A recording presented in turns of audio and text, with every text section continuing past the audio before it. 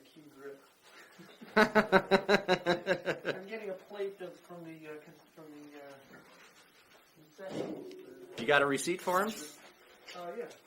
Great. Here.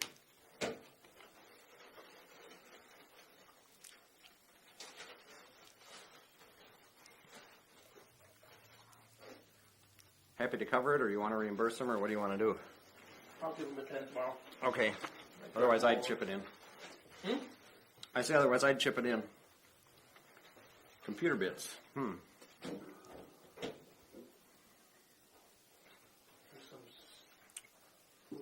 I don't like it because they don't mention Randy.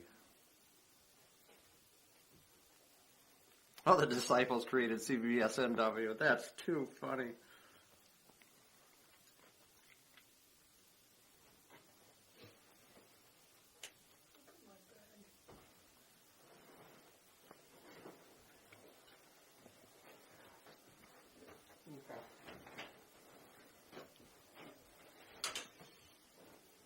And apparently, I don't know if he's not married or what, but he just said, I hate traditional, nice-looking dining room chairs. My office chair is so comfortable and adjustable and everything. So he said, I wonder what they would look like having 3 of those around the dining room table.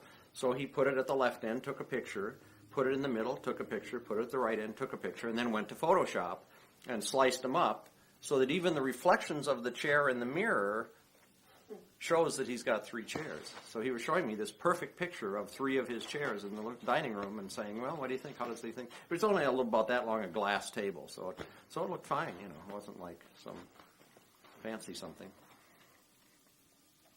What you doing? I am taking your picture. One of the things I do when I'm interviewing people is I'll sometimes pause and take pictures. Another thing I do is that you'll see me do this occasionally. And what I'm doing is I'm seeing how many... the time? How much time I have left. Oh, because there's no external monitor? Well, there is, but it's on the side. So as a result, you know. It picks me up well and it picks you up well. Watch me cough right now. It's all right to cough. Again, not, we're not looking for... It's not final. It's not live. We're not looking for picture perfect recordings of you saying each thing perfectly rehearsed. You know what I do? I have become a... Cut!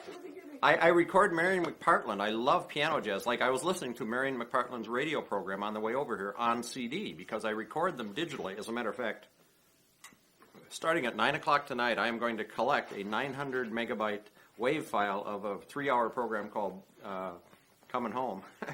But anyway, Marion McPartland, as she gets older, she's starting to smack her lip, do things that older people do, starting to make a lot more mouth noises and things while she's interviewing people and things. And so the silence between, you see the WAV file go like this as she's talking, and then you see pop, and and that's when she's smacking her lips, and I'll just go in there and snip that little part out, I'm making this much younger Marion McPartland nowadays. Excellent. You do that manually? Manually, yeah. There's a WAV editing program. If I know if that looks familiar. Holy fright. AC equals 06. I love people who invent my background. Like they say, oh, well, I see you patterned it after Bisync. I'm going like, no. I reached in my pocket one day. No, he's not doing anything. Or are you? I am. Oh, I reached. See, the key is I'm one of those people who to be more spontaneous. Spontaneous, and I also don't like this thing has a tally light that turns red when it records. And I rip that out because I hate it. Because everything in the human brain says, if you see red, freeze, because something horrible is about to happen, and you should prepare for it. No, but as far as how how Xmodem came about, it was just that a friend of mine at work had given me an ASCII reference card. And guess what? It's got words on it, like ACK, NAC, EOT, SOH, what do all these things mean?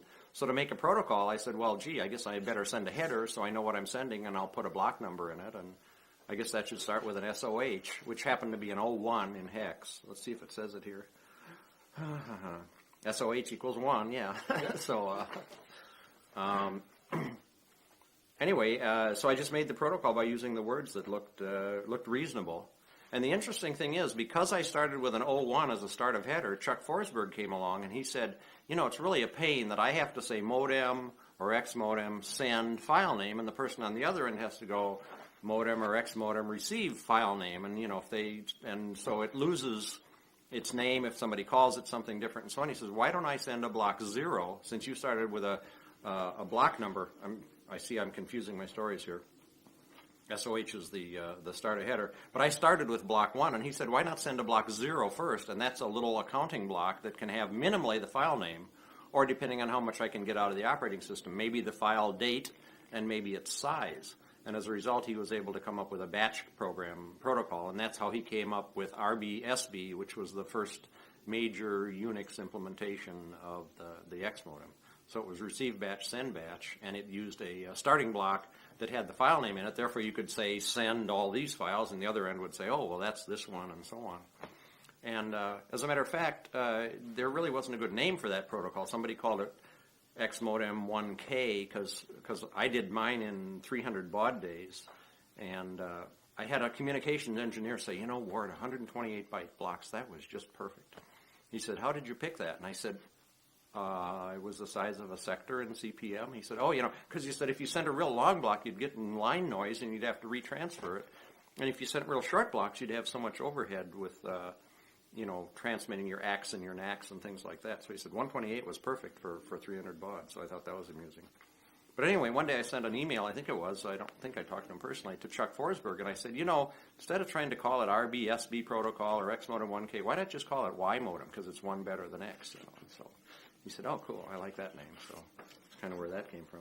So that's where that, so I assume this isn't your code. This is somebody else's interpretation of your code. Yeah, conceivably. It didn't jump out at me as, it would depend on the comments, I suppose.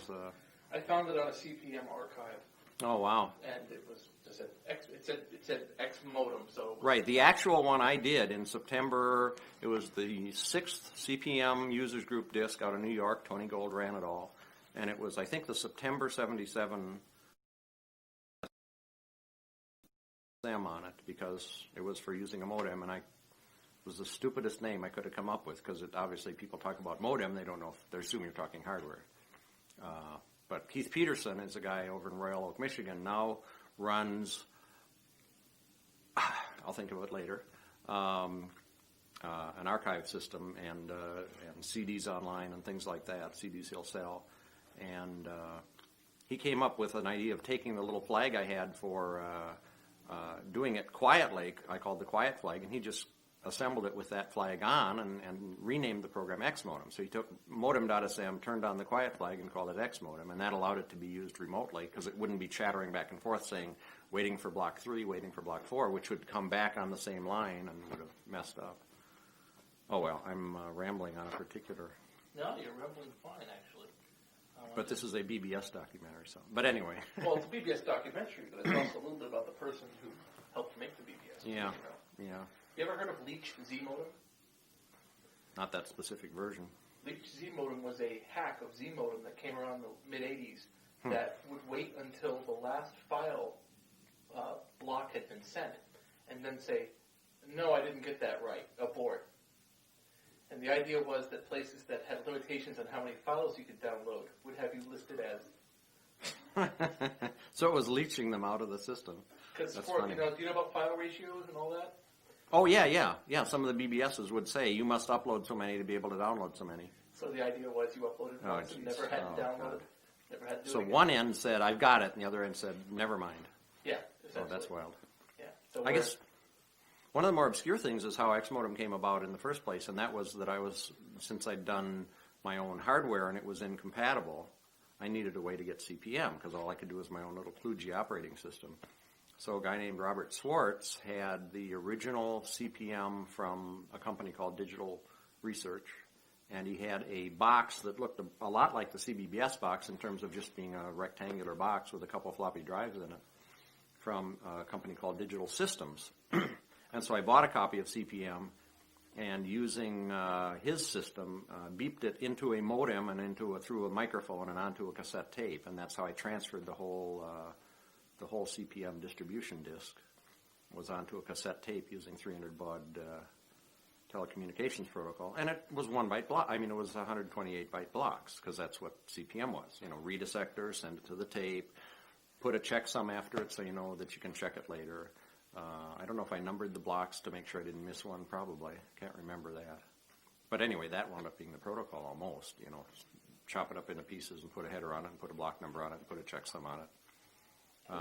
Was there anything that actually inspired you in terms of making the protocol? Like, was there... The inspiration was merely that I love programming and I couldn't share them with anyone. I couldn't get anything anyone else had written because I had designed my own hardware and therefore I wasn't compatible. So when the 8-inch standard CPM discs came out, I couldn't use them and plug them in because I had designed my own disk system in order to get ahead of the curve. I didn't wait for the standards. I said this looks within my capability to do hardware-wise, so I just bought out of a magazine some floppy drives that had a parallel port interface, so to speak, and just built my own from scratch, and wound up therefore being incompatible. And that's why I wanted a way to be able to send things back and forth. And actually, there were some things before that, like we were using the Tarbell cassettes. Don Tarbell, I remember even before the microcomputers came out, Don Tarbell was publishing papers on how to put high-density digital recording on audio tape and in recommending what kind of recorders to use, like Superscope, and certain ones that had good characteristics. And so we took Processor Technology had a video display module that was 16 by 64, which happened to be the first size of a CBBS message because that was the common hardware of the time, was 16 lines of 64 characters. So that was the message limit of a single message initially. But anyway, they had a little editor assembler, and you could get it on paper tape and various means, and I modified that so that you could load and save to cassettes, and that became the cache cassette operating system. I don't know if you ever remember that, CCOS, or we're into that, but the cache cassette operating system, so that you could load and save and assemble programs and save the object and run them and things like that. And eventually I modified that for my kludged disk, but of course I wanted CPM to have something standard. And CPM was it. And eventually grew to having even a huge 8 megabyte hard drive that cost $2,700 back then. So I partitioned it. I remember I had a 1.2 meg C partition because that was exactly the size of a dual double density 8-inch double-sided floppy. So I could back up my entire C partition to one 8-inch floppy. So anyway. Now, when did you pay that amount of money for it? Late 70s. I don't think it was probably even into the early 80s. Okay. And what it was Seagate came out with the ST1004 8-inch hard drive as a 4 meg drive. It had a motor on it about that big. It had was it a 5 1/4? No, yes, it was a 5 1/4 inch motor, and sucked power like crazy. I had to buy a separate power supply for it. And I remember just building a cardboard enclosure so a fan could, keep it cool. And it had a fairly simple interface. So I wrote my own BIOS, of course, to make it interface with CPM. Just lots of fun back then. I mean, things like doing everything through the front panel switches. But what happens when you first turn your machine on? It's dead. You don't have anything until you switched in a bootloader. And I remember one of the earliest tricks I came up with was recording the bootloader on a cassette tape audio. So I would play it, and it would go C3, F8, 03, and so it would be telling me, the loader was too long to memorize, so it would be telling me what to do. And I remember taking my setup to a show one time, and people were laughing so I couldn't hear my tape, and I'd have to start over again. But then I came up with the idea of, since I had done all the hardware as a kit, and back in those days you had all the schematics for everything, I took a little block of memory, 256 bytes, and I split the power off of it and put it, somebody told me about the thing called a diode steering matrix, which means if you put two diodes like that, whichever one has the highest voltage will power whatever's on the other side of it. So I simply put a diode into the power supply of the Altair 8080 and another one to a little external Heathkit power supply. And so when I turned my machine off, that 256 bytes of memory would go like, the voltage dropped a little, but I'm still okay. And then I put a manual switch on it on the right line so that noise or something wouldn't cause it to be written. So I essentially built my own flash ROM that was run off of an external Heathkit power supply. And that allowed me to turn on my machine, use these switches to address that, and that would be my bootloader for the hard disk or whatever. So there are just so many kludges. I mean, the stories just go on and on like that. But it was just fun where and to me that's what the word hacker meant initially too, was can you hack it? Meant, do you understand enough about all the technology, the programming, the hardware to hack something together? And, and even today, if you hack something together, that means you're good at it. And I was, like many, disappointed when the term hacker became a derogatory term. Do you remember when that happened? Not really. I guess it became it when there were systems that you could hack into and do damage to. So I imagine it was after the PC came out. I don't remember there being hacking so much on mainframes or things like that. So, and I don't know. It might have been. I don't know if it might have been on CBBS. I mean, on CPM. I'm thinking ahead. CBBS had a hacker. One day I'm logged into CBBS and I went down to CPM and I'm looking through. And there was a file that I knew didn't belong there. And I read that file and it said George Tirebiter was here. And I said, George Tirebiter. Oh, no, somebody has cracked the code. I mean, I wrote it. I wrote the security system. I knew every byte of code. And I couldn't imagine how anyone could possibly hack into it. And finally a friend admitted that he was the one who had done it, but he wouldn't say how. And, of course, it was driving me crazy. And he finally took pity on me. He said, I was at Randy's house. CBBS was sitting there. I put it in local mode, I booted it up, and I edited a file. So it was physical security. So it wasn't the software breaking. So that was cool. You know who George Tirebiter is? I was going to ask at the party if anyone remembered. All I remember is tall, blonde, one of the youngest people around, but the name has escaped me, so I'll have to work at it. The actual name. What George Tirebiter is. Oh, no, I just assumed it was a name he made up. Are you saying it has some significance? It's the dog in the Yale mascot. Okay. The Yale mascot is called George Tirebiter, and the Firesign Theater comedy troupe in the 60s Oh, okay. used it as a filler name in a lot of things. To say, Okay, I see what you mean. Okay. Just wondering, sometimes you wonder where those things came from. Yeah, well, Fu and Bar and Zot and, Exactly. from MIT or whatever. Or Zork. Or Zork, yeah. Just to read this to you, just because I had this around here. Since you're reading, I can drink on camera here. Looking for anyone with information on software for the Xerox 820, especially interested in finding any information about Ward Christensen, who was the greatest programmer and assembler that I've ever seen. Vicarious enjoyment. He could be considered the father of the personal computer telecommunication revolution. Virtually every basic program came from his software foundation, i.e. Xmodem, Sweep, Scramble, and more. These programs are the foundation for every telecommunication program from Xmodem to Netscape to the Internet Explorer. Sweep may be considered an OS shell like Windows, and its ideas used by virtually every major piece of shell software. Scramble was a simple enciphering, deciphering program and secure in its day, a precursor to PGP. His disk utility, DU, was like nothing I've seen before or since, a disk sector editor far better than anything Norton ever produced. And programmable. Like search for every occurrence of something, move ahead one sector, change at offset something to something, and repeat 7 times. I was proud of that. Resource, a disassembler for 8080 code, and later a Z80 disassembler. Resource, get it? Makes MS-DOS dump look sick. For the most part, these programs' source code was included with the assembled program at no cost to the user. I never had the chance to thank him for what he did for me, and for all the rest of us, I miss you, Ward. I apparently have died, so I'd like to find who that is and send him an email. His name is A.J. Gruce, and he wrote that in 1997. Wow, not that long ago. Probably find him somewhere on the web. And then Don Maslin responds to him.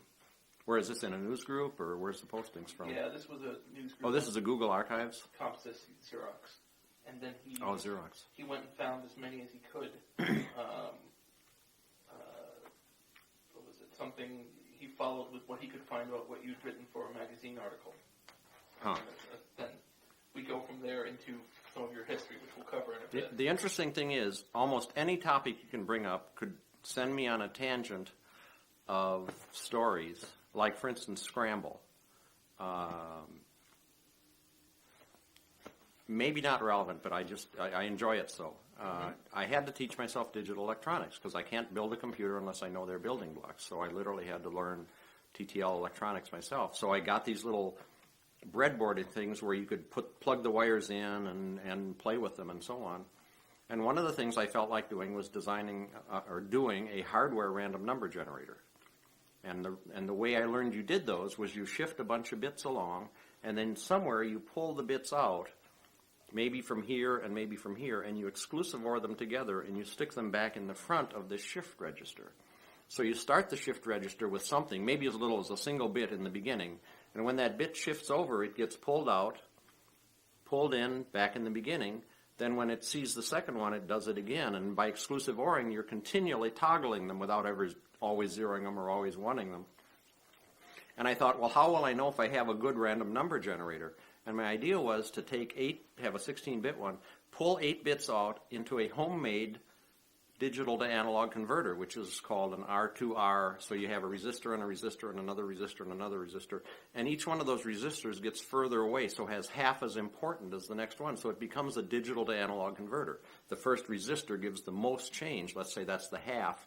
The next resistor is further away, so it gets a quarter. So it contributes a quarter to the analog voltage all the way. So however many resistors you did was your precision plus the quality of the resistors. So I did an 8-bit D to A converter off the front part of the shift register and an 8-bit D to A off the back part, and fed those into the XY of the oscilloscope.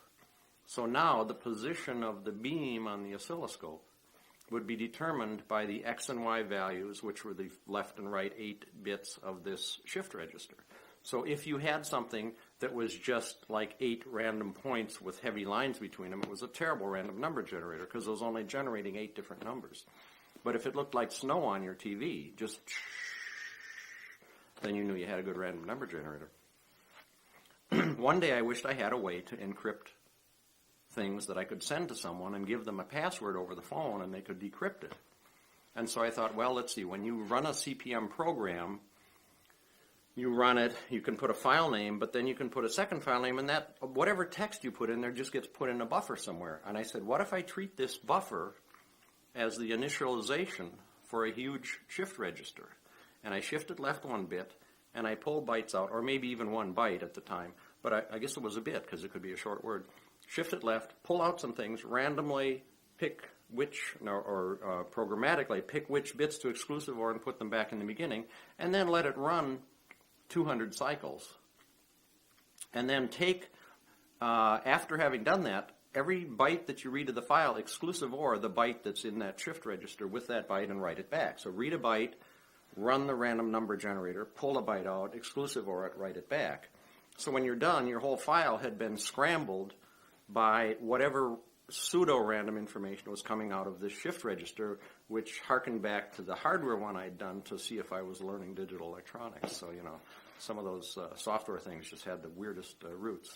And what would happen is, to unscramble it, you would simply say, scramble, file name, same password, because exclusive ORing is whatever the right word is. It undoes itself. You do it twice and it's back to back to even.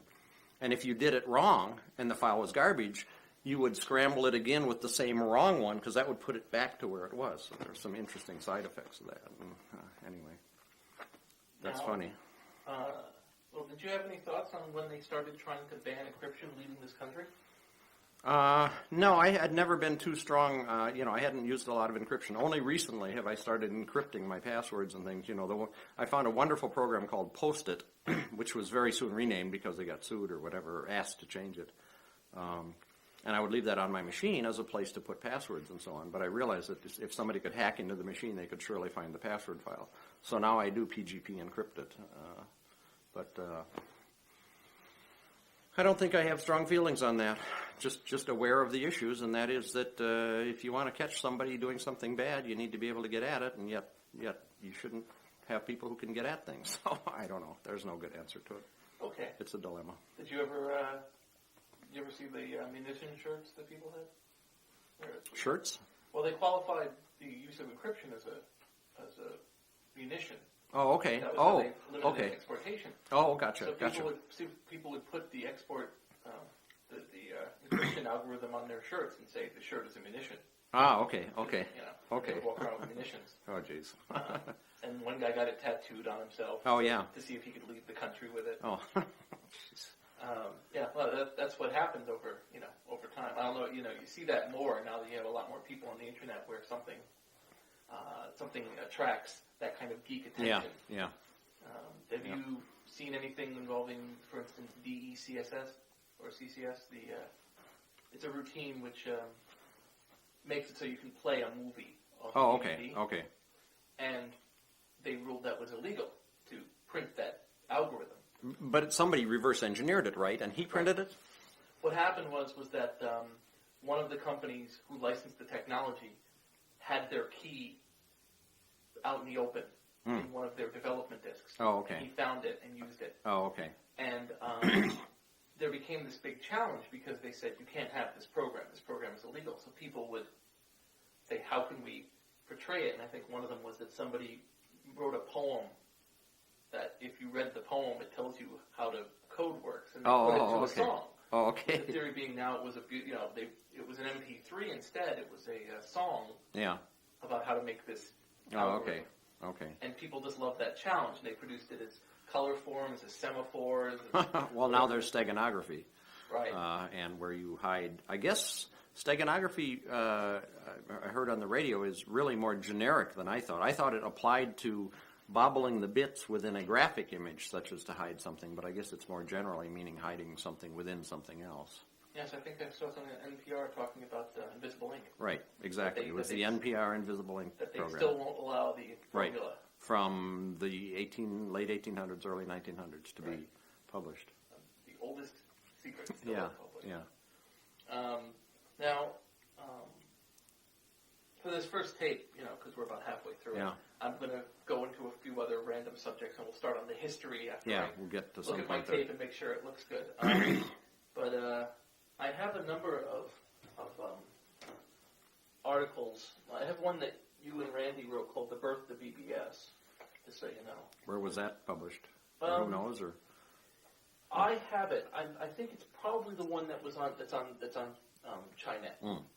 Is the one. It's a little straight, That book of Ward indicates that CBBS NW was the second BBS. yes. CBBS NW claims it's the fourth, and I don't know why, but I went to their site, Jim's Computer Garage Museum. Wow. He claims his What's his last name? Remember, I said I'm terrible on names, so Jim, if you see this, I don't know. It won't be. Well, it's Jim W. Let me see. In May of 1979, Bill Marks and I started CBBS NW using the original CBBS software created by Ward, Christensen, and Randy. The last time we compiled the software consisted of over 24,000 lines of 8080 assembler code. How many? 24,000. Oh, okay, because I've always said 20, and sometimes I go like, wonder if I'm bragging. But now I know it's 24, so I feel better. Just like saying it had 250,000 callers. I hope that's not too many, and it has 230 or whatever. CBBS NW became the fourth public computerized bulletin board system in the country, if not the world, to go online. It continued in operation until late 1998. Wow. And they used an Altair system and then used the IMSI system. I was going to say, and then an IMSI, right? Yep. It's almost predictable. But I don't see his Williamson, I think. Maybe Williamson. Trying to remember. It was when I was trying to determine, because if his thing is correct and he is the fourth one, he claims he put it up around May, and you put yours up in February. That means between February and May that only one or two other BBS. Well, but I mean, the concept of distributing the code was not my initial thought either. Actually, what happened was late in 1977, after I became known because of Xmodem, I was invited to join ARPANET, which was, the internet of the day, but you had to be sponsored. And I was sponsored by, and this is where the lack of memory for names, it might pop up sometime. At White Sands Missile Proving Ground sponsored me, so I was able to dial in. And then I was put on various conferencing systems, and I could probably dig up some old logs, because I remember I used to print a lot of things out and so on. But anyway, the real net issue, or the reason for bringing that up, is everyone seemed to be talking about doing something, and nobody was doing anything, and that was the frustrating part. They were wanting to say, well, now a Commodore PET has to participate, and it can only transmit 7 bits or something, and there were things like that, which is actually how Kermit came about, because Kermit was meant to be a mainframe protocol, and mainframes transmitting over their terminals could not send things like carriage return or end of transmission or ACK or NAC or anything because those were going to be interpreted by the terminal controller. So they had to come up with a 7-bit code that was of legal ASCII characters and so on. Kind of like base 64 or something, MIME or whatever it does now in emails. But I was kind of not snobbish or bullish or whatever the right term would be, and just said, I want to do an 8-bit protocol because it's so easy, and if you can't handle 8 bits, then you don't use my protocol. So it just made it so much easier to just send everything 8 bits at a time. And now I wish I could play the tape back because I just went off on a road and it dead-ended. No, you were talking about first finding out about the BBS ideas on ARPANET. Oh, that's right, and you're right. And so people were spending so much time, I wound up with a book about that thick of all of the people talking about doing something to allow people to use microcomputers for communication. And we were all doing this on mainframe computers. And that's where I just got so frustrated that when Randy and I got together, the idea of the BBS, just, 2 people was ideal, because doing it in a committee, they had been working on it for months, and in 2 weeks, what was the first thing happened? People on ARPANET were going like, can I get a copy of the code? My God, he's got something working, and it ignored all of the research and all the stuff that they'd been doing, and it was fantastic because it actually worked, and it sent messages back and forth and things like that. So it was interesting that the whole committee concept, and of course, that's what got us going, was just that we weren't trying to do it as a club or anything like that. But you're saying kind of wait on the history thing. Oh, that's okay. Okay. Would you? It sounds like you went off and made a bunch of utilities as you needed them. Oh, tons of them, yeah. And did you ever come to terms with working with a committee, or did you just generally make things and let the world deal with it? I just turned them into the public domain.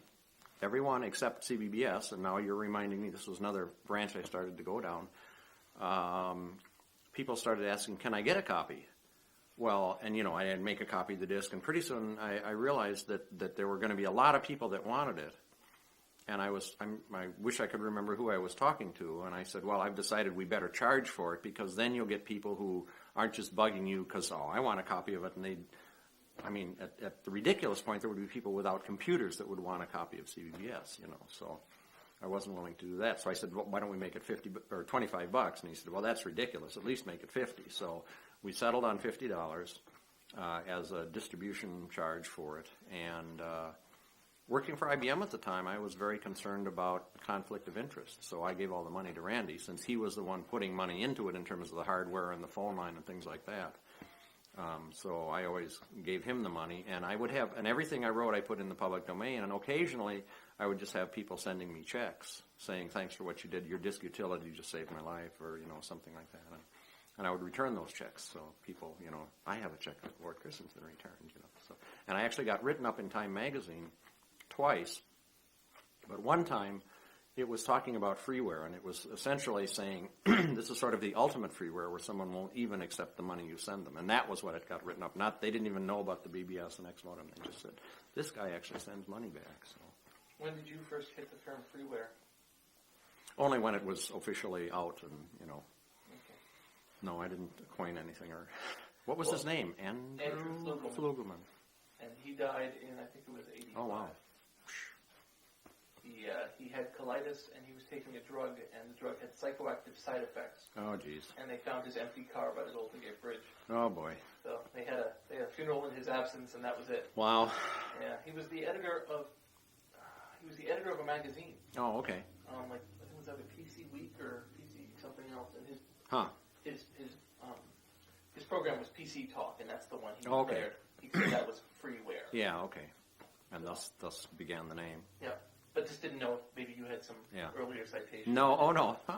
And I don't even claim the BBS. I claim the name because I made it. But if somebody else had a dial-in system that did similar functions, fine, they can have it. I don't claim to have done anything special. And it was sort of like if you bring two more than half critical masses together, it's going to happen. And that was what was happening to the technology at the time. The modems were out. When it got beyond the haze with his, whatever that term was, DAA, data access arrangement, that you had to have from the phone company, and you couldn't put a modem on without a DAA, and the purpose of a DAA was a registered device that would prevent linemen from getting zapped and things like that. So it was a real pain. You couldn't just plug it into the wall. So once we got past that point, then, things were wide open, and there would be lots of people with lots of modem wanting to do lots of things, and it all would have happened anyway. I think FIDO was one of the more brilliant ideas, was instead of just ABBS, not meaning Apple BBS, but and BBS, is to have them, as I recall, the story was that they each kept track of the latitude and longitude of each other, and you would say, I want to send a message from Chicago to California. And it would say, where's California? And it would get the latitude and longitude of the destination and compare that to where it was. And it would look in its list of nodes that it knew of, and it would say, let me forward it. The next time I batch some messages, and I don't know if it did it based on a timer, or I'll send it after so many hours or a day if I don't get any more, otherwise I'll wait and batch it. And it would move it closer. And sometimes you'd get somebody who had tie lines or something, and they could move it free over company lines, and so it would get its way out there eventually. And pretty much each operator supported it, and I think that was just a brilliant idea before the internet was there to tie it all together. At one point, there was just one zone, and they didn't even call it the zone because it was the list. And then there was a major hullabaloo where they split the country into zones and major hubs. Okay. And one of the side effects of that was that the main hub tended to get really screwed. Because they would send the amount of work. Oh, sure. But it makes the most sense, because then it could do more at one time than any. And the initial design was for 1 hour allocated a day, where the machine would go into wait for. Because was it a single line system typically? 2 still? to 3. Yeah. And it was. Okay. I forget who created it. I think it was Binkley Term was the first one, which basically sat before FidoNet. So that if you hit twice, it went, oh, you're just a person, and give you the BBS. Otherwise, so that way it could batch 24 hours a day. Oh, God, you're reminding me of just hitting it. Hard to say that hitting the enter key triggers, but we had to detect what speed modem you had. So I remember I would look at what a carriage return looks like at various speeds, and, you'd have to hit enter until it finally came back and recognized you. So I'd say, is this it? No, change speeds. Is this a carriage return? No, change speeds. Is this a carriage return? No, change speeds. Is this a carriage return? There it is. So 110, 300, whatever. I think 450, a guy named Don Brown, Potomac Micromagic, really was coming on as a strong competitor for Dennis Hayes and the Hayes micromodem because he had a variable speed modem. And he could go up to 6, I think even 710 or something, using Bell 103, and it just had good enough quality components that you would get a decent connect. So CBBS had an alter the baud rate command. I used A to Z, and hey, let's do a baud rate change. Okay, let's see.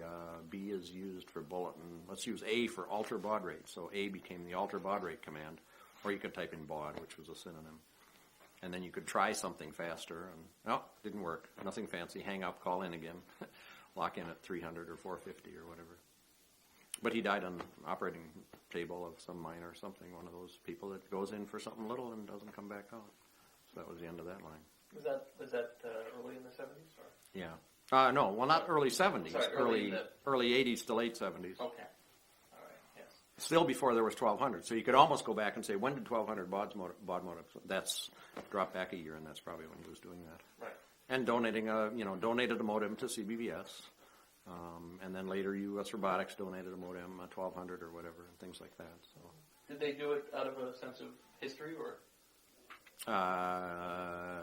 Well, probably that we would put on the opening, modem donated by Don Brown or PMMI or U.S. Robotics or whatever. U.S. Robotics, talk about customer service. My own modem down in Dalton, which was 154th Street, so that's how far south of downtown it was, had a problem, and one of the U.S. Robotics engineers put a new one on his motorcycle up in Skokie, which was probably 7,000 north. Where were we today? 7,200 north. And they were somewhere up there, so he put a new modem on his motorcycle and rode down to my house and helped me get it going again. There's customer service. Yeah. Did you ever take advantage of their SysOp program? I generally could get a completely free modem whenever I needed one. I tested a Hayes 1200 and had that for a while. I'm not sure what happened after, maybe even 2400. That's probably about the latest it was. I don't know. Then there was HST, which was the oddball 9600 protocol, as I recall. Maybe the Courier? And then the Courier. And just a random thought, I was sitting at my PC about 6 months ago, and I saw lightning shoot out of the modem, the wall socket for the modem. Sure enough, lightning had hit, and it came down and fried the modem. And I literally saw the spark coming out of the wall, out of the corner of my eye. Fried many modem in my day. Let me see. Now, yeah, you want to get a quick drink? If you start to feel parched, let me know, because I don't want to wreck you. Okay, that's more of your history there. A couple side questions I wanted to ask the guy who invented the BBS. What do you consider old school? I'd never thought of the word, so I'd have to probably see what you mean by that. It's a term that seems to come from punk and later transferred to hip hop, and then it was used by because it was hip hop, it made its way into MTV, and kids started to use it in the computer field to indicate which generation or something like that. Yes, or? for instance, one thing I encounter a lot is a lot of kids consider 1993 to be old school. Oh, I see. Because that's when they were using BBS. Okay, I guess if I just say what was old to me, I'm sure some guys probably had Playboy centerfolds on their walls or something when they were 20 something or whatever, and I had a Texas Instruments 980A picture because they had a beautiful double spread magazine ad for one, and so it was. I think it was about 72 that I said I want a home computer. And there simply was no such thing. It didn't exist. There was no way to do it. But Texas Instruments had a 16-bit micro that had one of their silent term 700s or whatever, the makes no noise on the thermal paper thing, and then they had a couple square brackets sticking up, and they had this beautiful cassette console above it that were motor controlled, so you could rewind, fast forward, read, write, copy, and I just went like, wow, that's everything. It's mass storage, it's the printer, it's the keyboard, it's the computer, and I was hoping to save up enough to maybe get something like that. But that's when in 74 I was at an IBM class, and there were only 2 sessions on it, and called large scale integration, which I knew had to do with electronics, but that's when I heard about the 8008 and TTL, and kind of started me on the digital side. You mentioned so old school to me was the mini computers, I guess. If you want to think what do I think of as being before my time, and that is Ted Kilpin today at the CBBS anniversary party was saying, have you ever worked with a PDP-8 or an 1123 or whatever things he's got at home now, and he's trying to get going, and I said no. Well, partly because I was extremely isolated, being first job out of college, IBM, and here 34 years later, I'm still there. So that's narrowed my focus a little, but it's also paid me enough money to afford the hobby and things like that too. So, because one thing that I do see when people discuss old school, usually starts is that someone will say, well, I started out at 2400 baud. And oh yeah. Say, I did 1200, and they'll say 300. Then it usually moves to whether or not your system had a disk drive. Then whether or not it had a cassette drive. Then you usually get a couple guys who start mentioning the front switches. Okay, yeah. And usually once the front switches get in, that's people pretty much scatter. You have to end there, yeah. Well, and I remember being so upset that the Altair grouped its switches in 3s. Heaven forbid, having been raised by IBM, I was hex all the way, and these people were octal. So I remember going to an art supply store and buying the real thin tape. You'd get this big reel of real thin tape between 2 plastic hubs, and it was for laying out schematics or drawings of houses or whatever, but it was for using a very precision black line, and you'd cut it and so on. And so I drew boxes around the 4s of my switches to put them in hex and not be confused by this grouping of 3 that they had. Plus later on, there was a phenomenon from the early Altair days, which was having really sore fingers, because they were the little tiny bat-handled, not even bat-handled, just straight. They didn't even come out a little bit like that. They were just a single little straight it's as though you cut a toothpick in half and you were toggling those. And now those are much fatter, but he's pointing at CBBS, which has a couple switches on it, but they were even narrower than that. So then somebody came up with, oh wow, I found a company that makes little rubber booties that fit over the switches, So then you could put 4 blue ones and 4 red ones, and you could do your hex that way. You mentioned in your senior year of high school doing a 10-stage binary counter with phone dial-in. Oh yeah, that's actually what got me into computers. Popular Electronics had a cover article of saying build a computer, which I think I spelled O-R at the time, didn't even know how to spell it. And it was just flip-flops, and you could tie them together with jumpers so that when it flipped up, then the next one would go and this one up, and then they both go down and the next one up, and so on. And for my display lights, I bought bicycle reflectors, those things about that big around that had a little nut on the back you could put on your license or something. And I would saw them off and glue them over a light bulb. So those are my lenses for it and so on.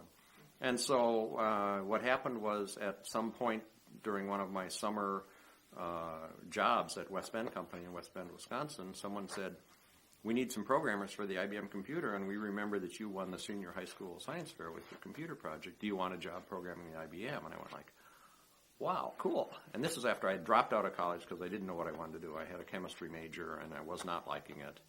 And I started my third semester and just dropped out because I said, this isn't going anywhere. I'm not liking it. And so that summer, that spring, they gave me an offer of programming, jump on my little Honda 150 and drive into Milwaukee 30 miles and go to IBM programming school and come back and program.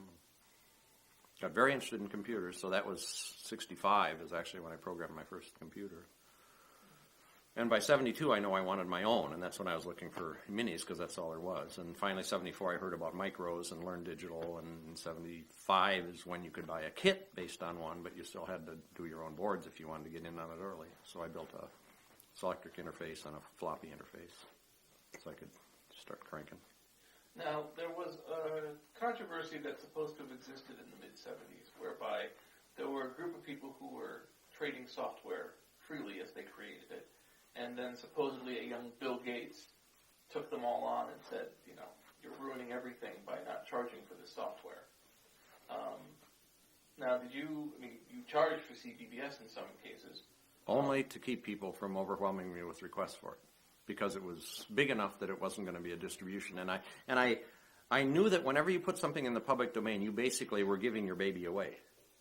And I wanted a little more control over it, because one of the things you enjoy, it would be impossible to integrate all the come up with, because there would be just an infinite tree of variations. I got it from him, and I got it from him, and I added this, and I added this, and there'd be no way to take that little function and embed it in something that you had that was down here in the tree. So by owning it, that essentially limited each person's modifications of it to themselves. And if they wanted to contribute it back, for everyone, they could do that. I don't know if that happened. And of course, the modem program was the most modified program that ever existed in the world, because in the early days, there weren't any standards. And the PC, for all its slowness and smallness and things that bugged us all initially, was standard in terms of there was a COM1, and it was always at the same place, and you could write a COM program and it would work on everybody's PC. So that was a major thing compared to the original modem program, or X modem later, that you had to customize for what serial port. Oh, well, I've got the processor technology 3P plus S, and that's on port. Oh, but you could hardwire, or you could, solder in what ports it was on. So therefore, you'd have to have a different, Somebody even came up with, I think, called MEX or something, Modem Executive, and it was a way of overlaying your modified ports into a standard pre-assembled version of modem or something. So some of the things that happened were definitely adopted. A guy named John Marr worked at IBM, and he came up with putting a CRC on it instead of a checksum, and that was a major thing it should have had at the beginning. I had CRC documentation from IBM tape drives on my wall, but I couldn't or didn't understand it well enough to implement it, so it took somebody who could. And of course, Forsberg with the idea of sending batch by putting a block number on it and larger blocks. And then Z modem was brilliant, although a lot like IBM SNA, where you can send multiple blocks and acknowledge them later. That way you don't have to wait for the turnaround. So that helped a lot. Yeah, in one of your interviews, you mentioned two regrets. And two regrets are that you didn't put the CRC in the first one, and the second one that you weren't more of an entrepreneur. Oh. Do you still believe that?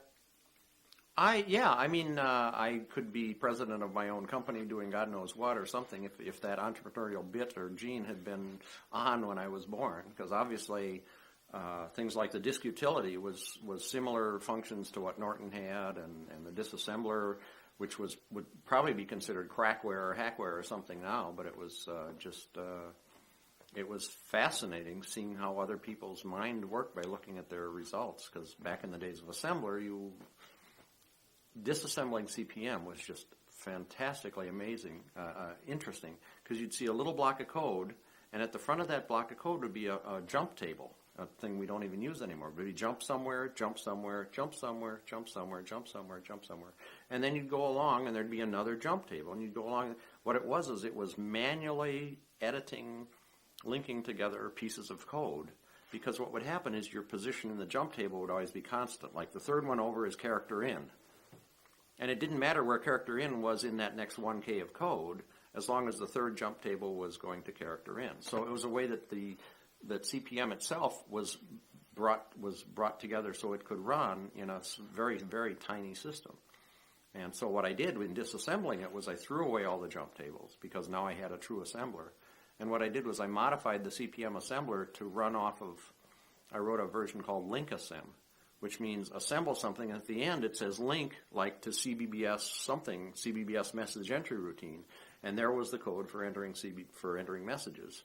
And then there was link to CBBS sum, and that would bring in the piece of code for summarizing messages, searching and things like that. So it allowed me to have a really huge source file that was all linked together by patching the CP/M assembler.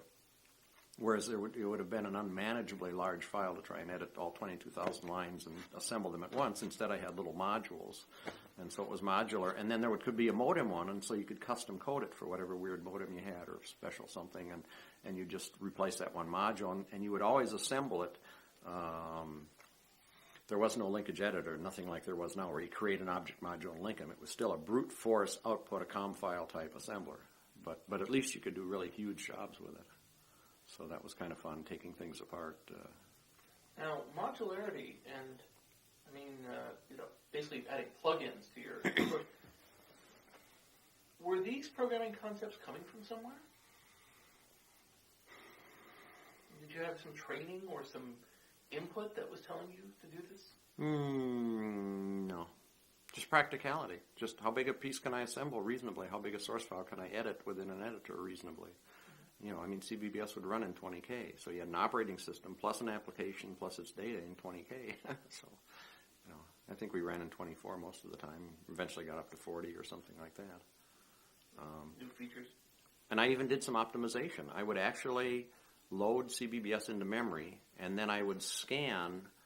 A call was a 3-byte instruction, a long call, because it was an opcode and then a 16-bit address. And the return was 1 byte. So the overhead for going to a subroutine was 4 bytes. So I wrote a program that said, take the first 5 bytes of CBBS and see if those 5 bytes are repeated anywhere else. Nope.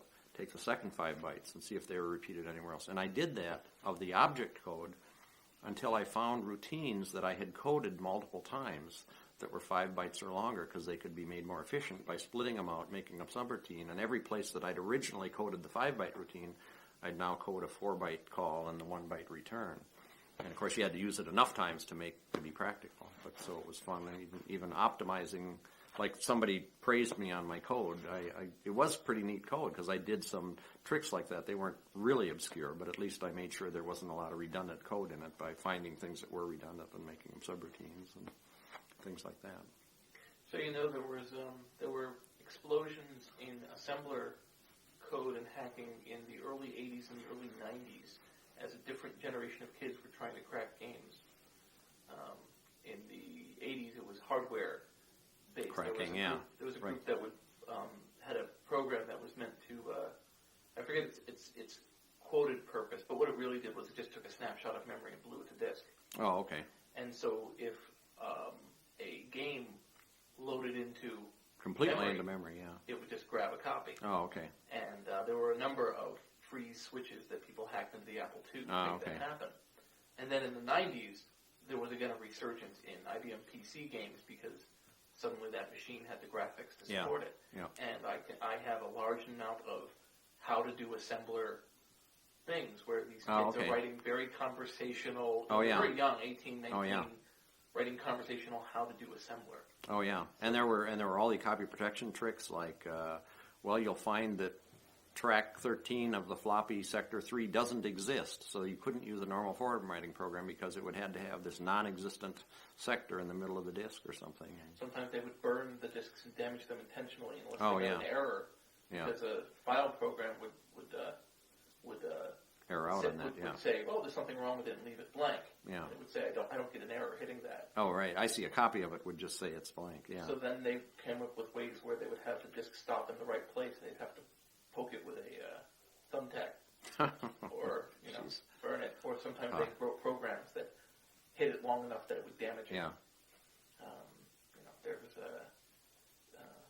So, I mean, that's a place where assembler has continued to flourish.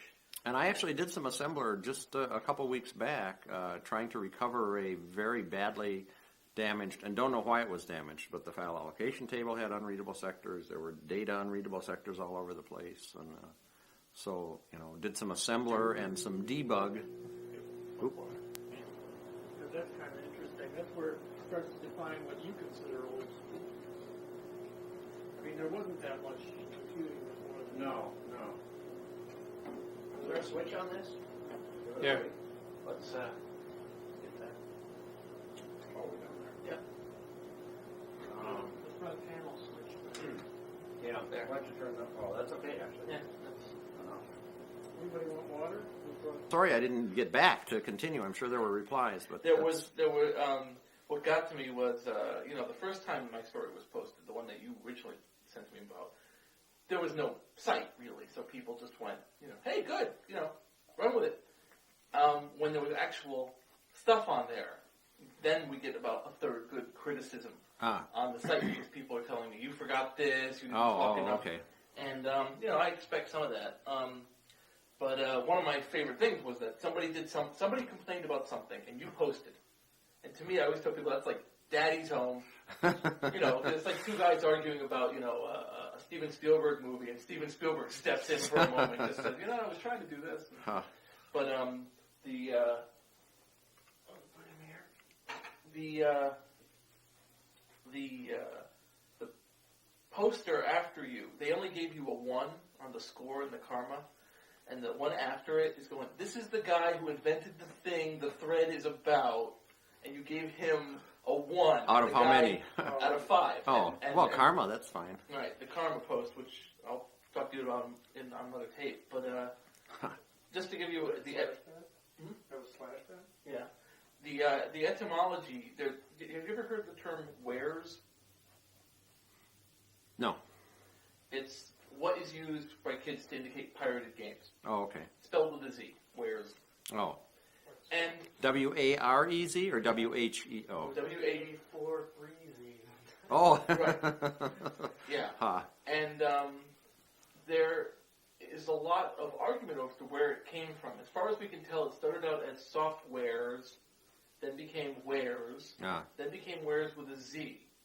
In 1996, it mutated to Juarez because kids were looking for a new cute way to say it. Instead of saying, what's the deal, people say, what's the dealio now. It's just a natural whatever. And so if you say it that way, you're in. Right. Yeah. Juarez. The underlying feeling of the word among crackers is that you're looking for something that is clearly illicit, which is why you misspell it. It's almost something like drug paraphernalia. Right. It's associated with that kind of thing. Gotcha. Pipes and things. So they call it Juarez now, okay? But I've talked to kids about I talked to kids who are like, 18, 19. And one kid believed that it was called Juarez because that was the name of an 1800s pirate. And it was an homage to this old Spanish good old pirate. Emilio. Yeah, I remember Emilio. Read about him.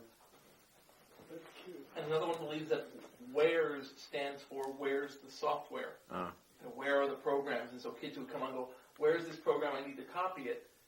Shortened to wares. Well, what's interesting about that formation of wares, why they started calling Juarez, is that some of these kids who didn't even know it had anything to do with software started pronouncing it Juarez, W-A-R-E. Oh, Juarez. Oh, and that's somebody put a J in front of it, right? Right. Oh, geez. Yeah, whereas, and I mean, I've already run into some interesting, what's the word? Some interesting pronunciations because it's all in text.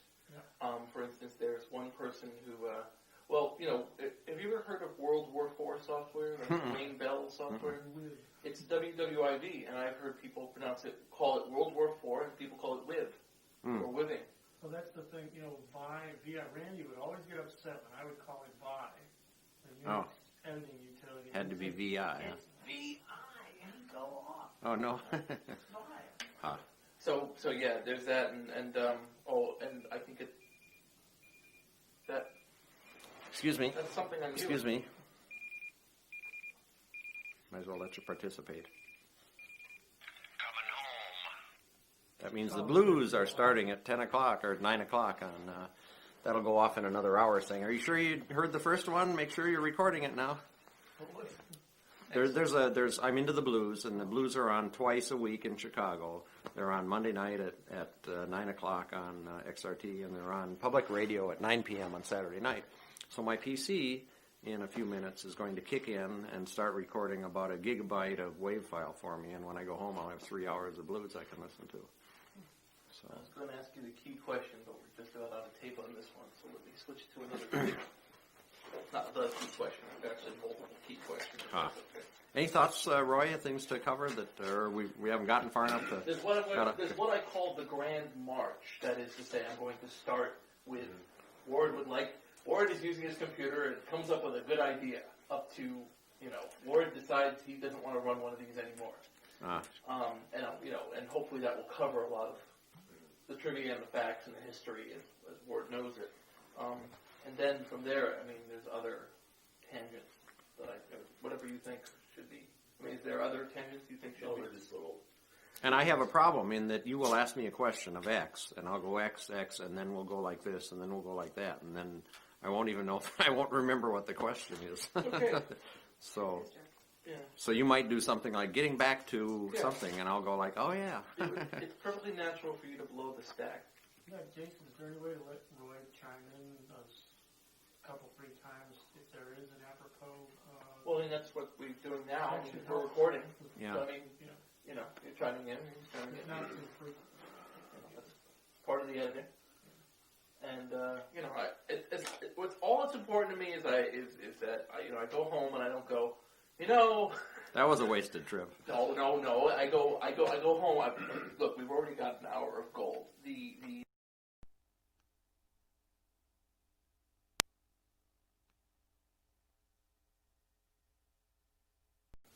Yeah. nobody looks like that. No. Can't believe he didn't say hi. I kind of thought, could that be Alex? Well, he's ignoring me, so it must not be somebody I know. Traffic was bad. He gets tired pretty quick. Yeah. I don't think he wanted to get filmed or Wow. talk to anybody. Not in the A mood. little uncomfortable. Well, I'll have to start with the email to him, az@ripco.com. Yeah. Well, I mean, you can call him too. I'd love to hear from you. Roy, I wanted to call you today, and I didn't have your number anywhere. Home voice line, of course, and I wanted a data line, so I didn't, would still be able to get voice calls. And then IBM pays for a voice line and a data line, and Deborah wanted a work. Well, also, you remember a time when, it's very funny. When I was going to one of my other trips, I have this recording. When I was going to one of my other trips, there was they have an e-ticket thing.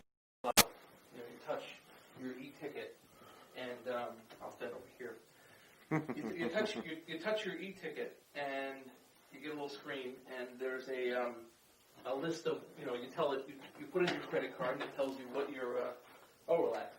There you go, and everyone's happy. Huh. You put in your credit card, and it knows who you are, and you can choose where okay. you go. And I thought that was all fine, but I couldn't use it because you had to have no checked luggage. Ah. So while I'm waiting in line, some little kid walks up to it and touches it, and the thing goes blah, going, hi, ready for your, the kid's like, woohoo! And the kid's just like hitting it, and of course, they don't have a credit card, so it's ignoring them. But it occurs to me that this child has never known a time that you couldn't walk up to a screen, touch it, and have it react to you. Or he watched you do it, maybe. Who Right, knows? Yeah, but I'm saying, he will have never known that time period. And I will never know a time when modular plugs didn't exist in phones. Oh, okay. And didn't know of a time when And you see this level. Because, there are kids now who are 11 and 12 who just, the internet is a natural thing that has always been here. You mean you don't remember the days of the 4 prongs and all of that? Only in the most vague sense in that somebody had them in their, in their house. But, you see those things as remnants, not as functional. You see archaeological remnants. Great technology was when you got the 4-prong little round thing that had the modular in it, so you could do more modern things into your old switches, old plugs. Dennis told me about the most important decision for modems being the court decision in 1964 that allowed foreign equipment to be hooked up to the telephone system. And he said that's what... Oh, yeah. And that they continued to charge a tax on it until 1974. I'd like to know how long you had to send in the ringer equivalent. Ringer equivalence number. Yep. I was going to see if that rang a bell. I'm not getting that spark of recognition. No, go ahead. Apparently, it was, there's got to be some reason. One reason might be the phone company wanted to detect what you had on your phone line and make sure you were not using something improperly. So what they did was each product that you got, whether it was an answering machine or a modem or something like that, had the equivalent of what's its resistance, only it was maybe something dynamic for the AC, and so it was called a ringer equivalent. And when you got something, you would have to tell the phone company, I am now putting an answering machine on my phone line, and it has 0.3 ringer equivalents. So they'd say, okay, well, let's see, you have a primary phone and an extension phone, that's 2, and an answering machine, that's 2.3 ringer equivalents. Now, I don't know what they did with that information. Perhaps they used it that they would ohm out your line or use it in troubleshooting or something to know how much should there be drawn down just by it being there, even though it wasn't off hook at the time. Didn't they charge you per extension? I think so, yeah. So now that I think about it. Wouldn't they use the ringer equivalent to figure out how many phones you had? Yeah, quote unquote? Yeah. So as long as you told them, then, and based on this court decision, it was okay to have one there as long as you had told them about it. And I remember when the BBS was brand new, hearing from people like Australia, I think it was, where the use of modems was extremely restrictive. I mean, ridiculous in cost, and that you couldn't tie up the precious phone lines with something like a modem. I mean, you could do 10 minutes a week, or I don't know whether it was a limitation on time or just anybody having them, but it was really, they were so jealous of us in the U.S. being able to just kind of freely use modems. Well, I know that around 1982-83, the backbone of the ARPANET was 56K. Wow. And that in 1992, the internet connection of Australia to the rest of the world was 56K. Oh my God. In where? 92? 92. Wow. Because I ran a MUD. And one day Australia banned all MUDs. Because they were all these kids typing text. Oh my gosh. That was driving them nuts. Oh my back gosh. when text mattered. Oh, gee. Weren't there satellites by then? Not for Australia. Oh, man. And I remember thinking satellites were going to really take over everything, but then everything was going to have these horrible delays. And then fiber optics came along and figured out to go back to running wires under the ocean. I was told recently by somebody in England that they had a calling plan whereby you would, it was called like midnight minutes, and at night you could call anywhere in the country, but not during the day. So these kids would have these FidoNets set up to go crazy at night. Oh, sure. Oh, yeah, wow. That was the way they could get their email. Cool. So. And I remember when Ameritech came up with calling plans, because I remember the first month that I got the Selectric typewriter at home and was calling into work, it was like, wow, 3,000 minutes or whatever, so it was impractical without getting one of these unlimited call plans. Now, for yourself, you created the BBS, and we'll again go into that possibly now on another tape, but I do want to know, how much did you call other BBSs?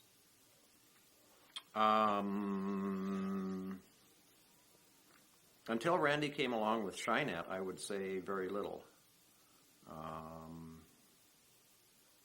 Did anyone ever contact you asking you to come by and approve it? No, I would call them when somebody would post one. In other words, I'm now running a BBS, and they would do it, I would want to make sure I'd called because, and this is going to start a long story, but I'd want to make sure it was a valid number. Because like one of them, the guy said, I'm not running a BBS, and I called it, and someone went, hello.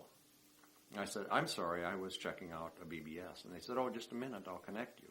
So this was a guy who, somebody today, was it you, who said, whoever had that acoustic coupler said that was my first modem on my BBS. And I'm going like, you can't have an acoustic coupler on a BBS. It's not auto answer.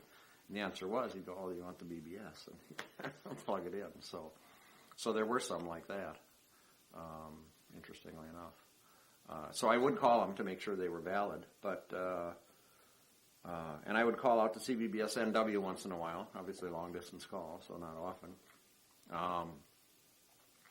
But I think Shynet was one of the major contributors toward the whole community idea. And I think, were you putting down the well kind of?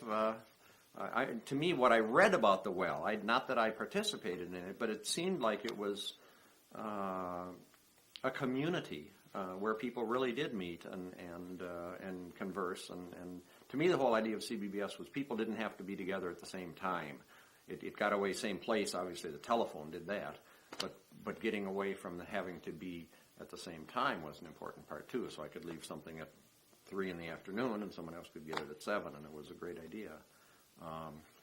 But I think it was CBBS, or Shynet rather, with multiple lines so multiple people could get into it, and just these ongoing discussions and drift and all kinds of things, as well as getting together physically, ball games, picnics, things like that was really an important part of it too, which was neat about that. And I think the only time that really happened again was actually, I imagine a lot of people put down some of the big commercial things like AOL. But AOL did a wonderful thing by coming up with Windy City Chat, which was the idea of segregating a small portion of it logically that was for people from Chicago or interested in Chicago or used to live in Chicago or whatever. But the cool thing was then you would say, hey, we're going to get together and go to have a big picnic out at Cantini, the McCormick home or something. And as a result, you would meet these people.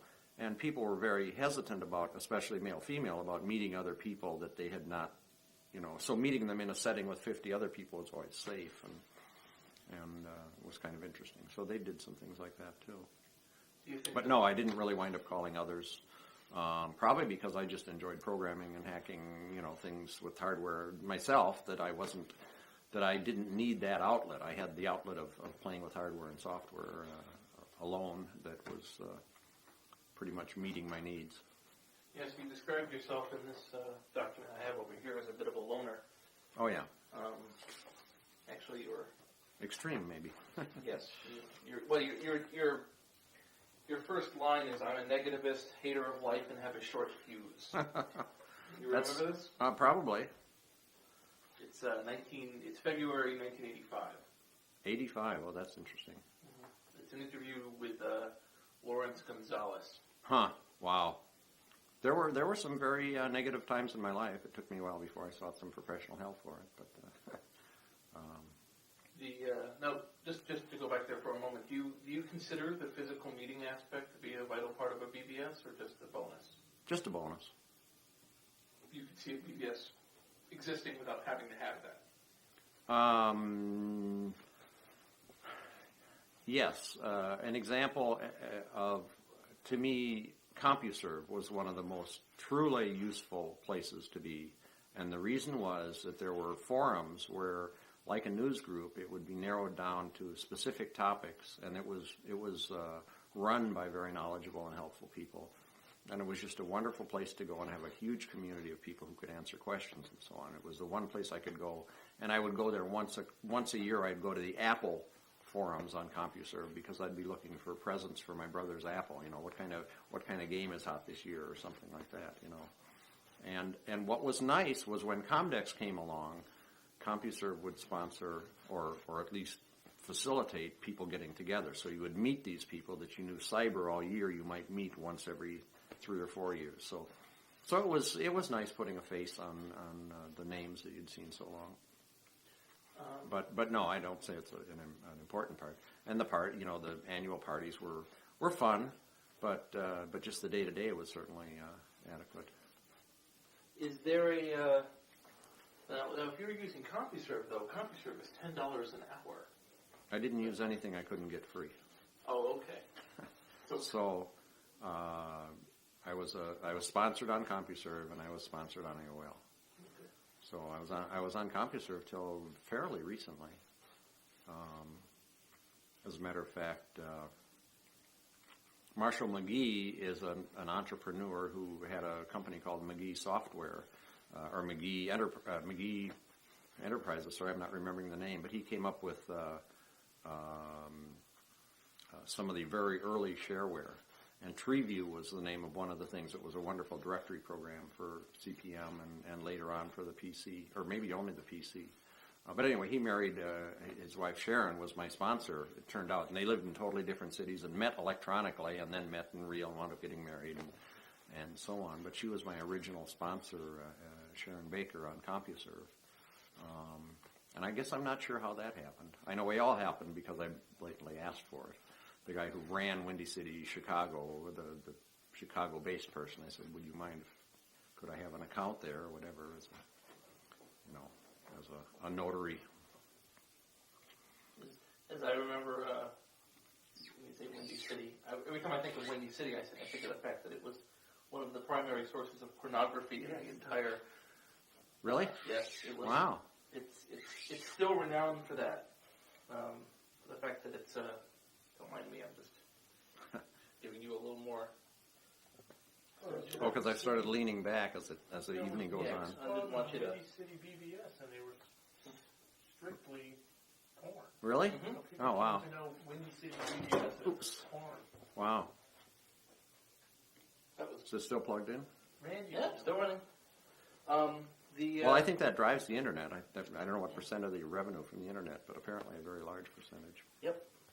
Well, for a while, it was Nick's Picks, Windy City. Nick's Picks. Except that Nick liked a certain genre of pornography that Windy City couldn't abide by. And they kicked Nick out. And I met Nick. Wow. Online, of course. And Nick was running a CDC Me channel. And he had to be 60. And he was what do you call? He was like a biker. Huh. He reminded me of Reg from the old Max Headroom series. He was just this grizzled older guy who was just, hi, how you doing? And yeah, they don't understand me. But there was a push in the late 90s for a lot of these boards that had built a lot of revenue from porn to push it out when they became ISPs because they couldn't justify it anymore. But a lot of it did fuel their initial success. You know.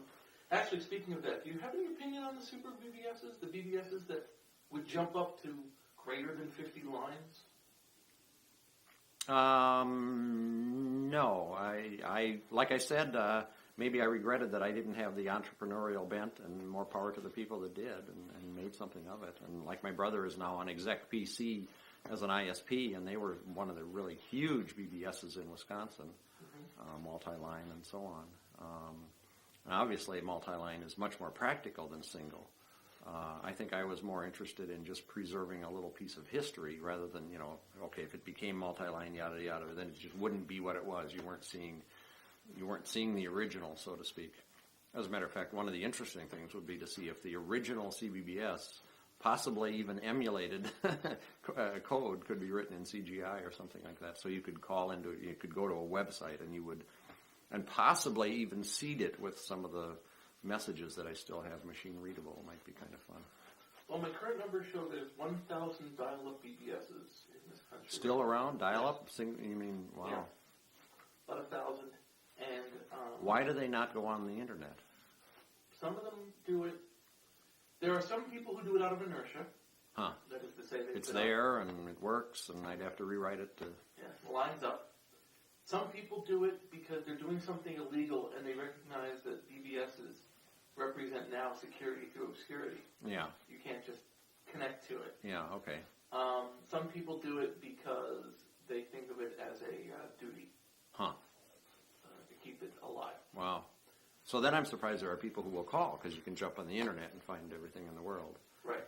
So maybe it's mostly local calls or something. Well, some people do it because it's a place where they know how to find certain online games. Oh, yeah. Those are very popular. What's that big one? The biggest ones, which I don't know if you've heard of any of these, are Legend of the Red Dragon, Okay. Trade Wars, Drug Wars. And they're running games of some sort, or you mean, or? Yes, buying and selling, or role-playing, or fighting this. And they're meant to be played single user so that each person does their moves. Oh, okay. And in some cases, places had problems in the 90s when these became popular because people would tie up the lines all day. Oh, yeah. So you had to do something to limit it. Time limits and limits on how much space you could play in the day. And oh, yeah. And that became a major driving of many people's BBSs, and some of them just kept them up because people wanted to connect. I remember I had fun one time parsing the CBBS logs and creating a graph of when they were in use and being able to overlay them and find the usage by time of day. But since it was single user, it was on, off, you know. And I remember saying, wow, you know, for 2 weeks in a row at 3:10 in the morning, you could have gotten in every day at 3:10 in the morning or something. Nobody was on that. One trick which I used to use was if I had to get on a board that was always busy, I would call the operator and make an emergency breakthrough. Really? She'd say, there's something wrong with the line. There's a high-pitched whine. And I'd say, you know, sorry, call right up and get in. And another friend Oh, you mean because she breaking in would break the connection? Correct. Jeez. And I knew somebody else who, in his local bulletin board community, they had 5 or 10 boards that were very popular. And what he would do is, if it was busy, he had a script that would call each one of his friends, because one of them was probably on, that would kick off their call waiting. Oh, and they didn't do the *7 no or whatever. One of his friends once, and then call in, because it would beat one of them, lose their connection. Oh, man. Now, that doesn't work after, I think, like 94, 95, because people's modems, you could pick up the phone and scream, and it would still... Oh, okay. Or the *70 came along, where it wouldn't do the call waiting. Right. But I mean... Or whatever it is. They modems become so resilient right towards the end, and they're very, line noise isn't really an issue anymore. The end? I'm still running 28.8. They're not going yet. Any reason why? Yes, I now live in a townhome, and when the cable people came along, they said, oh, well, we'll just run outside and drill through here in the wall. And I said, sorry, I don't own the wall. You can't do that. And they said, okay, we can't figure out how to put a cable into your office, so goodbye. So, and DSL, I was like 7 miles from the CO, although they now have a DSLAM or whatever you call the extensions, the repeaters, so I can get it. And now IBM, it turns out, has made an arrangement with Ameritech to get it for $37.95 a month instead of the usual $49.95. So as soon as I find that note that somebody sent me about it, I'll sign up for that. I mean, have you used broadband? No, because I'd be hooked and we couldn't stand my modem. But that being you haven't had the opportunity to use any of those? Right. Really? I mean, when I'm in the office at work, I have, tremendous speed. Okay. In terms that's of, all I'm saying. I mean, like I download a CD image when I'm in the office because I need to burn a CD of our systems management software, things like that. That's what I'm saying. But I'm not just out surfing the web and things because I'm at work. So. Okay. All right. Just wanted to find out. And I've always had this funny opinion that says something which happens fast enough is good enough. In other words, if something like transferring a file took an hour, then that meant I could do it while I was mowing the lawn or overnight or going out to dinner or, so it didn't matter as long as it was done within the time when I'd come back and it was done. So. Okay. I mean, it's interesting. I mean, I can recall taking a long time to download a disk and doing other things, but now I look forward to the fact that I can download. Yeah. Oh, I'm sure. And it'll be nice. Yeah. I mean, I suppose, I don't know how much you delve into MP3s. I downloaded 5 last night. And it took all night. I mean, it was 20% done when I went to bed at 2 or whatever and finished in the morning. Wow, that blew me off the track completely. Yeah. Anything off the top of your head that you... You had a quote one time, well, several times, about you had a choice between being wealthy and being famous. That was just essentially whether you're giving all the software away. I thought that, in other words, I could have taken the things I did and made them into things that I had sold, and obviously that would mean having some kind of understanding of business, which is one of the things I found most difficult among technically competent people, was they had no business sense. They didn't know business plans, they didn't know taxes, they didn't know whatever, and I was certainly one of those. And by giving everything away, obviously people get to know you very quickly. Some of it was maybe good enough to be sold, but it was certainly easier to just throw it out into the wind, into the public domain on the CPM discs and things. I guess another regret was that when the PC came out, I remember doing a little benchmark. Some of them were just capacities.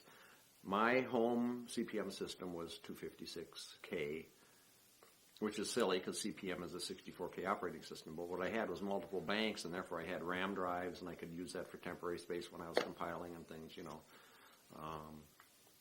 and my video display, if I put it in a really hot mode, actually used hardware scrolling. And what it really did was it said, here's my buffer, which line should be the top of the screen? Well, this line should be the top of the screen. Okay, so it displays the screen. And then when you scroll, the way the PC worked was to physically move each line so that it would scroll. And what the CPM system would do, and of course each one was different, so I'm talking about my particular one, was it would say, it would overwrite this as the bottom line and say this is the top line of the display. Well, of course, in hardware that takes no time at all. It's only the time to put the characters in, not the time to block move a whole screen full. So I remember seeing that a PC would scroll at 200 characters a second, and mine would do like 200,000 characters. I mean, it was something ridiculous. So the PC in its early days, with its 320K floppies, I think. My floppies were 1.2 megs, and theirs were 320K. And it was 64K, and I had 256. And it was just such a toy compared to what I had that I just ignored the PC for years. And if I had gotten one right away and converted all my software over, and the BBS and the disk utilities and all of the other stuff, that's something I kind of regretted doing. Maybe I was burned out on all that creativity or whatever by that time. But I really did wait too long. And speaking of creativity, you didn't need a lot in those early days because there was a vacuum. There was nothing. So anything you could come up with probably didn't exist. And that was so if you think, how'd you think of all those ideas? Well, there was nothing. Very little back then. Other people came up with neat ideas, like a guy named Dave Jaffe came up with the idea of taking CPM and making a modem, the console to it, and he called the program BY, and it would relocate itself up under CPM. So you could type in BY, and now when the phone rang, your CPM system would answer it, and people could run your CPM system. And that became sort of the first file transfer, because CBBS, I didn't have any file transfer, because it would just take too much line time. And I wanted to get as many people typing and reading as I could, so I didn't allow file transfers. So there were a lot of people doing things like that. How did you do ring detect with CBBS?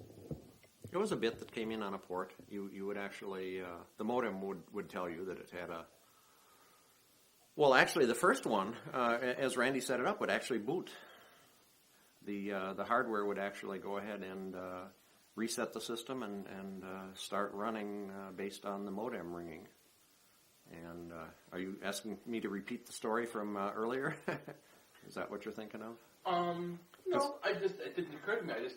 Oh yeah, it was actually a hardware that would reset the system, and reset causes the system to boot CPM, and so it would come in and start running on each phone call. So therefore, if there was a problem, the next phone call would reset it and bring it up. I'm pretty sure that's how it worked.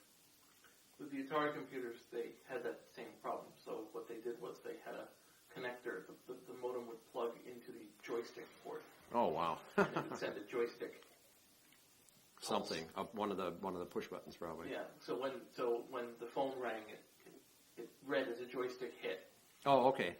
Wow. And that was how it would figure out if it rang or not. Yeah. That problem, there's a lot of that weird staggering where people have different levels of technology at different times. I find people who acquired 1200 baud in 1990, things like that. And when you ask someone, when did this modem come out? Oh. you get wildly different answers. When did 1200 come out? I would guess maybe 84 or something like that. In 1983, 84, I was using a 2400 baud. Oh, okay. I had a direct connect Hayes, and my father brought it home from IBM. Huh. So it was an obscenely expensive thing. It's just my father had it. Yeah. Just like I had a Commodore PET. That's my first computer. Oh, yeah. That's what my father With the brought chiclet keyboard or the? Chiclet keyboard and the cassette tape. Ah. And 8K of memory. Wow. And so I started out very. See, the thing was, I started, by my standards, I started out very simple. But I wasn't flipping switches. Yeah. But I did. Do you think that it makes a difference to somebody when they start out as simple? Excuse me, second reminder for.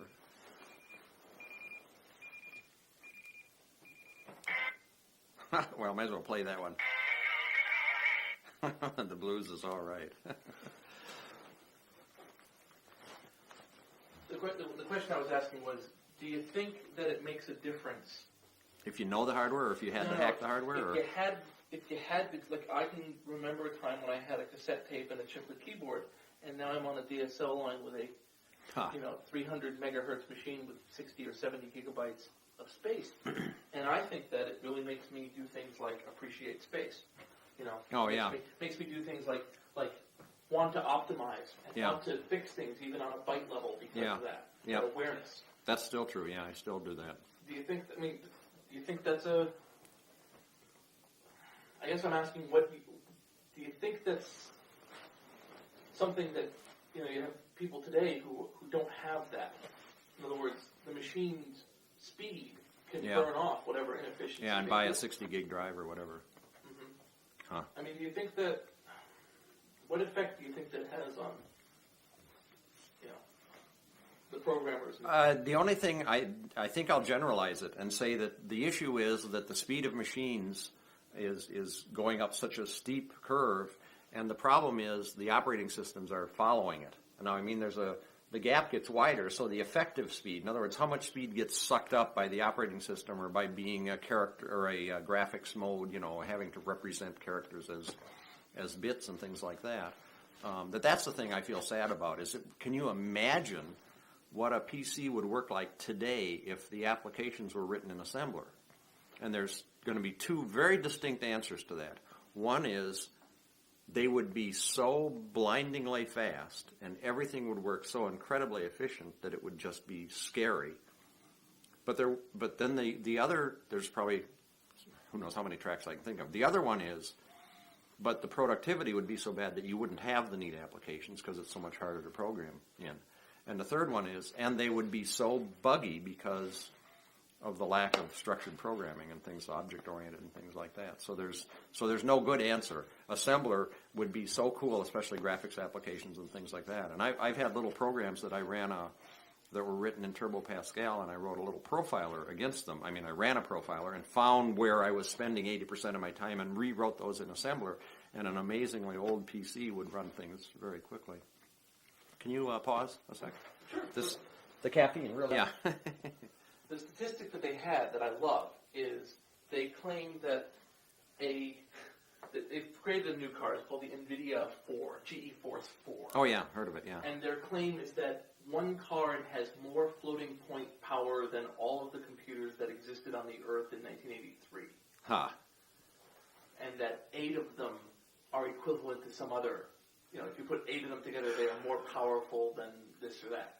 Wow. And I'm trying to, if you take how much data was transferred by BBSs in a certain year, and then you figure out, because there's kids today, like I did this, I recently downloaded a site of donation someone wanted me to have, and it was 1.7 gigabytes. And I downloaded it one evening.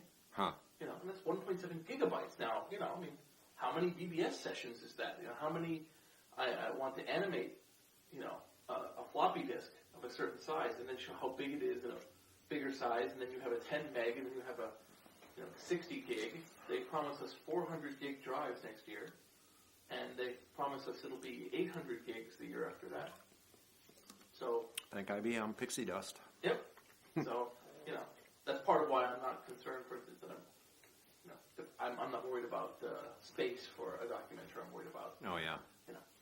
it's content. It's all yeah. content now. And that's the other paradigm shift. Yeah. So back to whether or not you have to have an appreciation for it.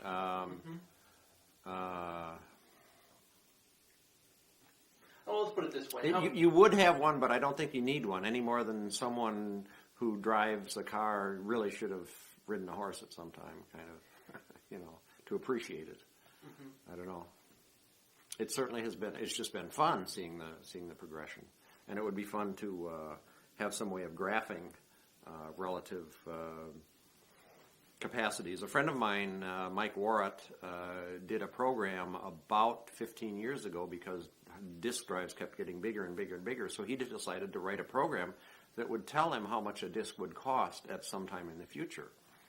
And he said it's just amazing, even though he adjusts it every year, that it's wrong the next year. It's just something new comes up, and suddenly you're buying a 40 gig drive for $129 or whatever, and that just, who could have predicted that back in the, what was an ST225? 15 meg?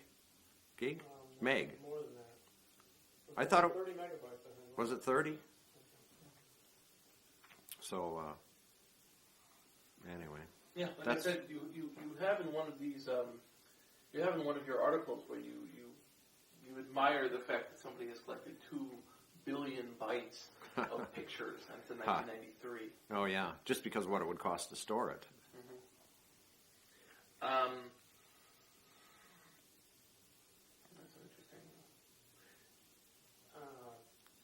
Michael Hart in Champaign, Project Gutenberg, says his friend, I always forget his name, the guy in California is trying to back up the entire internet. Oh, I saw that. Yeah, archive the internet. What's his name? Don't know. Brendan Cahill? Don't know names. Can't keep Not like names. Brendan Cahill. That might be him. Yeah, we've shown up in a couple articles together as a result of what I do. Pretty ambitious. I'm also very pleased in this interview because you discussed blowing up your backyard. Oh, the raining dirt on the neighbor's party? Yes. That's 1955. Remote control explosives. Did you have any thought on one of the interesting themes is what, it sounds like you didn't call a whole large amount of BBSs in the early 80s, that you didn't really go around and see the character of what they were. Yeah. There was a huge trend that still continues to this day where kids just love putting up explosive formulas by the hundreds. Of all sorts. Some of them are completely infeasible. Completely unusable. And I've always tried to figure out the psychology behind it. But, there's some thought that it's just a natural teenage boy thing to blow things up and destroy things. Or to at least talk about doing it or whatever. Right, and that this is a progression of that. But a friend of mine was a quartermaster in a Civil War 64. It was related to I think it was related to the centennial, 1864. When was it, approximately? That'd be about right. To 1964 or so. So he was a quartermaster in the people who dressed to look like it and went out and staged mock battles and had cannons and things like that. But so I could buy black powder from him. So I never did anything anywhere near as bad as he did, but still fun having some. My most simple thing fun was just all you do is you take a paper soda straw and you just twirl the end of it over back and forth, and it kind of turns into a nose cone. Then you fill the whole straw with black powder, put a fuse in the other end, light it, and drop it in the pipe, and the black powder burns slowly enough as to act like a rocket fuel. So it goes. World's simplest rocket. So I thought, gee, I wonder if I can do something bigger, but I know if I do bigger, it'll just explode. So I coated a piece of paper with rubber cement and dipped it in the black powder. So now I had a large surface area of it. And I wrapped it into a tube and lit the end of it, and it just exploded. So that didn't work. I'm trying to think of I just want to hit you up with any other relatively interesting BBS trends that occurred to get your thoughts on them. Because there were a number of improvements. It sounds to me like you were aware of FidoNet. And there were World War IV software had World War IV Net and IceNet. And in fact, the FidoNet had splinter groups because there was, I don't know if you're aware of the level of politics that existed.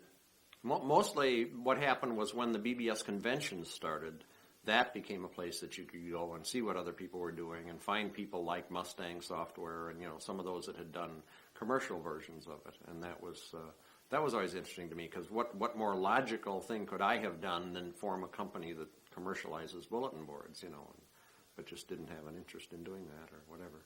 Yeah, you attended, it looks like you attended at least a couple of the BBS cons. Mm-hmm.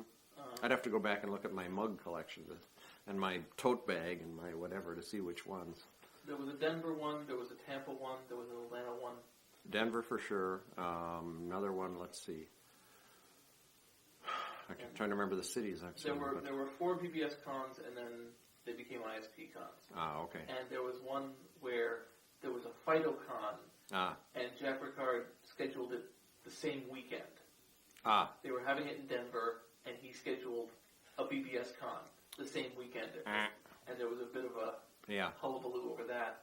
But, there was a real theme around 1989 onward of make it pay. Oh, yeah. Very strong. Yeah. And I've already gotten a couple quotes from 1 or 2 embittered folks who ran some of these companies. The free ones or the ones trying to make money of it? Trying to make money. Oh, and when the internet came along and put them out. Right, that, at least in one of them, his opinion was that sysops are nothing but a den of thieves who will copy software at a drop of a hat and will, in other words, his, literally, he did not qualify it. His answer was sysops. This is what they do. Yeah. It sounds, I guess I've asked this question 3 or 4 different times, but I'll ask it again, what your thoughts were on when these companies, these were classic 4-color glossy, full packages, $1,000 for multi-line everything companies, with headquarters and hundreds of employees, and testing labs. What were the leading ones that you think got it started? I know Mustang is one I can remember, but Mustang, Wildcat, was that theirs? Yeah, there was Galacticon. Okay. There was, I'm forgetting the company that made TBBS. Oh, right, that was very popular. The bulletin board system. The bulletin board system. Right. There was the company that made Searchlight. Oh yeah. And they were also the ones who put out the RIP format, which was the graphic format. Oh yeah. Wow. Macintosh BBS. Mm-hmm. Oh yeah, but there was only like 3 or 4 that were like major. And by that they were really trying to build a full-on industry with the whole shebang. Oh yeah. And I don't know if you can recall what your thoughts were back then when you saw it. This is like early 90s. You're getting invited to the cons. There's people walking around with T-shirts and this is a just more power to them. What the heck? It was. I didn't feel big regret that I didn't think of doing it, but just sort of like the worm watching the snake go, or no, the snake watching the worm go by there, but for the grace of God go I. There were times it certainly would be interesting to have become that kind of an entrepreneur and make a business of it, and I thought it would be customizing it for internal use in companies is where I thought it would be the most useful, as opposed to the commercial other aspects of it. I don't know, but no, just no real strong thoughts. Sorry. No, that's okay. In fact, I'll generalize it a bit actually, because you were invited to at least, if not the first, probably the first actually, or the first BBS conventions, which meant that 14 years previously you had created a program, and now there was a convention hall full of people based around that creation. I don't think I ever even thought about that until you just said it. Yeah, interesting. Yeah. You could expand it, but that's an example of where an industry almost at the time, or turning into one. It was a palpable collection of thousands of people who were in some ways trying to base their livelihood around. Yeah. Well, and I always thought the BBS was more important than X-Modem, and everybody knows me for X-Modem. That was the only kind of, not regret, but everybody knows X-Modem, but I thought a BBS was a much more useful thing in a way. Mm-hmm. Well, I mean, it's I have a very large amount of people who think that X modem was created after the BBS. September 77, February 78. And, I guess that's just, I think I have the... And I want to get it on tape, and I'm now I'll have to think about his name. Oh, boy. Too bad. But a person I believe at the Sun-Times, who was deaf and was a 100% participant in the BBS. Donna Crab. No. No, he wasn't there. Oh, Kaiser. Henry Kaiser, thank you. Henry Kaiser was just one of the many BBS people that we had, one of the many CBBS people, and fully participating. And one day we had one of the CBBS parties like we just had at Barnaby's today. And there was one guy that was just sitting completely off on his own, not participating. And I said, who's that? And they said, well, that's Henry Kaiser. And I said, well, why doesn't he join? He said, he's deaf, he doesn't read lips, whatever the reason was. And I just, I went over and introduced myself. And it made me really feel good that here was someone, because there was no such thing as a bulletin board before that, where for the first time in his life he was on a level playing field with other people in terms of communicating his ideas and things like that. And that was really cool. Yes, one of the most interesting things that I have happen on the mud that I founded is there is a deaf player who is friends with a blind player. Oh, wow, okay. And they interact all the time. Oh, yeah. And in fact, neither of them talked about it for a long time. Huh. And wouldn't, and so you didn't even know, right? Yeah. Right, had no idea until, and as a result, they generally don't show up to the party. Okay, yeah. And they did come out. Yeah, and I do remember I think I was asked to speak at some club meeting or something like that, because I know it wasn't our normal place and time and so on, but someone asked if I could come back with them to their house and set up a speech synthesizer that they'd gotten onto their modem so that when they called the BBS, they could, because they were blind, they could hear what was being said. And I was able to do that, essentially piggybacking it off the modem so everything that came by was being spoken. Some kind of Radio Shack box or something like that. So that was kind of cool, too. But the nice thing was that was back when everything was text. And so, of course, the blind had a much better shot at it because it could be spoken or, different ways of... Now I've heard of things where you move a mouse and you actually have a sensor that gives you a feel for the screen, so you actually feel edges of windows and things like that. I don't know if that's ever become very available, but at least the technology was developed. Yeah. Pretty fascinating. And a bunch of devices that produce Braille on the fly. Oh, yeah. I actually taught myself Braille at one time. Befriended a blind guy through a church camp and wrote him postcards with a Braille slate. Little thing that you do backwards, and you punch it with a stylus into little dimpled depressions and so on. Kind of neat. I have a friend who created a Braille font for reasons that just completely escaped me. It's a Braille screen font, in case you needed it. Well, if you had a printer that really hit hard. Yeah. I remember the IBM printers, there was some trick that you'd put a rubber band in front of it or something instead of a ribbon or something weird that would make it, and you just hammer the period like crazy. You can actually, given the proper, or maybe the rubber band was behind it so that it could indent the paper, I guess. There's actually recently a symphony for 64 dot matrix printers. Oh, wow. That someone performed in Munich. Jeez. Oh, jeez. Where you could hear them do their parts. It was less musical than environmental. Ah, yes, okay. So, is there anything else that you can think of when you think of variations on the BBS that you've encountered, where you said, wow, that's really taken it to a place I never would have imagined? No, I guess the ones that stick in my mind is the ones that make me feel good. In other words, if there's a BBS that was for battered women or something, and they had no other way of getting together, and they wouldn't have to physically travel, and if they were still in a situation that they were unable to control, they could get away and get into this group of like people and things like that. And I'm sure there were, who knows what, alcoholics and what else, anonymous kind of things or something like that. But it was nice that people could find a community that they didn't have to travel to. And it could be, another fascinating part was just people being able to trade stories of life, like a woman in Nebraska who had never been to a seashore or lake shore of any kind. And, what's it like? And can I come see you in Chicago? Or, things like that. kind of fascinating. And there was nothing in, like, say, a technology level. But you mentioned FidoNet. Yeah. Just the multi-user, and then allowing chats and things like that, to where it wasn't just messaging. And of course, the whole idea of the remote CPM system, where you could start doing file transfers, because again, that was not something I did. I suppose it was capable of it, and actually it existed, but it was primarily for my own use to upload a new copy of the software, or for occasional people to drop something off for someone else. But it was hidden under a password and things like that to be able to do file transfers. And it was whatever it was, a quarter meg floppy. It wasn't exactly like you were going to have a lot of things on it anyway. Right. I would say the multi-user technology and just being able to handle lots of people. So getting rid of the busy signals, and of course the internet is the ultimate of that, extrapolation of that.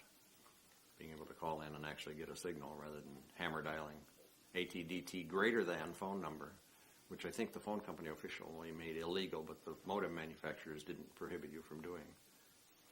ATDT greater? ATDT greater than phone number will dial it. If it gets a busy signal, it'll dial it again. The modem itself will, without having to have any software. Don't know if they still do that. Are you aware of the Telnet BBSs? I guess not. They're the BBSs you can connect to with the Telnet protocol. Oh, interesting. So they're still character mode or whatever. And many of them are running the old software, modified. Wow, cool. From the source. That's actually where the most growth is right now. Wow. They'll put the software up on a Unix box, and running, sometimes an emulator to run the old software. Wow. And then you can Telnet to it, and you get your... Oh, cool. And there are currently 4, if you count that as a BBS, and of course there's a debate, because there's no modem involved. But if you count that as a BBS, then not only is there a growth pattern going on, but there are at least 4 or 5 major packages still being developed very energetically. Wow. Such as, I'm thinking of, they're called things like Oblivion, Iniquity, Citadel UX. So they're multi-user, they're often fast, they often include features. And in fact, to let you know, there is a subculture called BBS modding. What these are is these are kids who very energetically make artistic plugins to these BBSs so that they produce, a beautiful looking ANSI screen when you connect. And all the menus and sub-menus are all in that theme. Oh, wow. And they'll release that once a month and go, here's our new mod for you. But it's character mode. Yeah. Oh, yeah. Wow. There is, and usually it's got some ANSI aspect to it. Sure, the escape codes for... Yes. And they have a number of, improvements to the, but the user interface remains very similar. There's some strong debate about, the biggest debates tend to be about discussion format. Should you have it threaded or not, moderated or not, or right? That should you have it so that you can put a 2 in, so you always know what parts were meant for you to be listening to. Much like I think FidoNet did this. Anyway, but yeah, okay. I was wondering if you knew about Telnet BBSs. No. I'll have to give you an address. Send me one. Yeah. But I mean, they're essentially, you might find them very. It's like the difference between the 60s rock club you ran and a rave bar now. You'll just see a lot of the same paradigms. Interesting. But flashier. I think part of my problem too is I tend to somehow have an attention span deficit or something, that if I get into like I'll go on to Shynet and I'll be on Shynet for like a month or something, and then I'll go off to an IBM class for a week, and I'll come back and I'm 200 messages behind, and I just don't bother trying to catch up, and Randy shoot me a note going, what happened to you, kind of thing. And so or I get on Slashdot and I'm gung-ho on it for, maybe only one session or something, and then it's back to the, too much to do and too little time to do it, and not taking on new things. So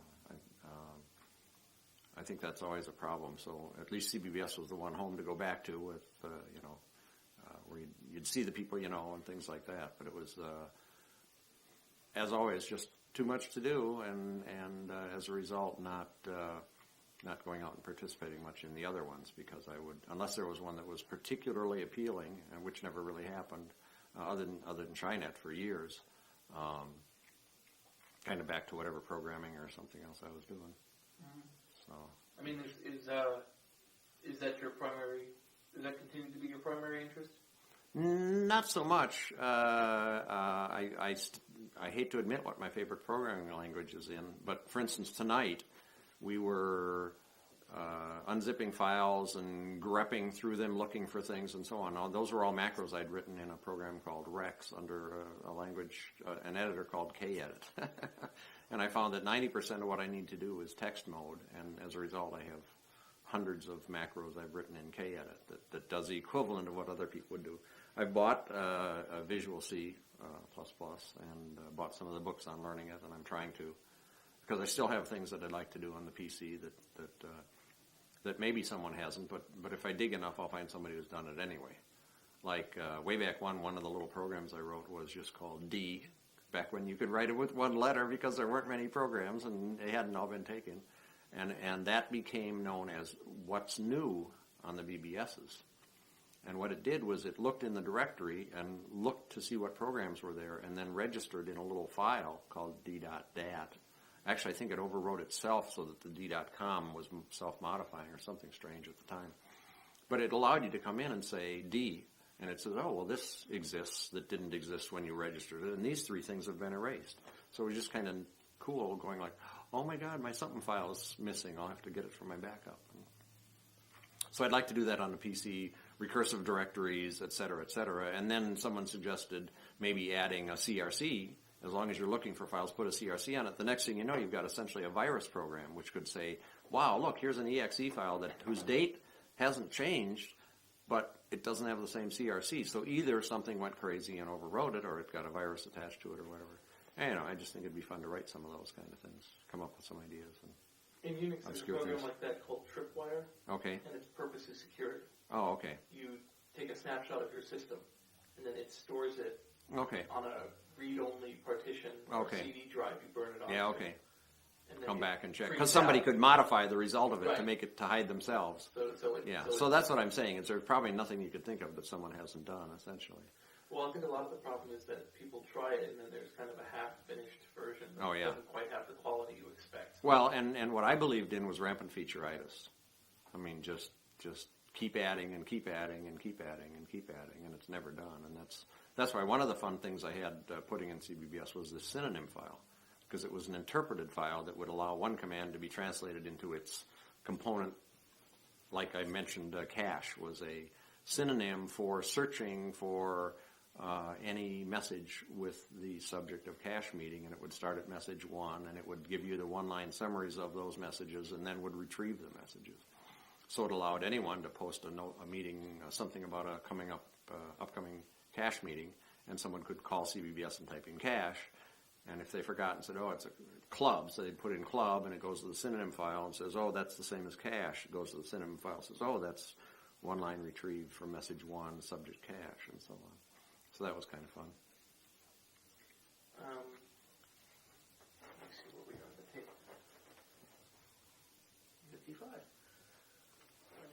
Did you want to get the actual, kind of blow-by-blow history of how it all started? Yeah, I mean, we'll do at that some with the point? next tape. Oh. We'll do that. Okay. That featureitis, does that explain why very early on, I think that the number of options at the bottom of the prompt Oh, yeah. kept growing. I think expert mode took away the numbers, but you had to leave it in.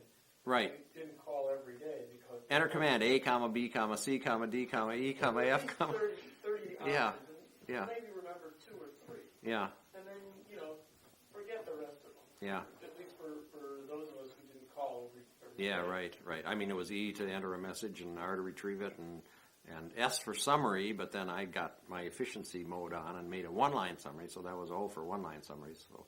So I figured out how to squeeze it down and not have it look as pretty, but you could get more information out of it. There were just, I seem to remember that the number of letters grew over a period of several months. Oh, yeah. Slash was even hang up, slash that phone line, In fact, slash. you had to add expert mode in order to deal with all of those letters. Right, and so it wouldn't prompt you. And then I added the idea of command stacking, where you could put a semicolon between things. So you could go command, semi, command, semi, command, semi, command. And some people would actually go like no, semicolon, Christensen, semicolon, one line retrieve from my last call, show me all messages and hang up. And so you could actually write one line of text that would, I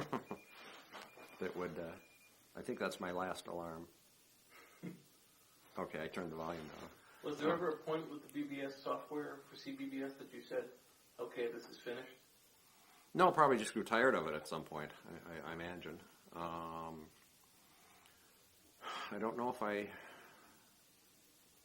occasionally I would do something like, one of the people I sold it to noticed a bug in my security routine and figured out how they could break into any one of them. And so I would reassemble it to fix that.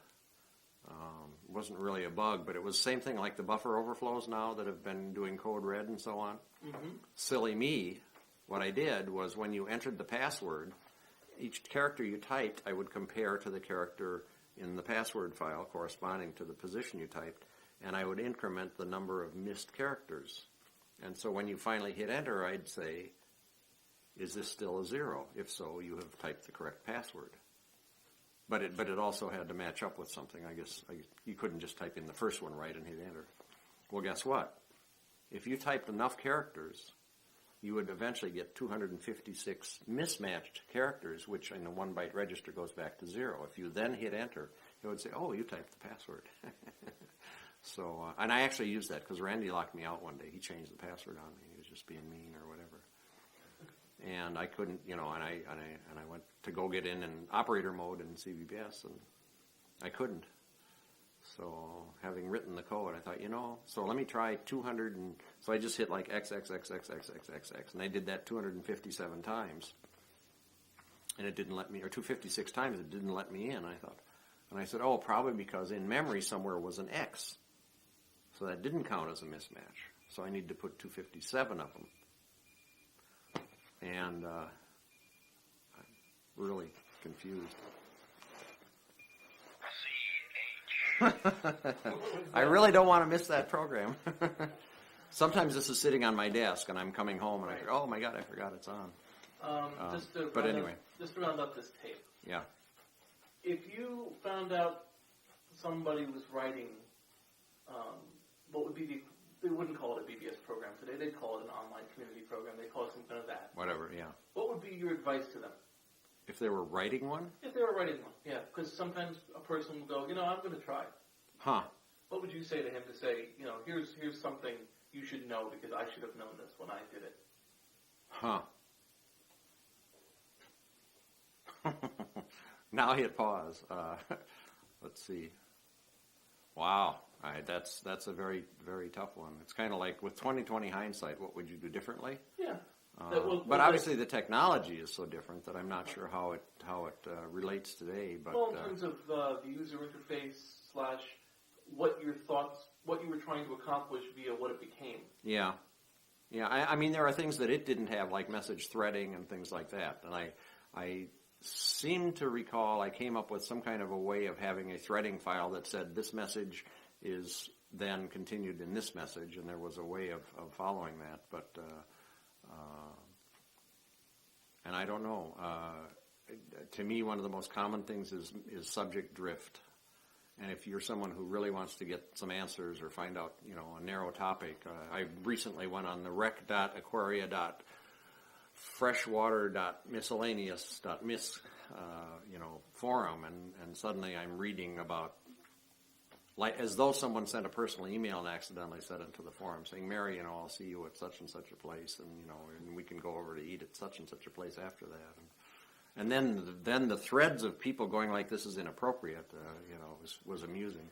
So I almost wondered. Yes, it is appropriate. No, yeah, I know, and I mean there are people for who the drift is kind of what it's all about because they enjoy that, and I guess I would make it easy to have feedback, and I would almost think it would be fun to have it designed by your users. In other words, not say this is what the world needs, because that's one of the most common things that goes wrong in IT or DP, as we used to say, is for someone to say this is what someone needs, and then not get that iterative feedback of what they need. So I would say don't go too far making it perfect, but rather just throw it out there and see how it gets used and get a lot of feedback and what do people want and things like that. Because a tremendous number of the commands that were added and capabilities were added based on user feedback. Plus this whole idea that I logged everything that people did, and I can't quite remember how I did it. I'd have to look at the code or something. But when you typed in an invalid command, and in other words, it says if it's equal to this, do this routine. Otherwise, go here. If it's equal to that, do that. And it goes on and on and on through all the letters, and then through some multi-letter commands, and like PASS was the command to enter a password to get into operator mode and things like that. And if it fell through all those, then it would go to the syntax.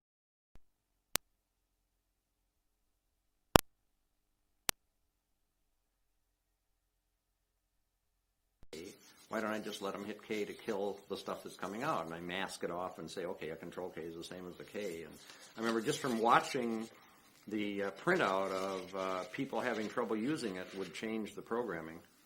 I'm in Arlington Heights. That's about a mile from where we're doing this interview, compared to others that are from New Jersey and things like that.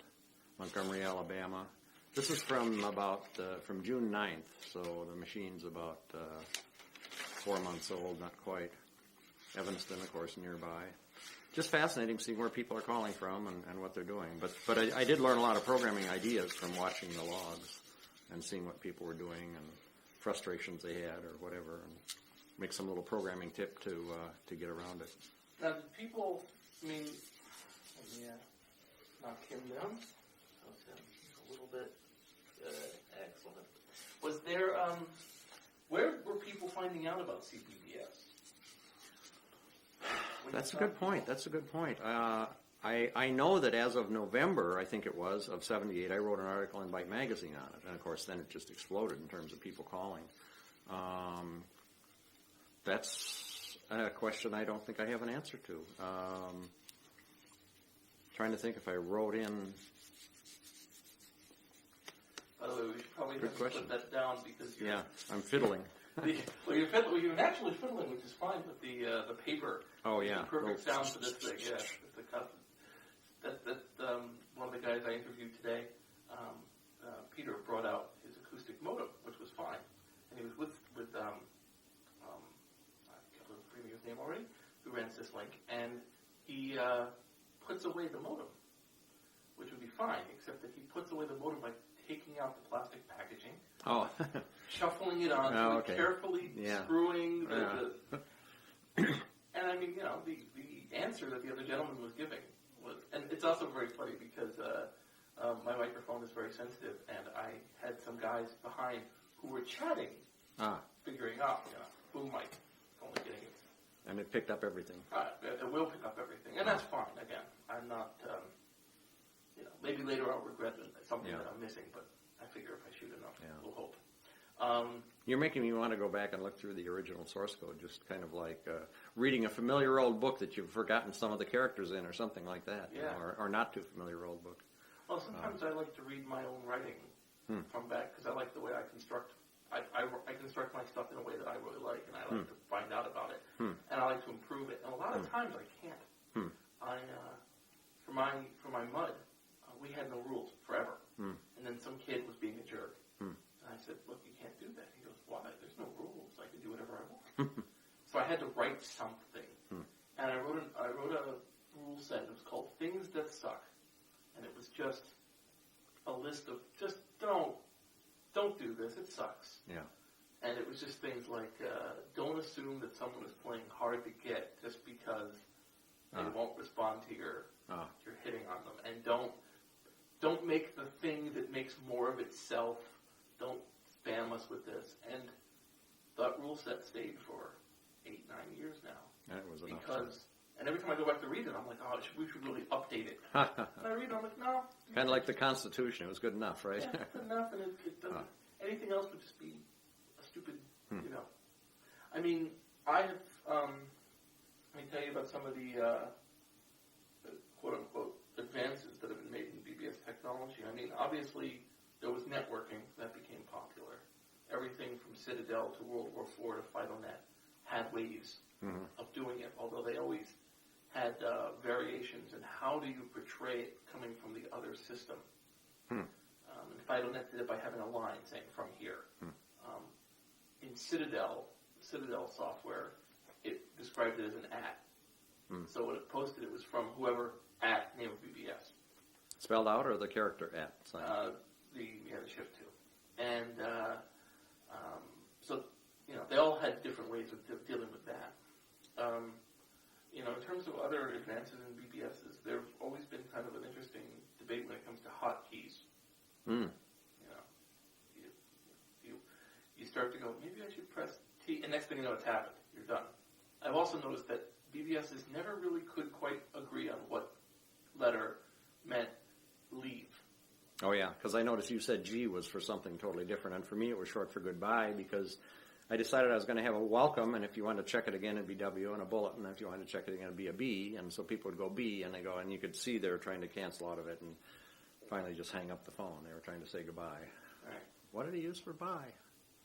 And it was goodbye, terminate, log off, and there were a couple others, and so you never, Well, that's what was cool about having a synonym file. Right. I could put log off in it as a synonym for G, and I could put quit, because I figure if someone's just sitting there and they want to quit.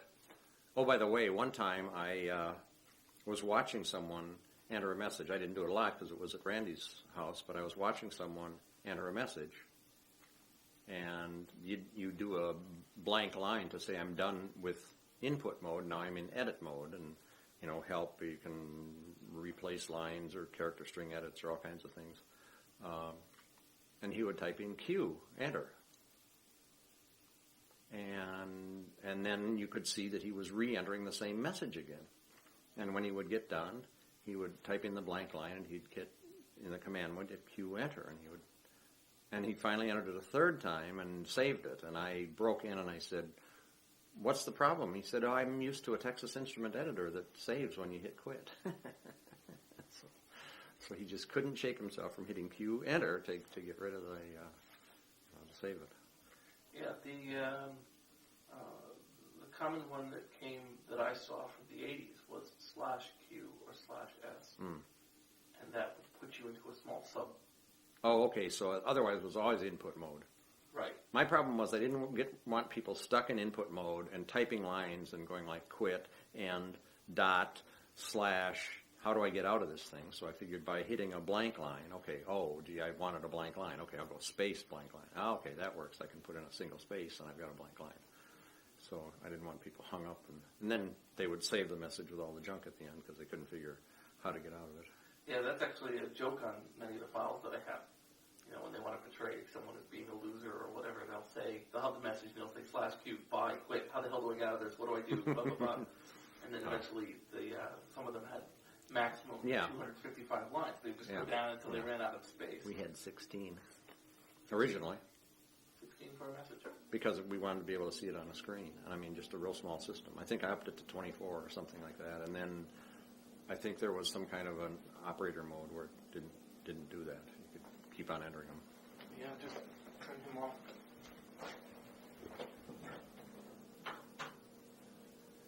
Very hard to turn, as I recall from last night. Oh, it was. I need a coin or something to turn off the fridge. Ha. Peter, I guess, was nice and turned it back on. Turned it back on again because, of course, I needed to keep my water cold or something. Yeah. The software that was always my favorite when I was young was named Waffle. Have you ever heard of Waffle? You told me you would. Waffle was Who he? Thomas Dell, who wrote Waffle. Oh.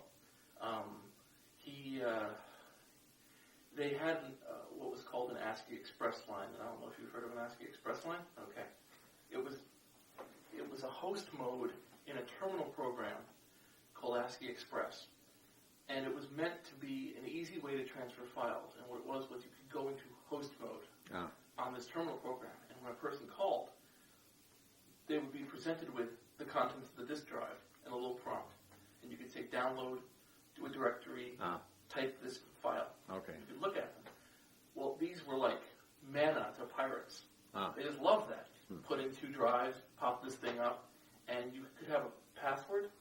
So the AE lines, which had no other real information, became known by their password. So it would be, metal. You'd have to know it was the metal AE or it was this. And they were called AE lines. People would go, I've got this new AE line, I've got this file, and that's where there really was a big popularity in cracking, because then you could have multiple games up. They actually had to come up with something called Dalton's disk disintegrator, which could turn a disk into a file, and then would unpack it again. Oh, okay. And that was a big thing. To ship a whole disk over the line. Yep, and there were actually modifications like there were ones where it could, they could both send stuff at the same time. So you could trade a disk with somebody at the same time they were trading a disk with you. Sure. Because you would normally leave them a full duplex protocol, so to speak, or whatever. To run it while you were asleep, because it would take so many. You're about ready for your blues. No, there's another documentary on every Sunday night at 10. I've been taping. I forgot to. Yeah. Wow. The history of rhythm and blues is on public radio at 10. Oh, excellent. So anyway, so he would these AE lines would pop up, and a lot of the technology that came up was so the pirates would always grab onto the newest thing. For instance, there's now a way to read an ISO image as a CD. So they don't have to even waste the time burning it. Yeah. I just bought something called Paragon CD-ROM Emulator, which allows you to create a .CDI. But unfortunately, I did it for an IBM software product, which I often make copies of for my customer, because it's a free something which they have to pay to get an official copy, but it's just a copying charge, so they don't want to mess with a $15 credit card when I could just hand them a copy, and that's all they need. And it doesn't work. It says it's 900 megs. I can't fit that on and yet it's an image. So obviously there's something where the low order bytes in something that something's looking isn't working right. Well, with this, and by the way, there were also transfer protocols where the two of you could talk while the transfer was going on. That was important. Chat about things, and it was going on in the background. Anyway, so Tom... In what sort of era? Like now? Recent? 84, 83. Really? Because I didn't think they had the bandwidth to do much voicing. And you would slow down, but on the other hand, you could talk. Yeah. There was a lot of programming to try to make the experience of copying files easier. There's an awful lot of that. And anyway, so they ran an AE line that was called Dark Side of the Moon, and one day they rewrote it from scratch. Like they wrote it themselves, so it had all sorts of bizarre features that didn't make any sense. You never saw this on an AE line. And then one day they announced they were going to do a BBS, and I thought we were screwed, because I loved how it was cute, because people would leave little messages in the file structure. They would leave little comments about other writings, and things would just pop up. And that program became what's known as Waffle. It was written for the Apple II, and then they transferred it to the PC. And I loved it so much I wrote a PC version, and then when the PC version came out, I told the guy who was running it, just get rid of my program.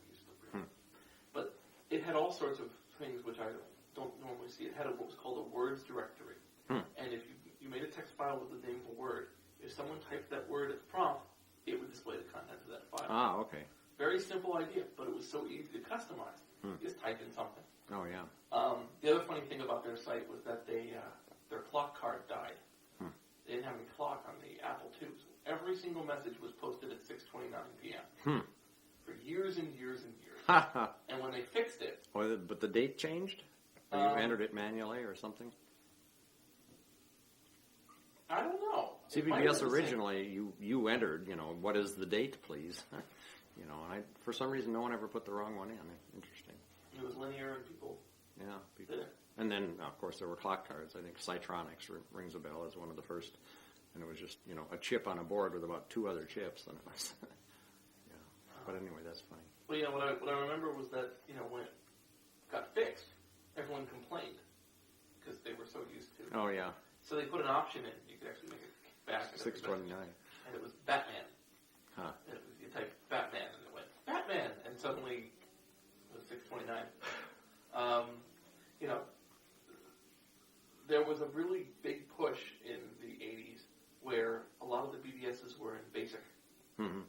And what they did was they usually had some sort of a driver so that anything that was printed out on your computer went to the modem, and anything that came back.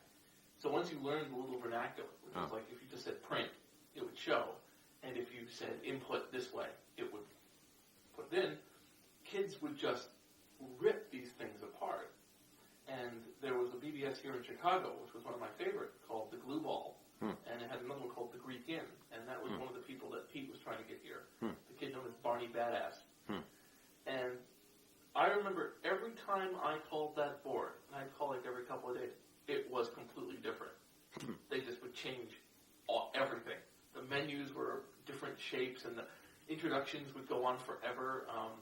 There were variables where you could say $ whatever, and it would return the phone number of the current player.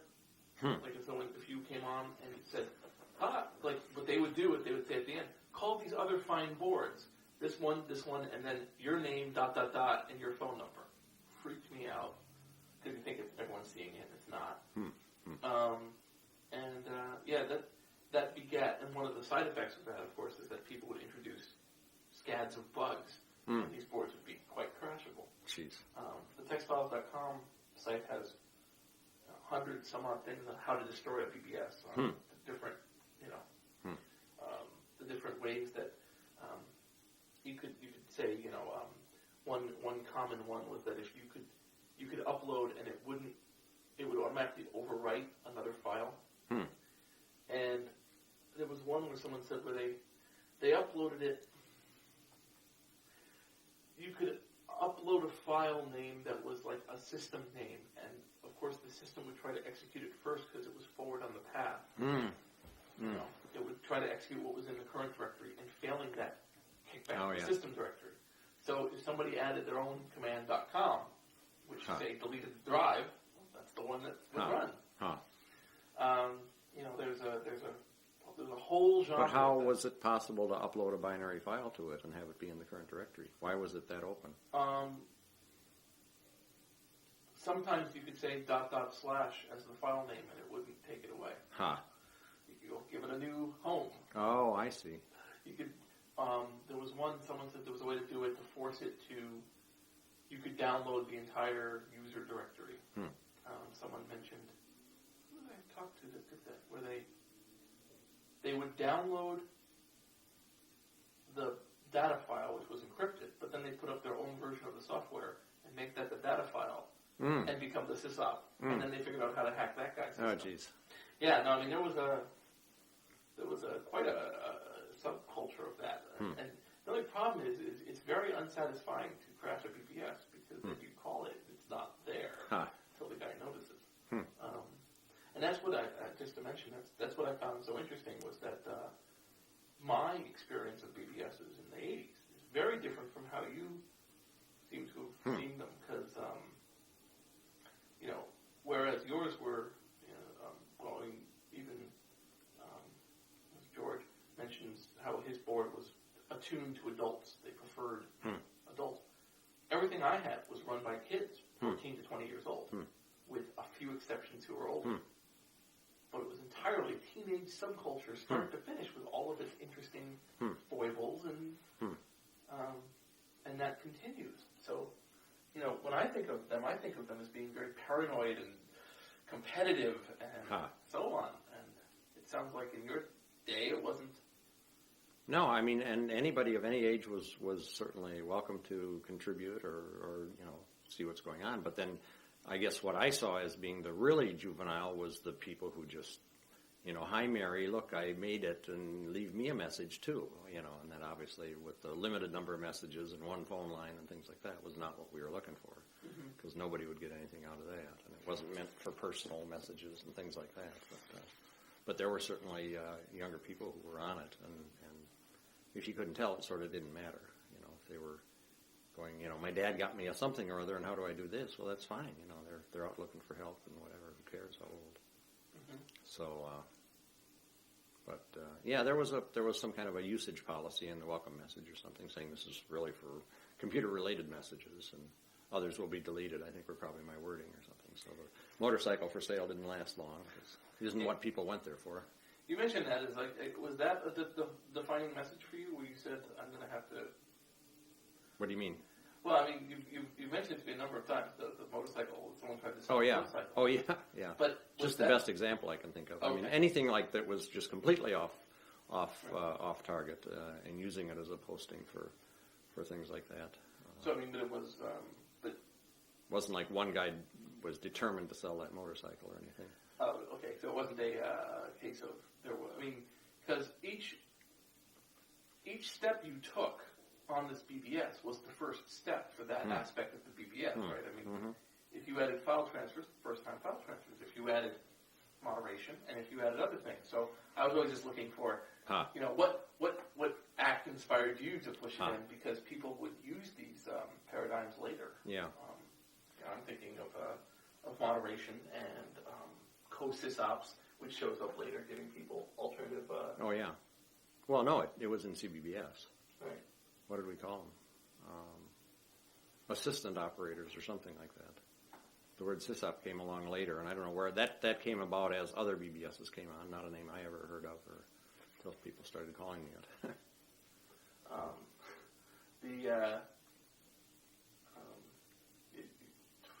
It completely made me think of there was a pirating group called the Humble Guys. I don't know how much experience you met into pirating groups where kids would actually band together in. It was a very interesting thing. It's almost like gangs. Kids would like to give themselves a name and have 10 people be in it. And there were pirating groups in the early 80s, a lot of the Apple ones, Black Bag, Apple, which stood for like Apple Pirating Program, something. And they would produce introduction screens. They would hack the program so that first it came up with their logo. Said, "You've gotten it from us, thank you." And then run the program. And those were often better written than the programs. And over time, I think that's what evolved to what's now known as the demo scene, where kids just create beautiful graphic and music stuff just to have in competitions. They do this for themselves in Europe and stuff. Yeah, I remember hearing of programming competitions, like it would say that how big a table can you move through a T-shaped hallway that is 5 feet wide? 5 foot, okay. And so it becomes a limit thing. Where's the corner digging into the wall and things like that? And programming competitions. I don't know who sponsored them, but I remember seeing them some 20 years ago or something. But that was more formal. I entered one in when I was 13 or 14, and I've actually now unknowingly interviewed the man who ran it. Oh wow! Because he recognized me 17 years after I got it, or something crazy like that. Well, one of the magazines ran a contest in the early Altair days, saying who can come up with the smallest useful program. Did I tell you that one? And they expected it to be a rather long-running contest. If somebody does 80 bytes and somebody gets down to 60. I submitted mine, which was 2 bytes long, and it cleared memory and showed you how large the machine was in the lights. And they just said, okay, never mind, contest closed. We don't think anybody's going to come up with a useful 1-byte program, because these are the instructions. It doesn't do anything. Yeah. So I felt bad, kind of. Well, no, you took it to its logical conclusion. Yeah. A little quicker than other people. Yeah. A lot of, for example, in these demo competitions, which are usually held, they'll be like over a weekend, a lot of drinking, a lot of fun, a lot of computer trading. There are a couple genres, events that have popped up, but I think the one that would interest you the most are the people would do demos, but now the demos can be 8, 9, 10 megabyte programs with data. There's two sub-competitions that are almost always here. The 64K competition and the 4K competition. And you are required, your program must be less than 64, and there are fights over it being 64K, not 64,000 bytes. And then there's 4K. And you have to make... In what? In PC assembler or something? Or? Well, they'll do that. one thing that's kind of popped up in recent years is somebody wrote a really good assembler routine to, you write a program and it compresses it down. And it was a little routine that took a minimal amount that would unpack it and run it. Oh, yeah. So kids bought themselves a little bit more than 64K, but Oh, yeah. I have seen programs that are 3-minute real-time ray tracing demos in 64K that unpack themselves, and you've got lights with reflections and everything else. Well, I've seen a couple, like one time a friend of mine sent me an email, and he said, from below this line, cut that and paste it into a buffer and save it as a COM file and run it. Run the ASCII, don't worry, it won't hurt. And so I took this garbage out of his email and renamed it a COM file and ran it, and up came a picture of my car with the ex-votive license plate. How big was it? Not terrible. I mean, something that came across in the email, not too terribly. Yeah. So somebody, and it even had a little copyright in it, saying somebody had invented what codes a PC can execute that are strictly ASCII.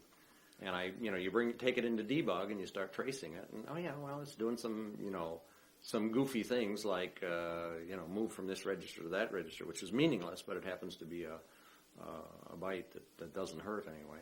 And what was the other one? Oh, the other one was a C program, totally obfuscated C program of about 50 characters or something like that, or whatever. Totally unreadable, all scrunched down to like one long line, and it produced a Mandelbrot. So it was completely recursive, put your screen in VGA mode and cranked up a Mandelbrot. That was kind of neat. Yeah, I found a chess program in 256 bytes or something like that. Of C or of something, yeah. Little tiny AI. And it played apparently relatively decent chess. I entered a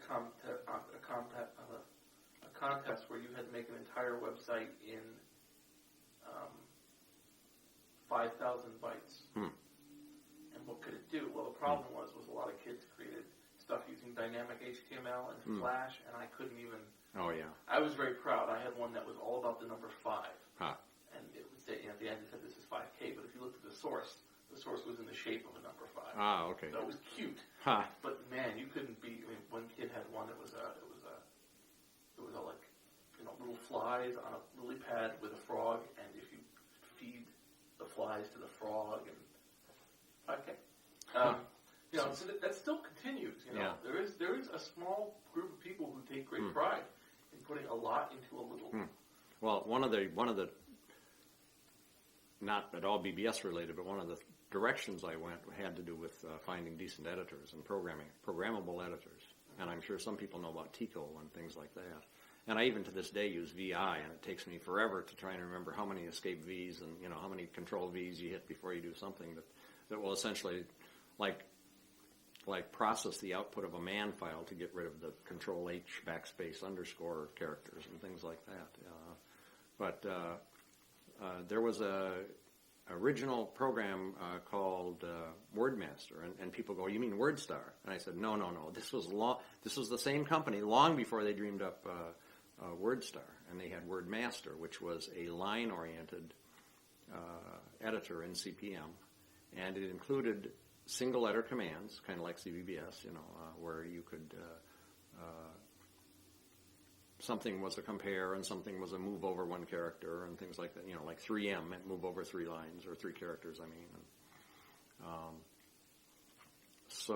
And I think it used the greater than, less than as a looping construct, so you could actually write little programs that would loop and so on. So one of the things I did was there was a CPM User Group magazine, and I said, I'm going to offer to do a review of programming editors that you would use when you program. And so I had people submit them to me. And then, and from that I found something called PMate, which I used and came out in the PC, thank God. I used until it got to the point where with Windows it would no longer work because it had some programming flaw in it, like it would, when it created a .back, it would rename it and not close it, or it would not close it before trying to rename it. And CPM and Windows prior to, say, 98 or 95 would accept that, but as of Windows 95, it would no longer accept renaming a file that hadn't been closed or something like that. So you could no longer save the file. You could write the buffer out as a new file, but But that was, to me, a fascinating programming language where you could just do scads of things in one line, very APL-ish. And I was also an APL fan for years. That was before PCs came along. I was an APL master. Huffman encoding, trees, and just, you name it, all kinds of things. My first 8080 assembler was handwritten in APL. So I'd write my programs as text files and pass them through an assembler that was written in APL, and then take the object code and manually switch it into my Altair. So kind of fun. Now, did you often visit any of the super BBSs? You know, I don't think I visited really any BBSs. I took care of CBBS while it was around, and when somebody knowing about it offered me access to CompuServe, I started using that quite extensively and found it to just be a wealth of information and helpful people, and you know, the sysops and the other people would get together at Comdex and things like that. And I would check up on some, you know, I'd call CBBS Northwest once in a while or something like that. But other than being on EYES for a while and being on ARPANET, just getting some of the predecessors or whatever, not really. Okay. And what do you mean by super BBS? Just lots of lines, like an exec PC or something? Or? The ones that were as close to ISPs could get before they became ISPs, and most of them did. In other words, where you could call and you had a pretty good shot of actually having it answer the phone, as opposed to... And I would define a super BBS as anything over 32 lines, because by then you've made a major commitment. Yeah. You are there, and you better be doing, you know, and among the ones that are known are, that had different hits were, you know, there was Exec PC, Channel 1, I don't know why I'm spacing the one that was in New York, considering it was so close to me, and Rusty and Edie's. Oh, yeah. Famous. Yeah. Actually, one that I forgot to mention was Bix. Bix was a major part of my life for years. Byte Information Exchange. They had a Unix-based system with the messaging and posting and things like that. Which years? I would say early to mid-'80s, something like that. Because, you know, Byte, I actually, here we go, push the stack. I subscribed to Byte magazine before it existed. How do you do that? Well, a guy named Carl Helmers had a mimeographed, typewritten newsletter called ECS, Experimental Computer Systems. And I found out about it probably because he wrote it up in Popular Electronics or something that was the popular means of getting that kind of electronic stuff in its day. So I subscribed to that, and I remember getting the little, you know, literally just 8.5 by 11, fold them in half and file them away, you know, after reading them and so on. And one day I got a letter saying, we are going to transfer your subscription to ECS into a new magazine I'm founding called Byte. And sure enough, the next month, you know, Volume 1, Issue 1 shows up with Byte, and was really quite an amazing pioneering magazine, which is why I chose Byte to be the one that I published the article on CBBS in November of '78. Kind of history, why we did it, how we did it, what its number was. So obviously, from then on, we got tons of calls. So a little push-down stack. A lot of interesting people. I remember seeing Don Tarbell was somebody who later, in the S100 era, came up with an S100 cassette interface that could, I think, push 2,000 baud or something through an audio tape on a regular tape recorder, which was just amazing storage back in the pre-floppy days and so on. And I remember seeing him publishing his tape before he really had a place to use it. Like, this is a method for encoding, and here's the chips you need to encode on tape. Not sure what you're going to put out there, but, you know, so it obviously became more interested when the S100 bus came along, and now there was a standard bus that you could build cards for and sell enough of them to make money on doing it and so on. And then we would buy the variable speed ones, and we'd turn the speed up and watch until some kind of an error light on the card came on saying, I'm now losing parity or something. You turn the speed back down a little. And who could load their programs the fastest off their cassette? And big boxy, bulky Super Scope cassette decks that had the variable speed and seemed to be popular. Still have a couple of them because you had a backup one. I had a cassette on my Commodore PET and my Atari 800. And I remember it was a game I liked to play, and it was about 24 minutes Wow. to load it. Wow. And on the Atari, it only used one channel Mm. of the tape. So what people would do, and some of the companies would do too, is they put music on the other side. Oh, geez. And I remember one that just said, and it was very disconcerting because, sound was what it was, beeps and bloops. And when you put this tape in, it would do a quick little load-up program and say the company's name, and it would go, "Welcome to our program. We will now load for the next 20 minutes." And then this beautiful guitar music would kick in while it was loading. Oh, geez. Meaning, was it on a Commodore or whatever it was based player, or was it when you had your own one? It was using the right channel of the tape and blasting that across the TV. Because on the tower you could hear. Oh, I see. The other sound. channel. Oh, okay. Atari had this very strange aspect Atari, where you you said. could hear you could hear the beeping as it Oh, was okay. transferring the data. Oh, okay. And it's really funny because it's funny, there are therefore a group of people who you could play that sound and they would know what that was, and they probably would not have touched their Ataris in 15 years. And as soon as they started hearing that, Oh, yeah. Why do I know that so well? Well, it's sort of like da-da-da-da-da-da-da is a little tune that I remember hearing tens of thousands of times in my life, and it's 5458086. It's the touch tones for dialing CBBS. Just how many times I dialed that. 1312, I guess. But I guess no. Actually, back then it was all one area code because we hadn't split out. Now it's going. Now we're in so many area codes. It's this area has to dial a 1 and the local area code to get the room next door, kind of thing. Right. House next door. Because it's an overlay now. There's a 220 area code overlaying 847, so now you have to dial your own area code to get your neighbor. I have one of the things I had to do for the BBS list was how do you handle splits? And I've got this crazy way that kind of works. I make one big assumption. My big assumption is that the chances of somebody having a BBS and having the area code split and having another guy get the same BBS are nil. And what I do is if I see I'm confused. You mean with respect to one which is alive and the area code is split and you don't know which one of them the the problem BBS is became? If it splits, say, in 93 and I get a 1995 BBS and a 90. Oh, is it the same one? It will Oh, be the I same see. phone I see. number, Ah, but it'll have, and so I wrote a program which goes, there's a dot file again that tells you what this area code has become. Oh, all the okay, things gotcha. become. And what it does is it goes through each area code and says, has anything else, have I become something else? Oh, If okay. so, look through that one for the same phone okay. number Okay. and give them each all the information they don't have. Ah, okay. So you get the same name. Yeah. As a result, my list of 97,000 BBS is probably a little bit less because some of them are doubles. Oh, gotcha. Yeah. But again, that's learning how the area code split was, and I consider one of the more important.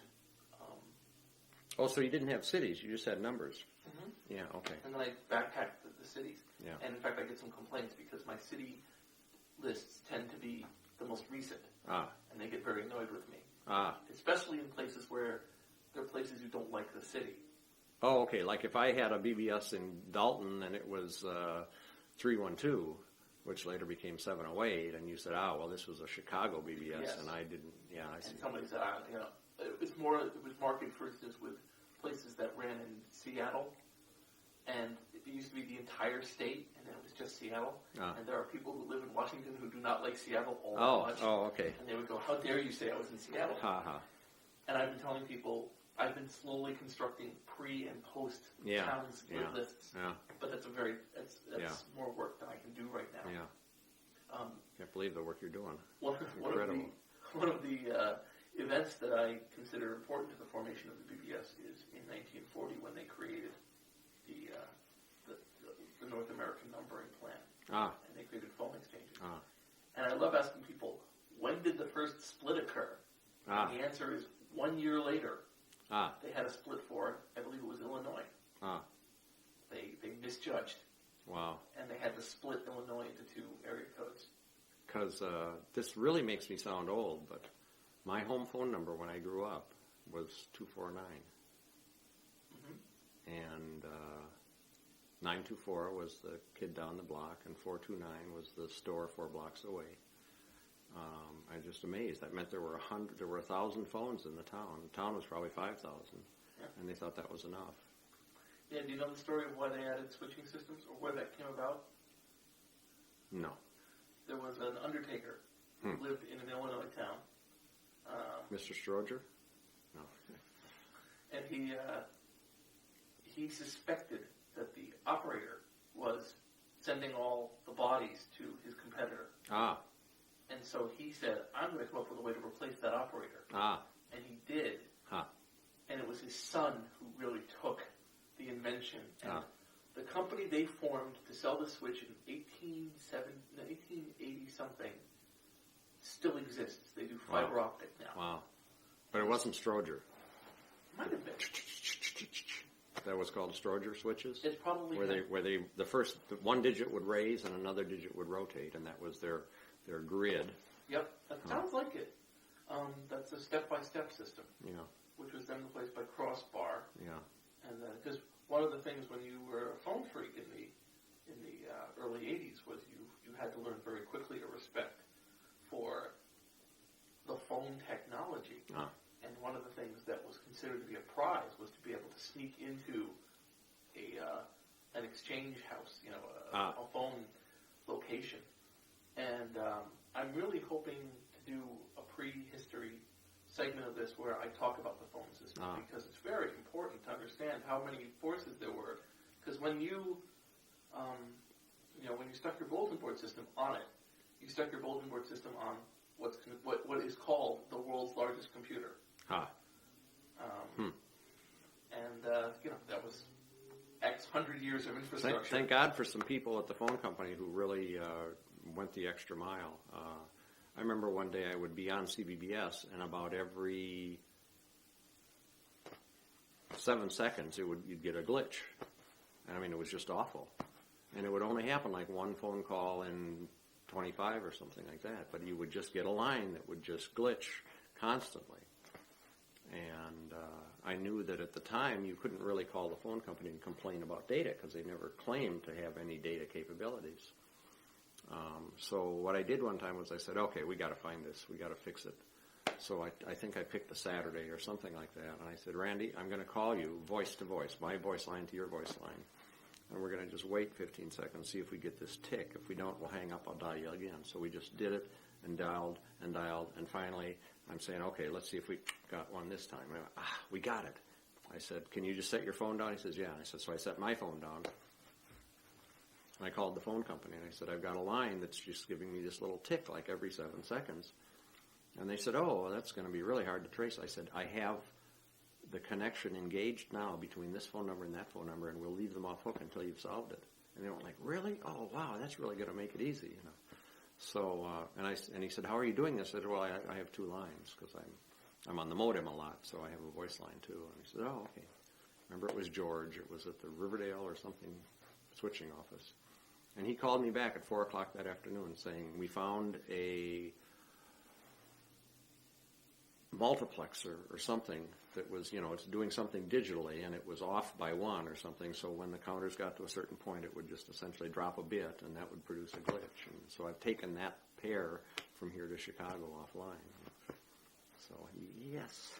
It was so annoying after a couple of weeks of getting it every couple of days or whatever. Nice that people help. In New York, one of the things that was passed among the SysOps that was very important to know was we couldn't, you didn't want to ever indicate to the phone company that you were going to have a computer on the line.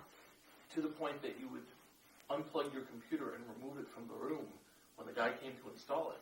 Because they would charge you extra money to condition the line. And put it through some sort of routine, and it would work out to be a more expensive line, and sometimes they demand you put a business charge. And it was just this dance you had to do, and you were, and the phone company would, and nobody complains about the quality of the lines faster than a computer person, and so you had to be very careful how you complained, because if they said, oh, you're running a business, it's going to cost you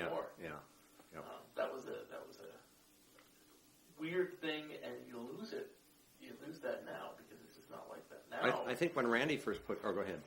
No, it's just, I mean, one of the way that explains itself, for instance, is where you have these businesses who have entire exchanges to themselves. Oh, yeah. Because the I was just there at Sears, and I said, is so-and-so's exchange the same as yours? And he said, oh, yeah, we own that whole exchange. And they would 10,000 phones. Right. But it would make sense for a thing like Sears. Some numbers. But Yeah. they would do it sometimes for companies that had 50 employees. Oh, and that's part of the problem now, and that's where the citizens for whatever are, you know, I don't know if it's the Citizens Utility Board or whatever, says, no, don't split up the area code again. Reclaim some of these unused numbers. There must be, you know, a third of the numbers that could be used aren't being used. Yeah, I mean, you have cases where these companies are just, and they won't give them up. That was actually a big problem with IP addresses for a long time. And I remember I worked at an ISP which had a Class B, and IBM has a Class A or two. I think they have a couple. But my consummate story of that was that we had one customer who we had given him 5 Class C's or something, and we needed them back. We were running out. And he's like, no, we're using them all. We're like, there's no way you are using, you know, I think it was like 4,000 IPs. And what he did was he set up thousands of virtual interfaces on his systems so they were all in use. So you could ping them and they'd all respond, And they figured that out. I forgot how they did it. But they figured out that he was doing it. Yeah, they had it feedback its unique identifier or something, and they started to notice, this is all the same damn machine. And they were very unhappy with it. But that was his desperation move of, I need all these IPs because you never know when you're going to lose them again. That's one of those things where improvements come and people aren't aware of them. The big problem with the BBS list, when I first put it on Slashdot, was it crashed the router it was connected to, because these tables were 800K. People were downloading 800K tables, and it was killing. Well, it turns out that with HTTP 1.1, you can say to it, I'm going to send you a compressed version, and you just unpack it and read it like an HTML file. And if you do that, and there was a library... And you can say that to who? Any... Who's doing the unpacking? Any 1.1 compliant browser. We use essentially Internet Explorer 4.0 Freighter and Netscape 4.0 Freighter. Oh, actually understand some kind of compressed HTML? GZ. You can actually gzip them. Oh, wow. And it will just yank the gzipped file, unpack it, and read it as if it was an HTML file. Oh, wow. Which can save you, 80, 90% I forget of if your it was bandwidth. gzip or what, but I was really amazed that the technology seemed kind of screwy. It had to do with some kind of 3D commune of some sort, where you were downloading I guess it was the 3D worlds themselves were gzipped, and then you would gzip them, and the way you prepared them was to gzip them on top of themselves, so that you would actually replace the file with and it didn't go .gz or something like that.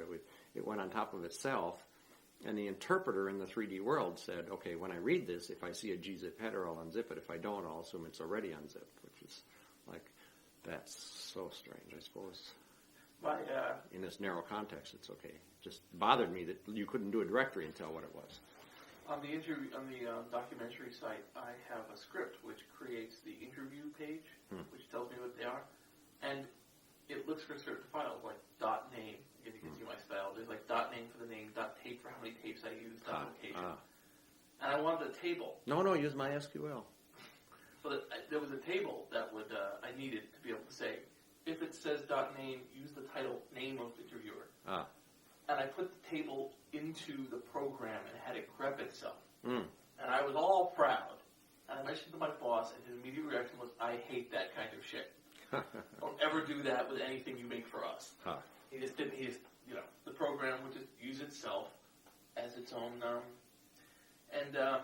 You mean self-modifying code, or just looking in itself? It would look at itself. It would look. Okay. It would grep itself for the table. Oh, okay. It would look for like a double pound.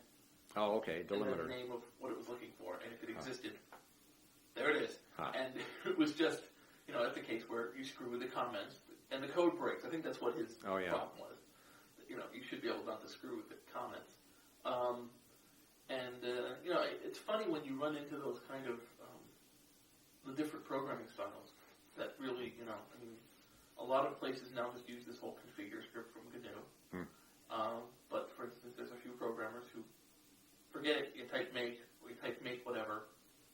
You know, I think, you know, it's funny when a programming style, you know, you can actually see the person's philosophy coming out. Which is why I had fun with Resource, because back when there was no high-level languages and everything was written in assembler, you could take it apart and just see what their style was. It was, I can't think of any case where it was to rip anything off. It was just to be able to, I hate the way this works, or I want to do something differently, or I'm just reading it like a book. And it was just fascinating. And you'd make multiple passes at it. You could do an automated pass that would say, okay, anytime there's a go-to or, you know, a jump to some label, I will create an artificial L followed by this hex address. So you could actually have labeled cross-references, and then you could say, edit the label table to change L1234 to care out. And then you'd say, now find references to care out. Ah, there's care out. Oh, and that's being called within, oh, that must be line out. So let's call that line out. And just, you'd work your way back till you had virtually the source code again, because you'd work your way from the interrupts. What's now interrupts back then was, I don't even remember, our system calls of some sort for character in and out and so on in CPM. That sounds like such a magic program. I mean, there's programs where you just say, wow, that's like, it just does a great thing. And you say, well, the one I think of is one by Eric Raymond that I use called Image Sizer. And you run it against an HTML page, and it looks at the image and figures out what its height and width are, and then shoves those into the HTML. Oh, wow. You don't have to sit there and waste any time. Oh, you wow. just make it look good. Oh, cool. So it'll load faster. And you know, those kind of optimizers. I've actually read somebody wrote this huge essay about how Microsoft's compiler doesn't compile right. And he went down to bytecodes and said, look, here they choose this, and it really should be these two, and they do it because of this. And he was very angry. And it was angry. That's the best part. Was the theme was anger. He was angry that it didn't do the right thing. You know, in the cracking tutorials that I have one by a fellow named Crackalix, which is a beautiful written file and one of my favorites, in my top 100, where he explicitly explains how to crack Apple games and how tricks you use. And one of the things he talks about is how these guys would put stuff into the assembler code to screw you up. I remember that with Resource. I had a driver for a 5 1/4 inch floppy from North Star or something like that, and I needed to change it, and so I disassembled it. And one day I talked to them and I said, you know, I'm disassembling your code. It looks like you put a random byte after every return instruction so that disassemblers would assume that's the next instruction and often eat up 1 or 2 more bytes, therefore getting out of sync from that being something. He said, that's exactly what it was.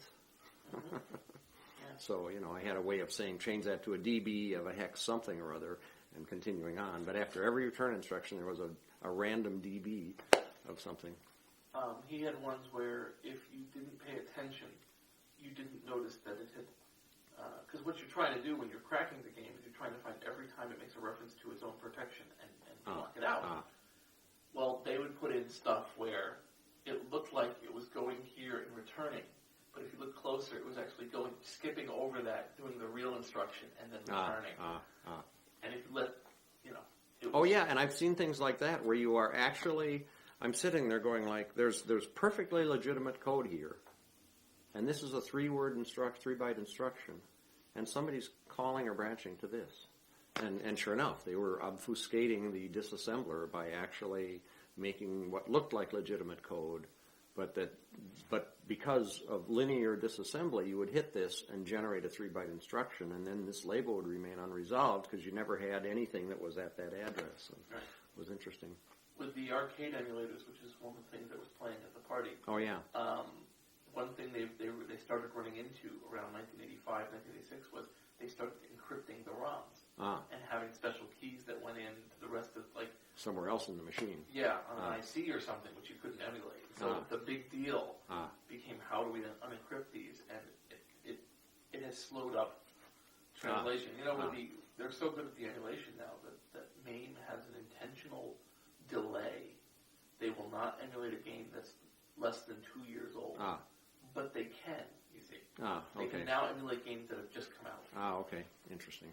I remember having a video game called Vectrix. It was the all-in-one with a little rectangular vector screen on it, and I think it was Randy probably or somebody figured out that the ROMs were ordinary off-the-shelf ROMs with 2 pins reversed. So there was some custom build, so you could make your own socket with a crisscross switch. So you put the original ROM in and flip it this way, and put a copy in and switch it the other way. Just recently, someone made a new Vectrix game. Wow. Just to do it. There's actually a group of kids, and I picked up one, who make new Atari 2600 games. And a couple of them have really gone whole hog, and what they do is they buy a whole bunch of old combat cartridges and put a new ROM into it, and then put their own label on it, and they have a game. Oh, wow. And I have one friend of mine, Joe Grand, did called Scuzzy Side, and it's you're a hard drive head trying to read data. Oh, jeez. And he's got like a whole graphics, and he printed a thing, and he was selling them for $30 at the Classic Gaming Expo that I'm going to this year. One thing I feel like mentioning, because it's not all that relevant, but I have yet to mention what I consider to be the most interesting programming project I ever had. And that was when Tiny C came out. Dr. Dobbs' Journal of Computer Calisthenics and Orthodontia Running Light Without Overbite, I'm sure you've run into, and the slogan and so on. But they came out with this Tiny C. And it was a C which I believe had a while was its only construct. In other words, it didn't have the various other programming constructs, because you could pretty much do everything in a while. Somebody had gotten the code, but they had modified it for Z80. And because of having an 8286/8086 board, I didn't have a Z80, so I had to, rewrite it to work on just back on 8080, get rid of all the indexed instructions and so on, index register instructions. But I got it going anyway. And just the idea of having a compiler that was self-compiling to me was just the most fascinating thing. And I remember it was about 17K or something like that is how big the compiler was. And I worked on it for about a week or so and just playing around, and okay, it works. And then I thought, gee, way back when, I remember hearing about something called optimization. And I remember there being a term called peephole optimization. And I guess what that probably means is something other than global optimization, something where you just go like, oh, those instructions are inefficient, let me do it more efficiently. So what it did was it produced 8080 assembler and just ran it through your assembler. So it was a compiler that produced assembler. So I decided to rewrite the compiler to produce pseudocode, like load what is pointed to by memory or increment the pointer to memory, just generic kind of instructions. And then I built a little table in there, which was opcode and operands of these generic pseudo instructions. So instead of emitting assembler code, I would put the output of the compiler into this table until the table filled. And then I would call an optimization routine, and it would say, oh, look, you just loaded from memory, added one, and put it back in memory. Don't you know there's an instruction that you can point to memory and increment what that pointer points to in memory? So those 3 instructions, load, increment, store, would be replaced by an increment memory. So then I would replace the pseudocode with an increment memory and then slide the thing back up. And if it opened up some space, I was trying to keep as much as I could in it in pseudocode. So then I would say, okay, go back and continue compiling some more until the thing filled up. And then, of course, at the end, you would do a flush. But that way, even if that instruction wound up being something that was another pattern recognition of something dumb that you could do in a smarter way. And as a matter of fact, the code for essentially a do forever, like a while one, would actually generate quite a bit of code. Like it would say load some register with a 1 and compare it to see if it's a 1 and branch not 0 and so on. So you had this multi-instruction thing that you could throw away and just have a label generated and so on. So I compiled the program, and the resulting compiler was like 21K. And I'm going like, didn't I just write an optimizer? And I realized, no, but I compiled the optimizer with the unoptimized compiler. So I had to compile it with itself, and it came back like 14K instead of 17K. So just the idea that, let's see, no, it's not done yet because I have to compile it again with itself, and then and I just loved that. I mean, the idea of not knowing anything about what peephole optimization is, just having heard those two words, making something, coming up with a way to do it, implementing it, and having, great success with it, and just watching it throw instructions away that it didn't need and things like that was fascinating. The other one that was very interesting, I wish I could remember his name. Mark Burns or something. I'm trying to remember his name, but he had a 6800 or 68,000 perhaps at the time, and he wanted a copy of Tiny C. And I just said, there's no way that you could get a Tiny C from me because I have CPM, or was it PC by then? I'm not even remembering the era. And he said, I've come up with a way to do it. I will create macros, and those macros will be like your pseudocode, that they will be macros that generate 6800 or 68,000 code. And so what you have to do is I will modify the compiler to produce my code, and you'll have to compile it. So I compiled it, and it took, I think, another case of compiling it with itself before it became one which would generate the code. So now when it ran, it generated his macros. So what I was sending him was not Tiny C, but rather an assembler program, which was really his macros. And when he got it, he said, oh, it bombed. I had one of the macros wrong, but I could change the macro to generate the right code. So he said, now I've got it, and it works. So now send me what you had, and I will recompile it on my machine because I now have the assembler from the macros. And it's just almost, I almost can't reconstruct it because there was just so many interesting steps as a way of porting a language from one machine to another. It sounds like you made a huge stride in making it cross-platform. Yeah. I mean, not because it was general purpose, but he did it through macros, and it had to be assembler because that's just how the thing outputs. So there was no way for it to be truly cross-machine, unless it generated a pseudocode which each machine interpreted or had a macro for or something. Okay. But that to me was the most interesting thing ever. It was 1 week, 7 days from hearing about it to having an optimizer running on it, and just it's just like a thrill like you can't imagine. And then tossed it. Why would I want to use a little toy one, or how many years would I want to spend adding all the other constructs and things to, and structures, and who knows? Just okay, toss that. Don't ever use it again. Go back to whatever. Okay. BDS, brain damage software. My first C compiler. I think that's that too. Cool. I would assume it's a bit late for you. Yeah, I really gotta. Okay. I've got an extra hour. A lot of it is me talking, but that's what life is like. Yeah. But thank you very much again. Yeah. Okay. Wow. For it. Thanks for dinner. Another extra hour, and all the things you're sharing.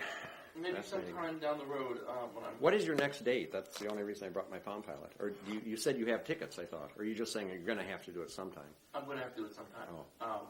Nicole and I were debating it actually today. We're not even sure. Oh, okay. Because, if I had a choice,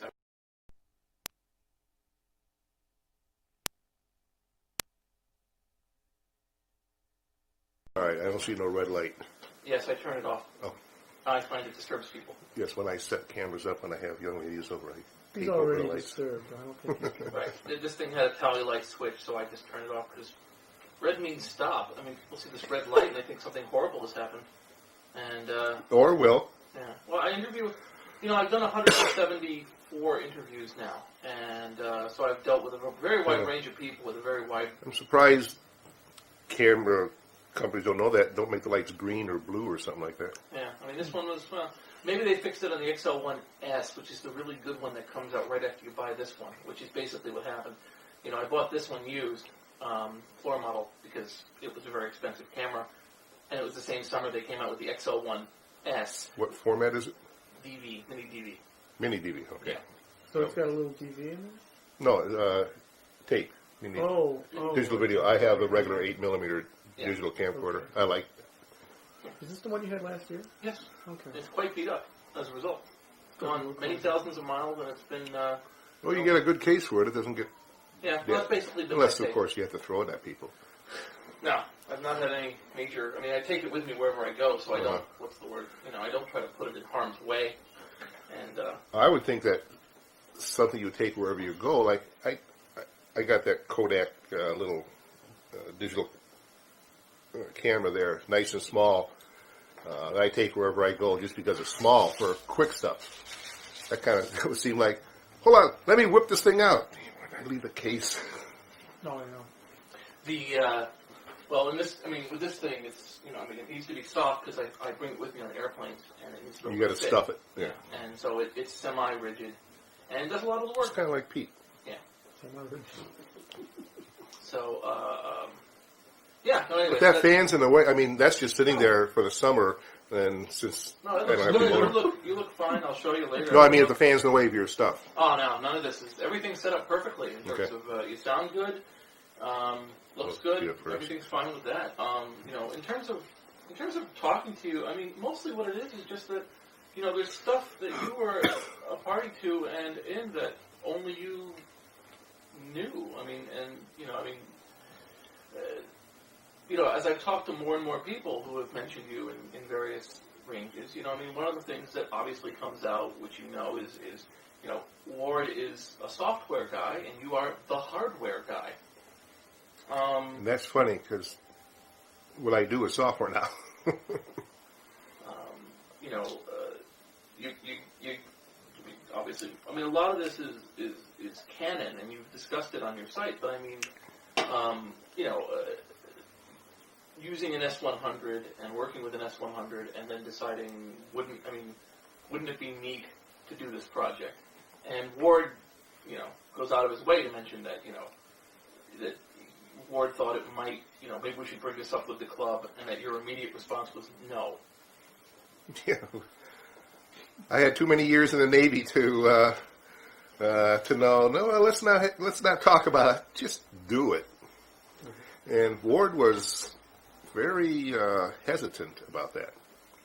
However, as I recall, I built the first ring detect system for it because I had no software or anything else. I just wanted to see what would happen. I had to. This was during the UD. What were there was no Hayes modems or anything like that. You had to have a DAA, the coupler. The telephone company wouldn't let you connect your lines because you might blow somebody off the wires. So I wired into a DA and then wired that into the S100 bus, used a couple of spare wires at the time, and of course one of the S100 bus manufacturers went and used those wires themselves, so that was kind of fun. But just ran the ring voltage to a hand-wired timing circuit that detected the ring and then put the modem off of. And when I showed Ward that worked, then he became enthused. And he did good. He sat, in the middle of the winter there, wasn't much else to do, programming up a storm. And the thing was actually usable within days. Yeah. I did the hardware, just natural. I could do the hardware while I was watching TV. And I can't remember, because I had input on X-Modem. X-Modem was the first thing. And I actually did some coding of that because I liked assembly language. But the whole operation, and the whole CBBS thing is, I stayed out of it completely because I knew there would be controversy or we would not get along. He had his own way of doing things. That's why, don't sign your messages. That takes up 3 bytes on the floppy. He was very, very strict on it being limited bandwidth and limited space. But gee, we had 243K worth of floppy available for messages. You could never use more than the 4K of memory we had on board. I think Gates said something like that. How do you feel? I understand that the whole system would completely reboot after every caller. Huh? Yeah. How do you feel about that, considering how parsimonious he is? Who? Ward. Oh, he the reason everything worked out so well is that we just kind of inherently understood each other. He let me do what I did. I let him do what he did. It was like he's at his end and I'm at this end. He doesn't. It's a black box over here. All he knows is he sends me the software. I make it. He checks to see if it works. He doesn't care whether it's flashing lights or blinkies. See, at that time, the reason that it did this is because 8-inch drives had 117-volt motors on them. They were powered off the AC. They didn't turn on and off. They were on all the time. And since we were normal computers during the day of that day, we're lucky they ran for a couple hours at a time. This is going to be 24/7. So I knew that things would burn out in no time at all. That's where I had to power up the system whenever it ran. And that worked beautifully because there was no boot code. It didn't have to idle, sit in the background. Ward could worry about other things rather than trying to, keep any memory leaks that might be going on. Because every time somebody logged in, it was a fresh, brand new start. Peter, why don't you guys sit in here? You just sit here and I'll stand behind. No, here. Sit. No, you can sit. You can sit. Because he wants to look at you while you talk, and I'll have footage of you looking to mysterious person to the left, and you see a look. I don't want you to look shifty. Because you're not shifty. That would be different than how? My wife thinks I'm shifty. No, you're doing. Yes, you do. But, do you, was there anything that inspired you towards coming up with this idea? No, I'm an experimenter. I was in ham radio at the time, and that was kind of like when computers first started. It was all do it yourself. You didn't go and buy a TRS-80 or a 21-inch monitor and off you go. You did everything. You built everything yourself. So at that time, I was doing slow scan TV. That was in ham radio. It was basically facsimile, only using video. Long, persistent screens and getting pictures of people, across the United States or the world. And the type of stuff you had to do there, the communication stuff, this computer club we had was, again, if something needs to be done, I just want to do it. No yakking around, no meetings or anything else. And the computer club we had people would come into the computer club and show stuff they were doing, and 3 other people were showing stuff they were doing, all, look what I can, they're all the same. They were all doing the same thing over and over, whereas if they had been able to communicate, one person could have done this part of it, another person could have, the end thing could have been 3 times as good than just 3 separate things the same. And it's hard to think. There was no cell phones. There was no BBSs or anything else at the time. So everything was if you got together. And ham radio, of course, is just the opposite. You're all over the world, and everybody communicates.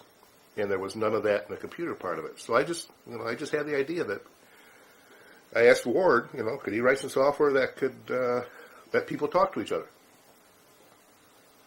And the way it just went from nothing to working in a couple days, we were both lucky that it just fell into place. There was there was the S100 bus. There was computers that actually could do something. They were affordable. There was a modem. I'm trying to remember. I can't actually remember if it was the Hayes modem or we had. I think it was the first 300 baud modem for the S100 bus that we used. But it was the type of modem that was meant to be, you picked up a phone, you dialed somebody, they answered it, pushed a button on the computer, and then either laid the telephone on the hook, that's when you had no communications, or hung it up and hopefully it stayed on. Is that the first DC Hayes auto answer acoustic couplet? So it wasn't an acoustic couple. No, it wasn't acoustic. It was an internal S100 bus, 300, and it wasn't auto answer, which was the whole thing. Which is why I had to come up with the The ring. yeah, the ring detect, and I had set it up because and one of the first things that I found out is 8-inch drives are slow in spinning up. You know, when I had a optical, not an optical, yeah, I guess it was an optical relay from my junk box. That was the only thing I had around that would switch 117, and it was like 8 volts or something in. So when it went on, the motors would go, started up, and at first Ward tried to compensate that in software, but then I says, wait a minute. So I built a quick 555 timer circuit that would wait 3 rings. It would ring 3 times before it would answer the phone. That way the motors would spin up. His software would had to load the operating system, load the program, and it turned out that 3 normal rings was enough that when it answered, they actually got a prompt on it. But, yeah, that was, you know, there's just some things you got to put up with these slow 8-inch drive motors. I recall that it always took a specific number of rings for the answer. Yep. And as long as that electrolytic capacitor in the 555 didn't leak, it stayed at 3 rings. Yeah, the theme, which seems quite obvious, you know, even seeing you in the present day, is that you have a strong attraction to new technology. Mm-hmm. It seems that there's a theme with that. Well, yeah, I mean, from when I was a kid tearing apart televisions to build ham transmitters and lighting up all the fluorescents in the neighborhood. Yep. Especially things that make a loud noise when things go wrong. That's always good, too. In terms of, you know, I'm actually interviewing Dennis Hayes, and I'm interviewing. He's dead. No, he's not. Oh no, he's not dead. Potomac Micromagic. That's the other. That's the he donated the modem. What the hell was his name? Brown. Donated a modem card? Yeah, he gave both Hayes and the president. Potomac Micro PMMI was the main competitor to Hayes, and he had a better one. Hayes had the 300, PMMI had a 600 baud, which, because there were no standards back there, you know, it was the only thing around, and it was twice as fast. And Brown, his name is Steve, or Ward would know, and it should be in some of the books that were up out there. But Hayes had a better marketing and kind of put PMMI out of business, and then the president of it, who we've had dinner, Ward and I had dinner with, died at a boating accident. Oh, was it? That's why I was asking, isn't he dead? But no, D.C. Hayes is dead, and not the guy. Right. Yeah. Yeah, the Hayes computer company went out of business, and yeah, I knew that. he seems to be having it a little rough. While his partner, who left the company in '83, is living great. That's Paul Allen is probably saying the same thing. Yeah, Paul Allen is definitely. I was just watching Revenge of the Nerds. Oh. Not Revenge of the Nerds. Triumph of the Nerds. The Robert X. Crimsley documentary. Oh, yeah, right. And there's a beautiful shot in the beginning where he's talking he's at a basketball game, and he's talking, and he's saying, the players, the team, this stadium is all owned by this guy, and they show Paul Allen sitting down at the front and talk about how he made it. It was a great way to illustrate how much money he had. Mm-hmm. He was sitting in the middle of this thing he had bought. But both of them were over at my old house. What was the guy's name that was at the? His father owned the beer sign company. Here in Chicago? Yeah, he did the Unix, the cheap Weller. Minix. Walt Weller, right? No, Paul Schwartz. Paul Schwartz's father owned, and I'll think of it in a minute. But they made, whenever you go, they don't have it anymore in the bars. But in the bars, they would have the waterfall, the big plastic signs that had waterfalls going, and the Jim Beam race cars that had a Jim Beam bottle in them and stuff like that. His father, I'll think of the name in a bit, had a place on the east side of Chicago, like on Fullerton, Far East, but they had a PDP 11 that they did accounting on. And Paul Schwartz knew either Paul Allen or Bill Gates from college. And this is back when they were doing MIT. They were doing the calculators and stuff.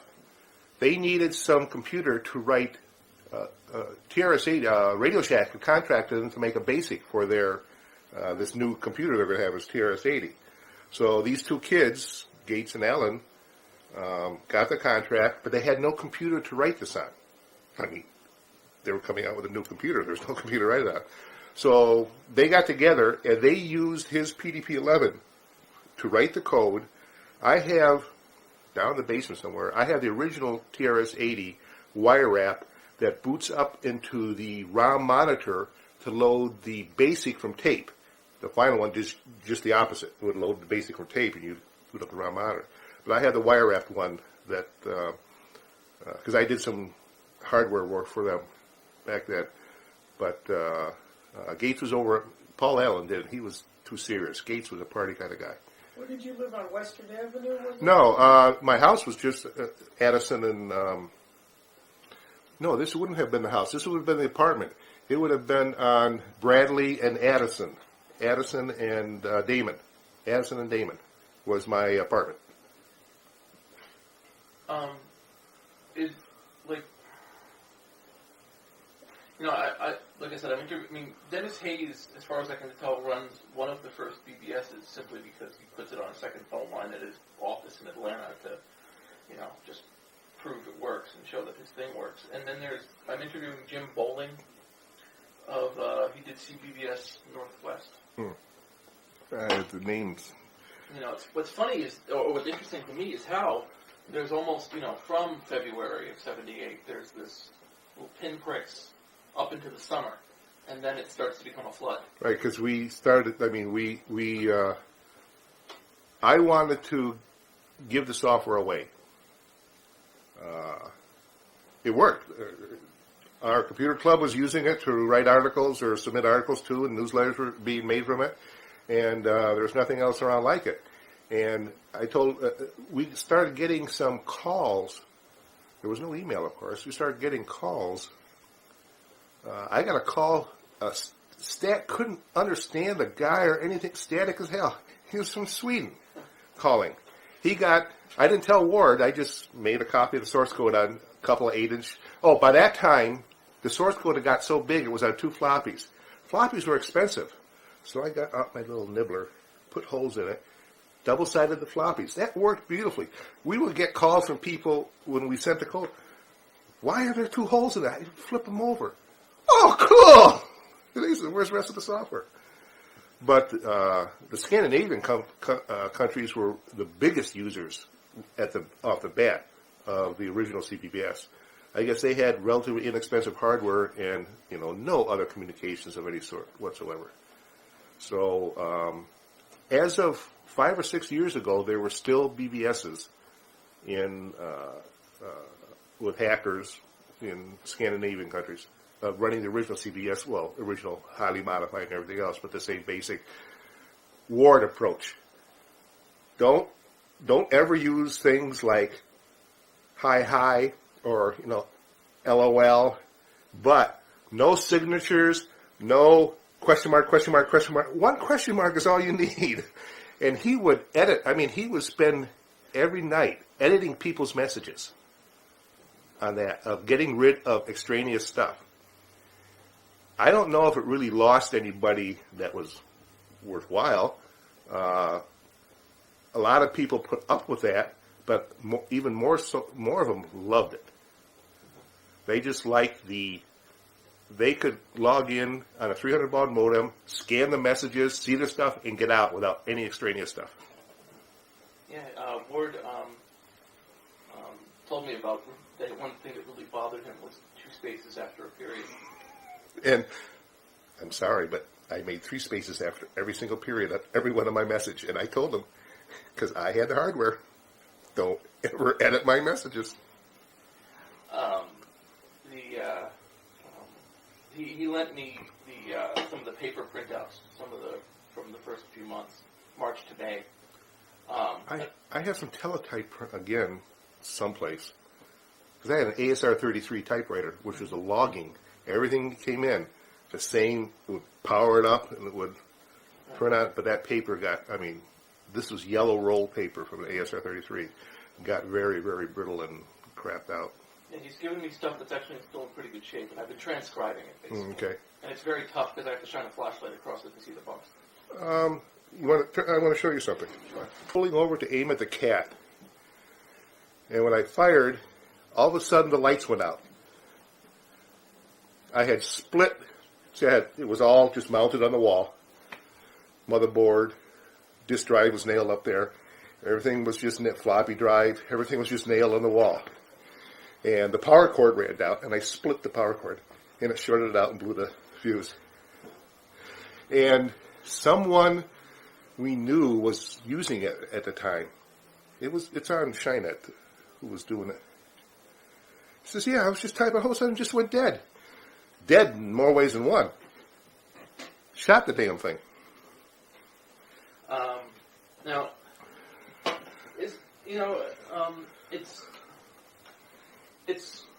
it's worth asking. I mean, you seem to have a distanced relationship with CBBS at this point. As that Well, it's dead. Right, that's what I mean. Well, But, I mean, it doesn't seem to be it depends. I mean, I suppose in some ways it could be interpreted as a lack of sentimentality, but actually it seems like it's more like I don't know, it just seems like I'm a hardware guy. Mm-hmm. See, brains have two parts. Pete doesn't use either part. I use the A or B part. Ward uses the other one. So when the computer blows up, I say, shit, what's wrong with this? Fix it and continue on. When software blows up, Ward tears run down his face. So, no, I mean, if CBBS just went away, just because it wasn't useful anymore or anything else, that would be one thing. But it lives over here. yeah, it's A lot of the old people are on there, and it basically, just like anything else, things evolved way beyond it, and which is not a bad thing at all. It didn't become less relevant. It's just that there were better things to use and a lot better communications going on. So it was not a big thing when I turned it off. Did you have any thoughts on the BBS industry that rises up in the early 90s? No, neither Ward. We copyrighted just because, I don't know if I suggested a Ward or a friend of mine who's a lawyer suggested that we should copyright the term CBBS, which we did, which is why the world is full of BBSs, not CBBSs. We never even thought to do that with BBS. But, I was getting to this before, I kind of wanted to give the software away. Ward thought that would be he wrote the software, okay. I'm not giving hardware away, so I understood, that's his software, and he created it. But we needed something I was the mailer. I had to make the floppies, put them in floppy envelopes, of course, which were none at the time, and mail out and everything else. So we just settled. We didn't want it too cheap, where it would I'd be spending all my time just sending stuff out to people who had no idea what they're doing or didn't care anything else. And we didn't want it too expensive because we wanted people to be able to use it. So we came up with $50. And since floppies were like $2 or $3 each, and there was two of them, and the mailing and everything else, we never got rich at either of it. As a matter of fact, he didn't want anything to do with the money. So, I mean, we had a steady for a number of years, and I can't remember exactly. We had a steady stream of people. Even the day, the week it finally shut it off, just that year, I had gotten 2 orders from, again, it was either Norway or it might have been Poland. CBS is a whole different story about Poland and the commies and the FBI and everything else. But we had got a recent one because it worked on stuff that people could still get over there. And And for all I know, it was because it was all secret crap going on. But, and that was a bitch. I couldn't find any 8-inch floppies anywhere. And that's what they wanted on. They wanted on 8-inch floppies. So I have boxes of the original source code stuff down in the basement. I found a couple of them. And I decided, okay, I won't double-side this one. I'll send 2 out. How big is that?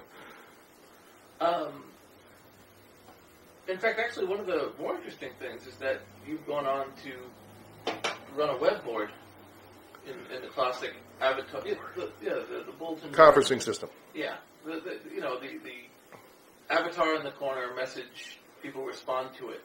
Well, yeah, it was since '82, back before there were any web boards. Well, okay, no, computer conferencing, right? Because it's web based now because that's what it is. If you want people to be able to use a thing, it's still, well, as a matter of fact, even that changed. For many years, it was web and telnet access. For the old farts, like Ward, just at that time, completely hated Windows or mouse or point-and-click or anything else. So the original, when I switched away from CBBS, we ran a version of what was called PicoSpan. That's what Mike Myers had come up with. And that was a text-based system, very much like CBBS. And only it worked via Telnet. It had login capabilities and all that other kind of stuff. And that ran for a long time, and it worked real well. Then, because we were getting college kids and stuff that didn't know Telnet, what? They were, Windows 98. They were getting more used to web-based. A friend of mine, Steve Ford, he wrote in Perl a interface to PicoSpan and had them both coexist beautifully, which basically everybody said was impossible. Even Mike Myers said it was impossible. But somebody could be entering something on the text-based one, the Telnet one, or the web-based one at the same time, and it would order them right and attribute them, and did that for a long time. The only problem is it was all written in Perl, and Perl is something that even people who write in Perl don't understand. Was it called WAP? Yeah, right. Yes. Write once, read never. Right. Write only And so I couldn't make modification. I mean, I would have to ask Steve. I tried to learn some Perl. I just didn't like Perl at all. So I started looking around for something that could replace it. And after I went through a couple of different iterations of web-based stuff, and then on the PHBB stuff is perfect for me. It does exactly everything that I wanted to do. And but there still is. As a matter of fact, I think he even made a comment the last time he logged in. This is not like the old system. Where's the well, I have a friend, Adam Kermit. As a matter of fact, mention his name to daily and watch him get apple plucking. AHK Adam is a real thorn in dailies and the government side. He's a transportation guy, and he uses Shynet VA. I have one modem now that I kept. I used to have 12 lines in here. Now I have one, but actually it's a party set, so there's 2 telephone lines, and I have one modem connected. That's what he logs in on a 1200 baud modem. He has an amber screen Hercules monitor. That's what he uses. But that's what he does all his research for, to bug the government. I mean, he loves Google. He does everything via links, text-based. But he almost had a heart attack when WAP or YAP? YAP was the text to telnet interface. Yeah, I forget what we called it. But it's still on. It's actually still on China. If you point a certain URL, you'll still go into the old YAP. It's still sitting there. But because and which is also why I finally settled, just because of him. I really liked the Bulletin. That was one of the iterations. That was a commercial program. I host a couple of systems, and my lawyer runs a film aficionado place. He actually runs a auction thing using vBulletin and some other Perl stuff to do things. So I tried that, only Adam couldn't you couldn't get links to work with it. It was very point and click-ish. It didn't have any kind of text stuff on it. So when PHPV turned out, I fired that sucker up, and I wasn't about to use a telnet-based thing. I asked Steve. He said, it works. So made some modifications to make it easier for him to. And I actually we do get a couple people who use it via because you can tell it in. I still have some like 30 users, most of who I don't know. They have been on since '82, but they're all Indian, Poland. There's a couple Bulgarians that use Shynet just because it's the only place they have. They're basically they use SSH now, so they can't be monitored. But they do everything via text. Did you ever go to any of the BBS cons? No. No? I don't. I never have time for that. I mean, which is probably why I've been divorced twice. Would you like to go on vacation, honey? Can I plug the laptop in? So, no. I've gone to a couple of Usenixes, but that was actually basically for Sun when I was working for them. But no, just take time out. First of all, I used to go to Comdex. Was it Comdex downtown here? But there was also something that ran at the same. Well, I used to go to what's the place in Ohio? The big Ham Fest, Dayton, Ohio, once a year. Back when I was in ham radio, that was just a big. Well, ham radio is a lot more social activity than computers are. There's no anonymous in ham radio. People didn't want to be. They want to know who you are, and I've talked to this place and all that kind of stuff. So Dayton was much better. I went to a couple of local ham meetings or computer meetings, and it's all. I hate to. I wouldn't. See, I never stereotype. Kids who should really get out of their mother's basement, get some sun, and lose some weight. That was the majority of them. Have you met Steve Jacobs or seen pictures of him? No. Okay. Steve, basically everybody that's on the current Shynet conference system are all what you would consider the elite of people. I mean, they're doctors, lawyers, high-end techies. Steve Drone runs the networking system for Motorola. Steve Jacobs is a rocket scientist. Duffy, he's Mensa. Only he gets bored with it, so he doesn't do much with it. Mm-hmm. But Steve Jacobs is he was the head of he was the flavor scientist for Quaker Oats. So, but what amazes me is he's kind of like your dad. I wish your dad had been back on. He could talk, he knows basically everything. You want to talk about quantum physics, you want to talk about chemists, I mean, he knows everything. He's now a gambler. And he's making good money. That's what he does. He moved to, New Jersey. He has a house here and a house in New Jersey. His girlfriend, Matilda, boy, there's a relationship, lives in New Jersey. But he goes between them. He'll be at the party next month, along with Holly and Steve. A couple of guys are trying to get Laura to fly in. But Steve Jacobs is. He's now gambling, and he's all the big casinos and everything else. He's making tons of money. He knows what he's doing. But, I mean, there's nothing he doesn't know. It's kind of like Duffy. He drew this for us once. But he is strictly, he's one of those guys that are just the side of insane. Only he keeps it real well. His sister's the same way. His sister's an editor or something on the East Coast now.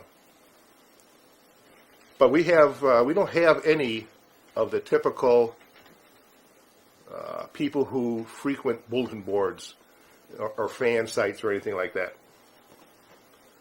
Every now and then we get one that does the typical LOL, signs his name and all this stuff. And next time he logs on, the flames that come out of his CRT, he doesn't know what the hell happened, never comes back again. do you prefer it to be a relatively closed community? No, not a closed community. We are always getting, like I just got two of my friends from EverQuest, girls as a matter of fact, to log on. And they're, as soon as I told her, no, when you're typing and you're fighting and you're running and you got to get the quick message out while you're going, LOL or, some is fine. But no, not when you're sitting in front of a computer on a mature bulletin board system. No, she's, okay. But, no, I would love it to be wider. It's just that the people who are on there have a kind of a fixed sense of the decorum. There's no swearing. Nobody even think of swearing. It's technically oriented only because I am technically oriented. But because I know I am, I have created a certain section of it. There is a cooking section, which I have made a excellent brownies in there. You can't have any, though. They're sitting in the kitchen. You stay away. There's a cooking section. There's a gardening section for the... I actually put for the ladies on there, and I got such the stare that I had to take that part back out again for anybody. But it's not... I mean, there's 10 million different types of conferencing systems. And it has just been, just because I'm the one that runs it and I kind of dominate it, it's been whatever is my whim of the moment is kind of where sections of it go, like EverQuest. Only EverQuest is gone for a while. We had a pretty good gaming section where we would have all the other types of computer games. We used to have LAN parties, stuff like that, but since I don't do that anymore, that's gone away. But back with CBBS, I seem to recall that Ward spent a lot more time communicating on there than you did. You Yeah. occasionally came in. It was like all technical discussion. There was no cooking conference. It was all about where can I get this patch of software. Because at that time, that was the only place you could get it. There were no websites or Tom's Hardware or anything else. If you want to get into the, what I like to call the foo-foo stuff, that's what the college bulletin boards, and that's the type of people around then. Anyways, you mostly have college, because people my and Ward's age were completely lost by this. We just happened to be techies, so it wasn't. But it was a technical, and I left. We never even discussed it, but I left the running of the BBS to Ward. It was basically his child. If he wanted, like he says, well, we need more hard disk space or more memory, that's what I did and went out. And I would log in and scan. I mean, because Ward's the way he is, and he wanted everything to be as efficient as possible, it still had the best method yet that I've ever seen to be able to find out what the subject headers are. I mean, he enforced that. You couldn't just enter a message. There had to be, a subject of what it is. So you can scan, text scan and stuff. I want to look all the things having to do with PMI modems, and you get them all. So I would log in every now and then, but while Ward, that was his thing, keeping that running. I mean, he was on it whenever he could, mostly moderating and stuff like that. I was building computers and, doing stuff. CBBS would always sit in the corner, and I had the monitor on, and I would scroll. I mean, every now and then I would see something going on. There was something wrong or somebody trying to screw around with it or something. But the social part of it was not the means to the end. What's the other way? It was the end result. Now I'm on to something else. Hopefully that'll have an end result that'll do something. By the early 1980s, certainly from 1980 onward, modems and bulletin boards, not in the majority, well, maybe to a great extent, become the province of children. An enormous amount of children, and it was the whole new thing. Did you have I'm mostly asking if you had any opinion on. Oh no, I thought that was great. I am not of the exclusionary type. A lot of people want their hobby or their, that's theirs. They're the elite. They don't want any, interlopers or anything like that. And children, I had no problem. I mean, hell, I had them. I had quite a few of them. Some I can tell about, some I can't. But the only thing that really bugged me were adults who act like children. I'm always of the opinion children are supposed to act like children. But when you get to be 17, 18 years old, 16, it should shift a little bit. But then when you're in your 20s and 30s and you act like children, you're out of here. That's why we kicked Pete off a long time ago. Well, I was just a kid back then, too. Remember, Yeah, you were. I used to log on all the time. All the kids from all the high schools, all we had to connect to were the mainframes. Yeah, well, and you had Plato and there was one other one. It was the public schools mainframe, the IBM. Well, I had all 18, when I had that streaming, I had a feed with a 19200 baud modem from IHNP4 on the original Shynet, which was WLCRJS was the first name. And it had a pair of Altos 586s networked together. But when Indian Hill, Bell Labs, the IHNP4 system was just junk. That was my news feed. And I went to the satellite thing. 80% of the people, I have 400 users on it, was AT&T employees. That's the only place they could get their news feed because AT&T wouldn't let them look at it on site. Mm-hmm. But yes, tons of high school kids, and I have no problem with that at all. As long as you act your age. And if you're 7 years old, you know, you can need a little slapping around, but go ahead, act your age. But I've never really had that big a problem. For instance, I've run Shynet since 1982. I have never been cracked. I've never been broken into or malicious viruses, mainly because it's open. You want to get in, send me an email. You got an account. And Ward kept such hard reins on CBBS, it never had that type of problem. But I suppose if I had, I don't know, do you know what Slashdot is? Yes. You know what anonymous cowards are? A what? Anonymous coward, AC, yes. There is no such thing on Shynet, never was, never will be, not on CBBS. If you're going to say something, say whatever you want, but say it as who you are. That has turned, and that's just the opposite of MNet. See, MNet is a liberal arts college, and I mean, it absolutely disgusted both me and Ward. How can you run something like that? That all the I don't want to say cussing and swearing, but just the pure bad language for the hell, just the shock value, and it's all anonymous, no names or anything attached. And that type of stuff, I don't put up with. I've asked this question in various forms, but just to be sure, you don't think of the BBS, the whole thing, as something that got away from you? No, it was supposed to get away. The whole BBS thing was for our computer club to be able to produce newsletters. That was the whole idea of it. It worked. From wherever it went from then, fine. Well, one thing it does do is that it takes computer communication out of the hands of academics and military and puts it directly in the hands of whoever. And I don't even know if there was that much communications academic. I mean, this was just at the start of the computers stuff. So, I mean, Pete would know more about that. I wasn't in college at that time, and the college and the stuff I was doing had nothing to do with computers. So I don't know. Plato, I guess, is the end-all and be-all of the college scene. I don't know what they did. And I have an idea, even in college, it was strictly within the college.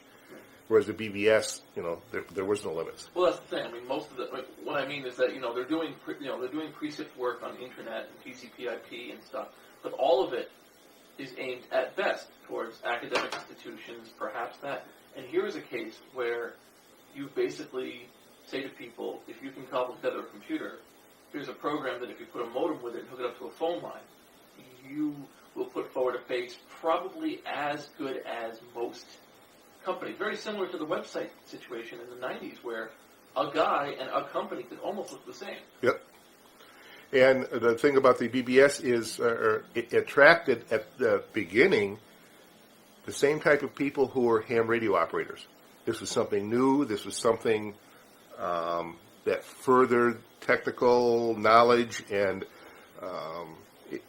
the people who got in on it from the ground floor weren't the type of people who go into their mother's basements, log into a /dot, become an anonymous coward, and blast people. That whole, they might have been around at that time, but they didn't have the means to do it. So no, we don't. I don't think Ward does, although he may have more feelings to get the software side. But I see nothing but good of, especially when it went from X modem to Y modem to RZ, SZ, when the communications just logarithmically just flew. Same thing as BBS is getting more and more, and then the Big Blue and all the other type of systems.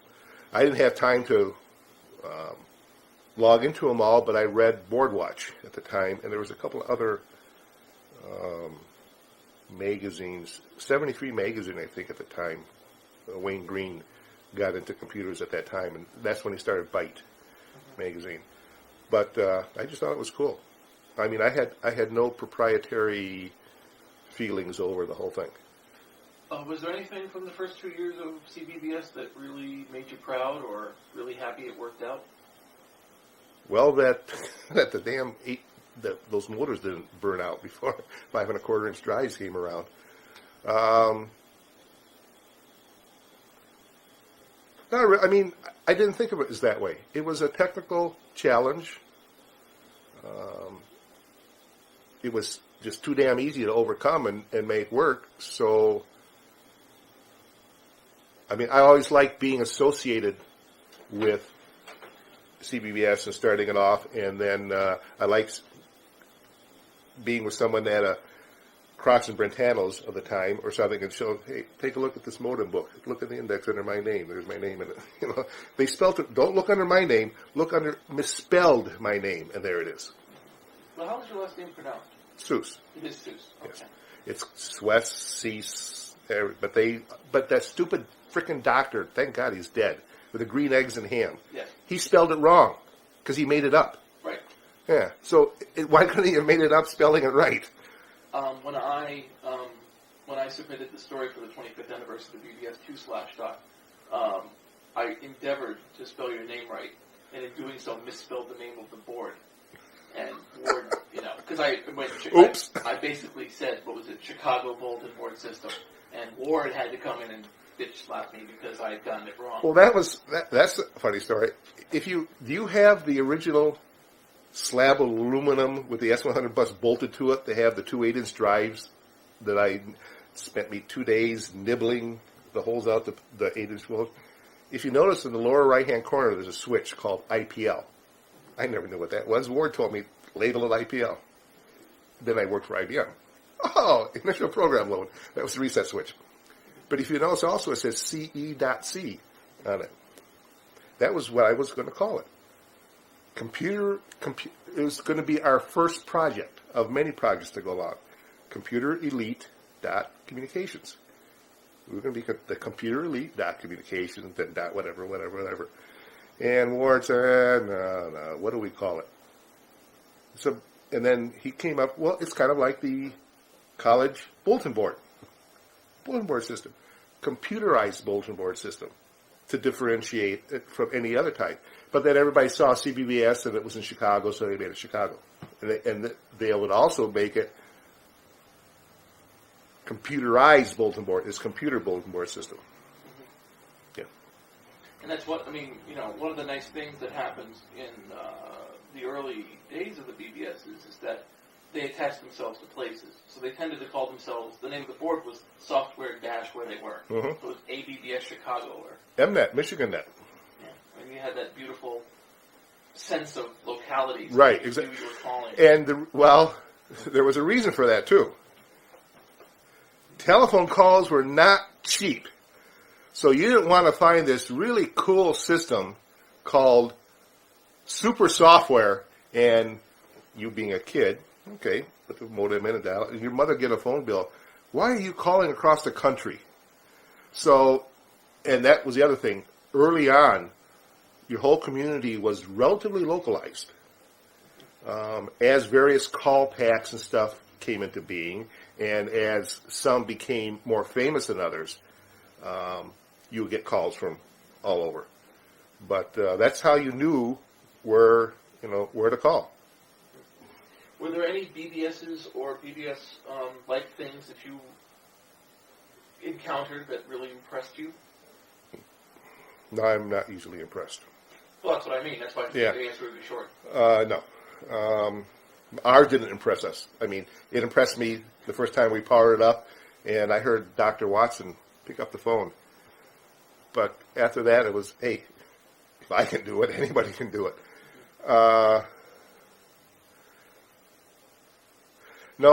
MNet, the first time I logged into that, absolutely amazed me by the amount of people and the different types of people. Almost all my limited BBSing was technical type. And it amazed me. I says, okay, this is not for me, and went on. But I mean, I just didn't realize there would be that many people all enthused about so many different things. But no, mainly because there isn't any, it's commodity, really. I mean, it doesn't matter if you have a Cray in the back end or if you have a TRS-80. You're on a 1200, baud line. It all looks the same on text on it. And even nowadays, since it's all web-based, it all fits on a little screen with Microsoft Explorer, and you click and click. Maybe if you knew behind the scenes what it was, it would have been a lot more impressed. What they had to do to put it together, and what's it look like sitting there, and does mother come and clean around with a feather duster? One of the interesting debates that I've had to encounter in the last couple of years is, people are very possessive of what represents a BBS. That there's some very distinct lines that are drawn. For instance, that you and Ward create the first BBS, and that there's nothing before it. And then there's people who are like, oh no, they're the Johnny-come-latelys. And then I have the people who tell me that, for instance, there's a debate over whether something like Slashdot is a bulletin board system. Do you have no, it's not a bulletin board. Well, yes. You can consider, since we invented it, BBS is the granddaddy. There is many a tree floating. Shinet's conferencing system, it's a conferencing system. Now, it's become much more than the smallness that a BBS implies. Slashdot is just a conferencing system. But there are higher levels of what type of conferencing system there are. I mean, it doesn't matter whether you go to Tom's Hardware or Slashdot or any of the forums for, like, EverQuest, the various forums there, or at any Unreal Tournament or anything like that. Any place that has a fan congregation, they'll have a conferencing system. Most of them are just basic, identical to the original BBS. Messages, items, people respond, all that kind of stuff. So that's where the BBS came out. There are things like Slashdot where they are known for other things. Like if you've been Slashdotted, you've made it in the techie world. I've been Slashdotted 3 times. Only because I have a T1, I was never brought down. It's just that, oh shit, Shinet's slow. Damn, somebody posted something about Shinet. So I go over there and unplug the router. 10 minutes later, okay, they're all gone. But no, a BBS was the original name. I mean, if we had thought of calling it a conferencing system, we could have called CB. No, it won't work. But if it has things that you can enter, the stupid, I hate the stupid word, blog. That's, I mean, that's just this. That's like Gen Y. It's just something that's so stupid sounding. Those aren't conferencing systems or BBSs. They're just somebody's posting their Word document to the net. I've tried to explain weblogs to people who haven't encountered them, and I always tell them that they're tiny BBSs in which the only subject is the sysop. But they're not, okay, see, they're not BBSs. They are a memo pad that the SysOp publishes. You'll be amused to know that when I was interviewed by USA Today about this project, the woman could not get her head around the concept.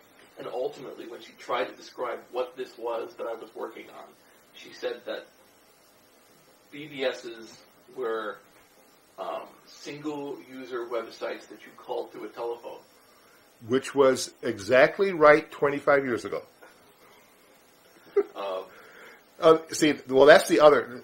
You just basically hit a nail on the head. A BBS is a single-user device. A conferencing system, by definition, is multiple. I mean, that was.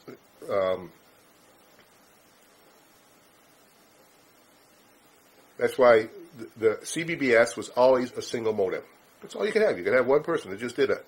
When I made Shinet in 1982, it ran, right alongside CBBS for many years. Two different things. I had 12 modems. And I had people actually buying demon dialers across the country. I put them on the map so they could hammer dial. I had set up certain phone lines for people who donated stuff like modems and stuff like that only they could call in. And then other ones were open to anybody. And for a while there, I had a Heathkit chart recorder hooked up that showed the times on all the lines. And I said, after about a week, I said, what the hell? Just 24 hours a day, 7 days a week, all the lines were solid. There was a lot of people who just wanted to be able to be heard. And I was there to make sure that they got disconnected.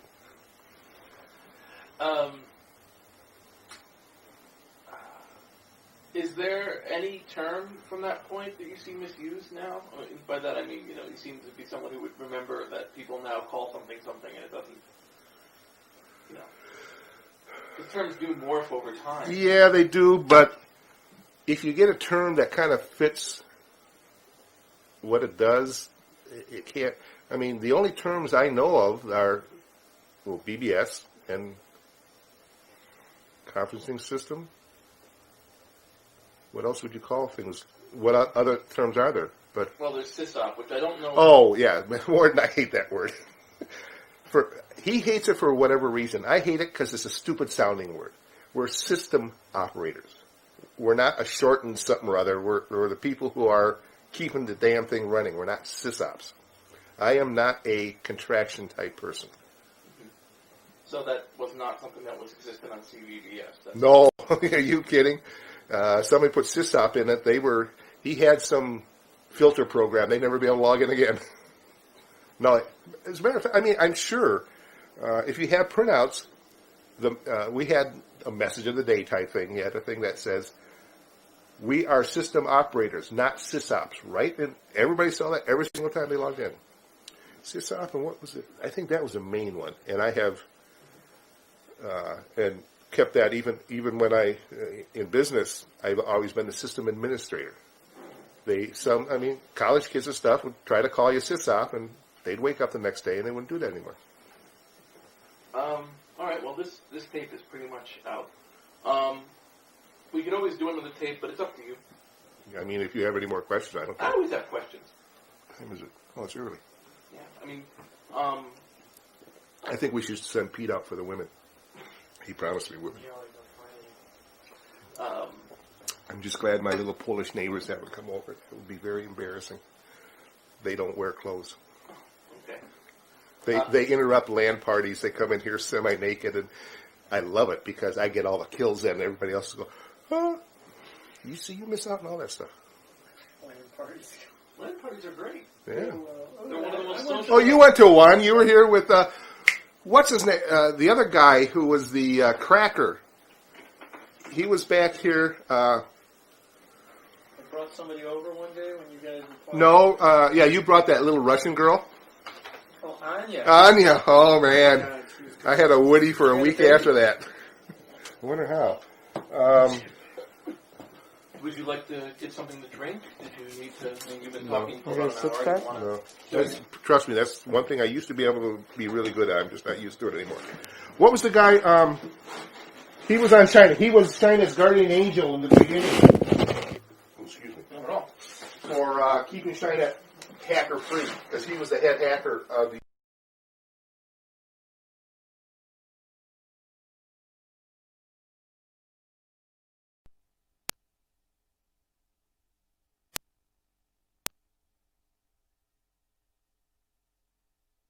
The way that Ward, but it was something where the chips had unsettled, and Ward was saying, "Oh, we have to press them in, and you just grab them and slam it against the wall and go, it works," Yep. and put it back in again." Same way as we needed 1702s.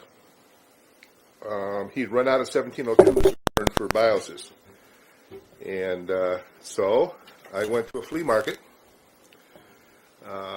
bought some VME that had a bunch of 1702s on them, took them home. Boy, my wife at the time had a heart attack. Got the blowtorch. Back of the board almost on fire with a blowtorch, with the front popping 1702s off into a box. Worked beautifully. And it worked so well that I got 1K chips and 1 meg chips out of computer boards, and they would go into IMSI machines. They would then go to 386s, just blowtorch the back till it's the epoxy started burning, and then the chips would just plop out, completely clean.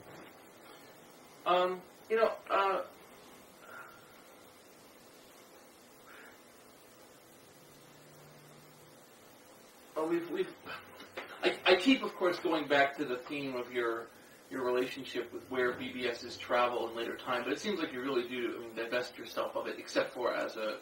Not the best of myself of it is that I have no negative opinion. I mean, where it's gone is where it's gone. It wasn't like I came up with the idea of the BBS, and this is my plan for it. I want to do this. I'm going to make money on this. This is where I want to go. Unlike Ward with his thing of, this is how it's going to look. There's not going to be any frivolity on this. I didn't care. Well, it's not that I didn't care. I cared, but I didn't have a vested interest in where it was going. The only interest I would have had, and thankfully I didn't have to worry about, if it didn't go in, it just fell off and people found it too hard or didn't do it or anything else. That would have been real disappointing. But seeing where it is today, I think it's cool. Did you have any reaction to FidoNet? I never ever logged into a FidoNet. I thought, there was a time when basically CBBS became irrelevant, and the internet came. One moment, listen to me. Suddenly got this fear that you were scraping it. Anyway. Oh, okay. But you're not, but... The internet came and made BBSs obsolete because now there's conferencing systems and you don't have modems anymore. People can, you don't have a community anymore because the person may be, across the country. You're never going to meet them. You're not going to know them. Whereas with BBSs, basically, somebody could announce on a BBS one day, hey, let's meet over at Joe's Pizza on Saturday. Everybody know where Joe's Pizza was, and they all go over there and meet. But Fido was kind of the network BBS type of thing. And Ward and I had never gotten into that. That's just someplace where it went. And by that time, I had got into Unix. And, Unix was so much better than, the FidoNet type stuff that that's when Shynet became.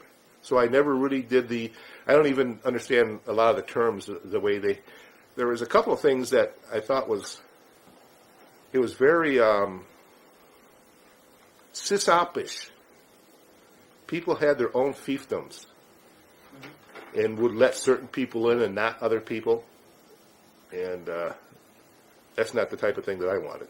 Yeah, there's an absolutely glorious rant I have from Tom Jennings I just edited recently where he was talking about that. Tom Jennings is the creator of FidoNet, is a very energetic individual. He's about 40, 50, but when he talks, you can't tell he's not like 20, because he's just... And one of the things that really drives him nuts is the fiefdoms and the petty little arguments, and Because he meant to do something. They made levels so that they could keep track of the routing. That's what I thought it was, but then people took advantage of it. It says, I'll let you peer to me, but you got to do this and get in. Right. That's where you have the immature people compared to the mature people. And that's all over. I mean, that's all over the place. That's where Anonymous Coward came from. Right.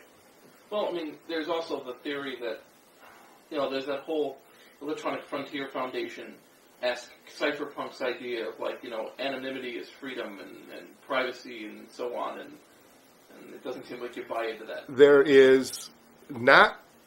I'm a definite privacy freak.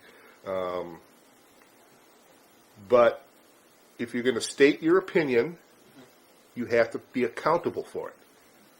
That's. I mean, if you're not willing to, be accountable for your opinion, just keep it to yourself. Yeah, I remember Plato Notes had anonymous notes from very early on, and CBBS never tolerated anonymity. And it's interesting that it seems to be the wrong way around. You would think that this supposedly rigid environment of Plato, or at least the Defense Department funded project would. Except wasn't it much more university? Because university is all about the laugh and sing, the liberal privacy and the right to be, and they're the worst places in the world for that. In actuality, you better follow their the rule, or you don't get the sheepskin and you don't get out. Well, there were debates about whether we should have anonymous notes allowed, or how Yeah. it should be And moderated. we've never had a problem with that because we just always said no. There was no debates. There's no. That's one of the nice things about it being your system is there are some things you can just lay down the law, and it's fine. If you don't go along with that, go to another one. There's ones that will. Go to Slashdot. But if you look like on Slashdot, which has a complete anonymous coward type thing, I'd say 99.9% of the things posted under Anonymous Coward are completely content-free, useless, obviously people who are just out to cause trouble. There's no information in any of them. Whenever you see a posting that has somebody's name, it's not their name necessarily, it's a pseudonym, but it's somebody that you can email to or find out, they don't make fools of themselves. And I have actually started with Slashdot. You can set yourself up to not see certain levels. And as of last week, I turned off. I don't want to see anything from Anonymous Cowards. Mm-hmm. And I've got a lot more information. I can get through a lot of stuff much quicker. There's a website called AlterSlash that basically takes Slashdot, gives you the noise to signal to noise ratio. Signal to noise ratio in terms of like who gets lowest rating, so you can see how many low rated people are taking it over, and then it posts like all the fives. So you could read, and then if you're interested, you click on it, you go down into Slashdot, and it's a way you could read it now that's quite, it just goes, oh, here's one that has very low noise, not enough, not many anonymous people are posting on it, and here's what people are saying that are the top five, and it's, and that's, I think it's a response to that kind of. Yeah. Ward mentioned creating moderation on CBBS, that there was a moderation system after a while, that you had to. No. The moderators was people were in charge of conferences. In other words, just like on Shinet, I have a general conference. Everything goes there. I have an EverQuest conference, which is moderated by, I think, Drone, which is EverQuest stuff. Somebody tries to post advertisements or something about something else, it's up to him to delete it, modify it, get rid of it, whatever. So that's what the moderation is. If there's a moderation on DC Hayes modems and problems with it, if somebody starts ranting against DC Hayes and say Potomac Micromagic is much better, gone. So that's where the moderation came in. It wasn't like, here's a general conference, and if somebody said something bad about somebody else, you delete it. No, general is general. Right. It was more of the technical moderation of let's keep things on track here, and that if, for instance, and it depends on the moderator. Like, for instance, I moderate everything on Shinet. if somebody posts something what we call off topic on there, we suggest, or I can physically do it, or I can tell them, post your question over in this conference. You'll get more people on it. So, that's the one type of moderation. Some of the moderators are just adamant, just keep everything. Ward would be one, keep everything on track. Other ones would say, go here someplace, or something like that. Left field question, just something you asked someone who found BBS's.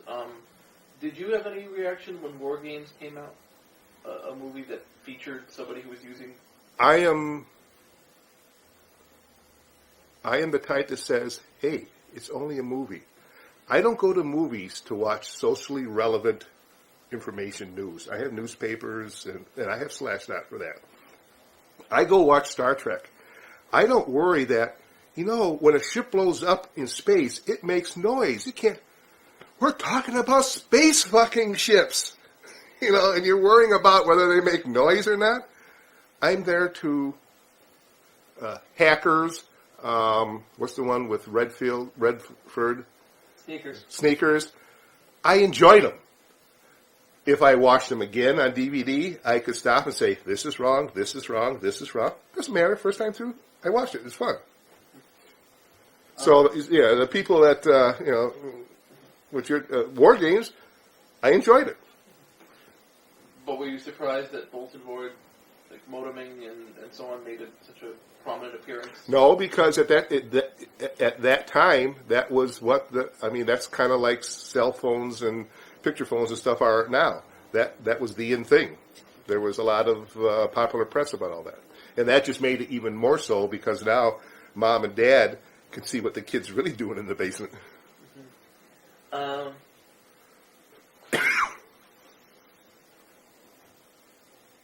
But I'm trying to think. There were some other ones that put things in bad light and just done bad. That just made me mad that it was badly done. But since it didn't make a big impression on me because I can't remember, but I know there was those type of things too. You mean movies? Yeah, movies, books, TV shows. Oh, yeah. Well, let's see. Damn. There are a couple of recent TV series that were just, like it was the dinosaur movie series. Dinotopia? No, not the one on TV. Jurassic Park. Oh, Jurassic Park. And those. They had the girl sitting in front of a 21-inch monitor running, I don't know if it was Mac X or it was some kind of X program. IRIX. Typing in completely stupid stuff that had nothing to do with anything. That stuff pisses me off. Where they just deliberately do something wrong and put it out as the way it is, rather than, deliberately misleading, rather than, hell, just have her type in LS minus L or something like that. Big deal. Yeah, in Matrix Reloaded, she hacks in using an actual hacking program in a way that would work. Yeah. And I know the guy who invented that program.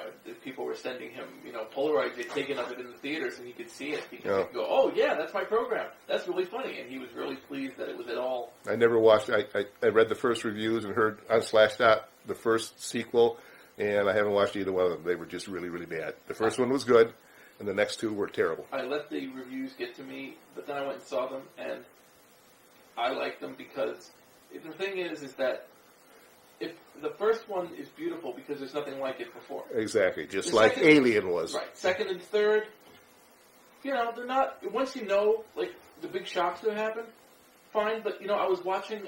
You were looking for the special effects. Yeah, I was watching a clip, and even beyond that, there was some scene where like Neo's talking to somebody, and they're talking in that really weird stilted style they talk in. Yeah.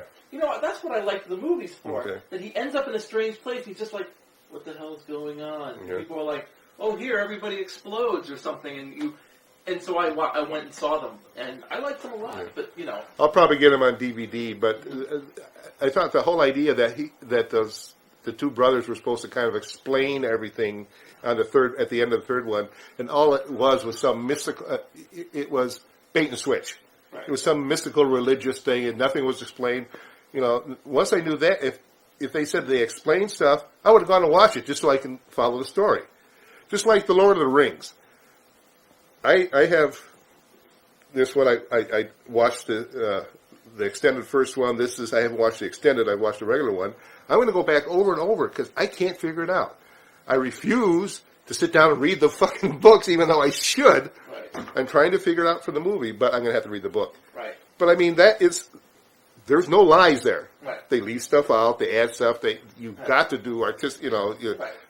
But you can understand that. But if they all of a sudden had, well, the dragon one, Rain of Fire or something like that, I thought that was visually good, but the story was crap. Right.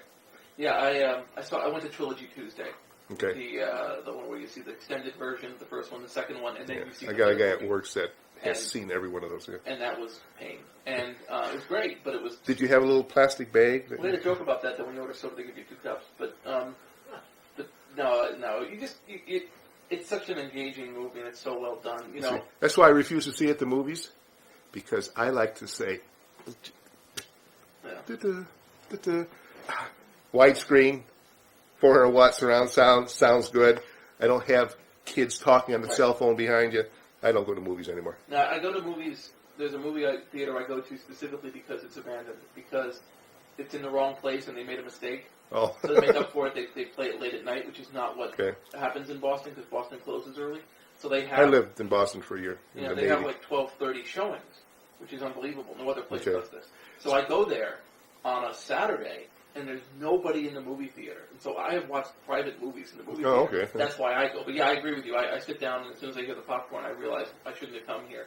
It's like, why don't I like going up to my cabin? And you go up to the cabin, and the first time you have to pull the squirrel carcass out of the oven, you're like, oh yeah, that's why I hate this place. But you forget. Yeah. So yeah, that's definitely where it goes with that. In asking you about, the natural. I got lectured about this actually by another pioneer type person who. You get lectured, huh? He was I'm going to get a pop. Yeah, he said basically his take was. Stop acting? Right, that was the. Now they're all social critics. Yeah. Yeah, well, that's the current. What do you call it? That's the current conservative radio take on it. Is like because they're they're getting very vocal. They're saying very dumb things. Why don't they just act? I mean, What's the band, the girl? The Dixie Chicks, but yeah. that was it. Dixie Chicks, I don't care. First of all, they hate Bush. I already like them. But I like their music. Mm-hmm. Charlie Sheen, I like his acting. Mm-hmm. He's a complete fucking asshole, but it doesn't matter. It's a movie. Right. But, no. I mean, I know what to pontificate on. Mm-hmm. And I have always been able to say, I have no idea. I don't know. I'm not going to... I used to teach. Not by choice, but just because I was the only person that knew how these things work, so they flew me down to San Antonio, and I spent 6 months teaching down there. And the first thing I always told the class, because I hated this when other teachers did not do this, and it was obvious they were lying, is that when I don't know the answer, I'll say, I don't know. Now, I'll try to find the answer, but I may not. And so, there's many times. Sometimes 25% of the lecture was, I don't know, but if it's something I should have known, I would have marked it down and gone and found out that night and answered the next day. Mm-hmm. It was some little troublemaker off the wall that during the break he would limp back in and he wouldn't cause any problems anymore. Sometimes it's good to be big. Right. I guess the natural range of questions for me that remains is mostly what leads you, since we've talked a bit about after you co-create the BBS, are there any really influential things that lead up to it? In other words, do you find as you mentioned, when you were younger you took apart televisions, but it's one thing to go from that to doing circuit boards. No, because again, I've been in technical hobbies all the way along. I went to Evanston High School. At that time, it was the number 1/number 2 high school in the United States, in New Trier, back in from 59 through 63. New Trier and Evanston Township High School were the top 2 high schools in the United States. I was president of the radio club, I was on, I think it was Channel 2 at the time. I was the lead cameraman for Mikado, the first time any high school play was ever on national TV. I was always in the technical end. People always say, even now, at work, at the cafeteria, the Oriental guy who runs the place says, "You remind me something." Says, "Is this some stupid wrestler that happened to be a governor up in Yeah, that guy." Says, "What position did you play?" I said, "I never did sports." So I was never ever interested in that type of thing. I was always a techie. So when computers came out, even before CBBS, I had a F8 development kit. This is back before there was any idea of there being a personal computer. And I forget how I actually can't remember exactly. I think it must have been Cash, how Ward and I got together, because it had to be before Cash, because I knew he was wire wrapping up. So, well, it had to do with, I think, one of the first articles in Popular Electronics or Popular Science about these things called microcomputers. At the moment, the only thing I could, Fairchild had what's called a development kit for $99 or something. It's a little circuit board with a processor. I hand-coded things that would add from 1 to 10 and divide by 7. It was just absolutely amazing that you could make this little thing do that. And but it was an offshoot of, I had the Midwest's first 220 megahertz autopatch system. You know what autopatch is? That was back before cell phones, ham radio operators. They had handy talkies, which is relatively new, but I was heavy ham radio then. And I had a friend who was the engineer at a apartment building near the lake on Fullerton, very tall one, that would let me have roof rights. I put a 220 amateur repeater up there. That's where a repeater is. I can transmit to it. It will retransmit even farther. Basically, it's a radius around there. So I could talk via a low-power rig from the north side of Chicago. I could never talk to somebody on the south side, but it would go through the repeater. I wire-wrapped and obtained a 1A3 touch-tone decoder from Teletype Corporation on TUI. I actually stole a fax line from some defunct company one floor down and ran the wires up so I could hook a telephone to it. And I was able to, I took a Motorola handy-talkie, mounted a touch-tone pad to the front, took some circuitry so it would beep, and I could make phone calls I did the same thing with my car. As a matter of fact, I sold a Hamfest. I took telephone handsets, mounted push buttons in, changed the impedance of the transmitter receiver so you could plug it into the most popular transceiver at the day for making phone calls. But I was able to walk down the street and talk to people via the telephone, push to talk and listen. And this was, Christ, I don't even know when it was. It was before computers, so must have been late 70s, early 80s. But that's what I was doing at the time that this F8 thing came out. And just one more technical thing. I was able to basically do everything there was in radio. And I was at the state-of-the-art in fast scan television. I had this is before VCRs. I had a Sony reel-to-reel color tape recorder. A friend of mine worked at Editel, which was at that time the premier videotape editing place in Chicago for all the radio stations, stuff like that. They had these quad machines for duping tapes and TV feeds and all that kind of stuff. He got a mint copy, actually, I mean, it was new, of Devil and Miss Jones and Deep Throat. He duped it out to my reel-to-reel. This is back when I lived on Bradley and Damon, in an apartment. I set up my fast scan television, cranked it down a bit to channel 3, and my whole neighborhood just loved me because at midnight I would put the TV on a loop, and I'd be putting Devil and Miss Jones and Deep Throat at 3 o'clock in the morning, and the guys would wait till the wives went to bed, and they flipped their and this was, you had to tune the TV, in between 2 and 5, and there it was. So But since I've done that, I had fast scan TV feeding into monitor or slow scan. I was looking for something more to do. And then this damn thing called a computer came along. Now, jumping back, I mean, is there any, this has been covered in other more indirect ways, but is there stuff like that that gets you excited now?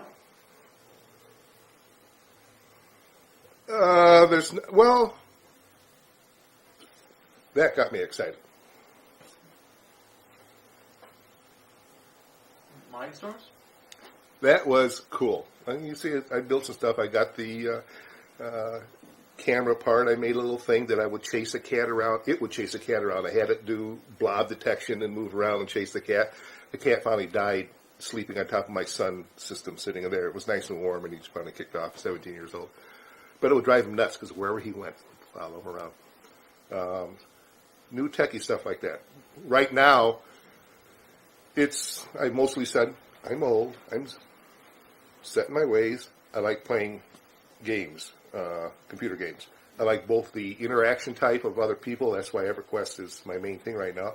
But I also like the, as you might be able to tell, I like to experiment with other types. Mm-hmm. Strategy games, first-person shooters. I had those Unreal Tournament servers. And this was part of it at the time. I was number 3 in the world for most popular Unreal Tournament servers, which is kind of cool, being known as that. And but then, I had my friend who was here, and he was excellent. I mean, I was in my late 40s, and he's a kid, and he was always number 1. But there were times, just like they say, any weekend, any 2 football teams can beat the other one, even the worst one and the best one. Every now and then, I would beat him in a string of stuff, and that would piss him off so bad. And it was cool. And then go back, and he'd just kick my ass the rest of the time. But both of us then on our server, with people from all over the world going, "Oh shit, what are we doing here? These guys are," and they don't know it's some 48-year-old guy that's doing that. But yeah, technical wise, I mean, wireless now is neat, but there are some things now that I'm limited as, such as wireless is cool. I've got my laptop. I can go sit in the John and surf the internet. But because of where I am and everything, there's limit to what I can do with it. Right. I can't set up a wireless BBS because there's just nobody using it. Yeah, that's what I always thought was the next thing, was bringing back that locality. But the problem is locality is too short. Yeah, too short at the moment, label 211. But, yeah, I think that's where, I mean... In ham radio, you can't do it. See, ham radio would be an ideal part of wireless. But because of the commercial possibility of it, you can't do it. You can't do anything commercial with ham radio. Yeah, that's part of the, once, I remember when the, I remember specifically when they say, we can start doing commercial traffic on the internet, and it was like, Yeah, well, it's going to shake itself out eventually. There's going to be room. It's big enough. There's going to be room for commercial crap, and there's going to be room for the non-commercial. Yeah. I'm trying to think of as long as the government doesn't get in and screw things up. Well, I mean, or Microsoft. Obviously I have my own wacky, weird opinions like everybody else, but, I'm sorry. You have shit. I have stuff. Or don't you know that joke? No, I don't know that joke. George Carlin? He has a joke about everybody has stuff. What? I have stuff. You have shit. I have stuff. Right. Yeah, the house is a place where you keep your stuff, where you go out to get more stuff. Right. But anyway, I had this whole, theory that it's good that people are fighting and stuff for different rights and stuff, but my attitude is at this point, technology has become so profitable and so ubiquitous that a lot of the concerns people have are starting to, Well, the spam thing. Yeah, the spam thing is something, but even there, I mean, there's so much. It's just there's so many. How do you put it? Well, it's like Jack Rickard used to say, which is, screw up my internet and I'm going to go buy a router and a lease line and I'm not going to talk to you anymore. Okay. And, when he talks about like companies that were starting to try to come up with all these weird acceptable use policies, and he's like, "I'll buy a leased line and a router, and I don't need you." That's why I have my own T1. I'm beholden to nobody when I put on my system. Right, and that's my take too. That's why I keep my T1 up there. Because I'm not with an ISP. Right, I am an ISP. Right, my company. My thing is from an ISP, but they've been very. I've switched ISPs before, and I'll switch again if I need to. Well, it's kind of hard to do with a T1. Well, the deal is good. Yeah, let's put it that's that what way. I mean. I'm using the pipe. They don't care. Right. You have too high a bandwidth. The hell, I'm paying for a T1. I'm not some cable user, so I don't have the problem. People is about because they're up here. There were it was in Cincinnati that they had the big thing where a bunch of people they basically went to the houses of people suspected of modem uncapping with cops and seized their machinery. Well, that's perfectly okay. What they were doing is illegal. Somebody who pays for unlimited internet and says, "Hey, I'm paying for it. I'm going to use it." That's one thing. But if they're saying, "You're getting 256K at this price. It's this much more for 512. I'll buy the 256. Do 512. Arrest them. Put them in jail." I mean, it's simple. Mm-hmm. I just try to tell people that to convince them not to go with cable. That I'm like, cable waves a very nice carrot in front of you. But as soon as you get it, you realize that it's not really all you can eat. Yeah. They don't like certain things. That they will randomly block ports because of viruses and stuff. And that they discourage you from running servers on it. I have cable here. Yeah. That's when I have people over to use games. That's what they use. It works fine. I'm not trying to do something. I understand what the cable's for. Right. And that's what I use it for. Web surfing, running games.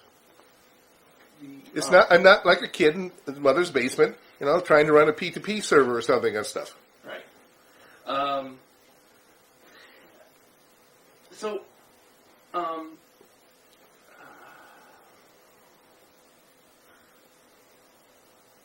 When did CBBS kind of be, the original CBBS, when did you kind of punch out of that project, do you think? Well, I actually got uninterested in any further technical part of it when me and Ward moved it over to a PC. I set up all the hardware and everything else with all the detection, and he did the cool thing. I came up with the idea that, hey, here's this neat chip that will emulate an 8080. Let's get it off of this damn S100 bus thing. Just make it work. He didn't think it would work. And I did it. I just, look, it came up. It had problems mainly in the interfacing. Right. And Ward was amazed. And then I was amazed. Took him a half a day, and it was up and running fine on an 8086. It would boot up in MS-DOS and switch over to CPM.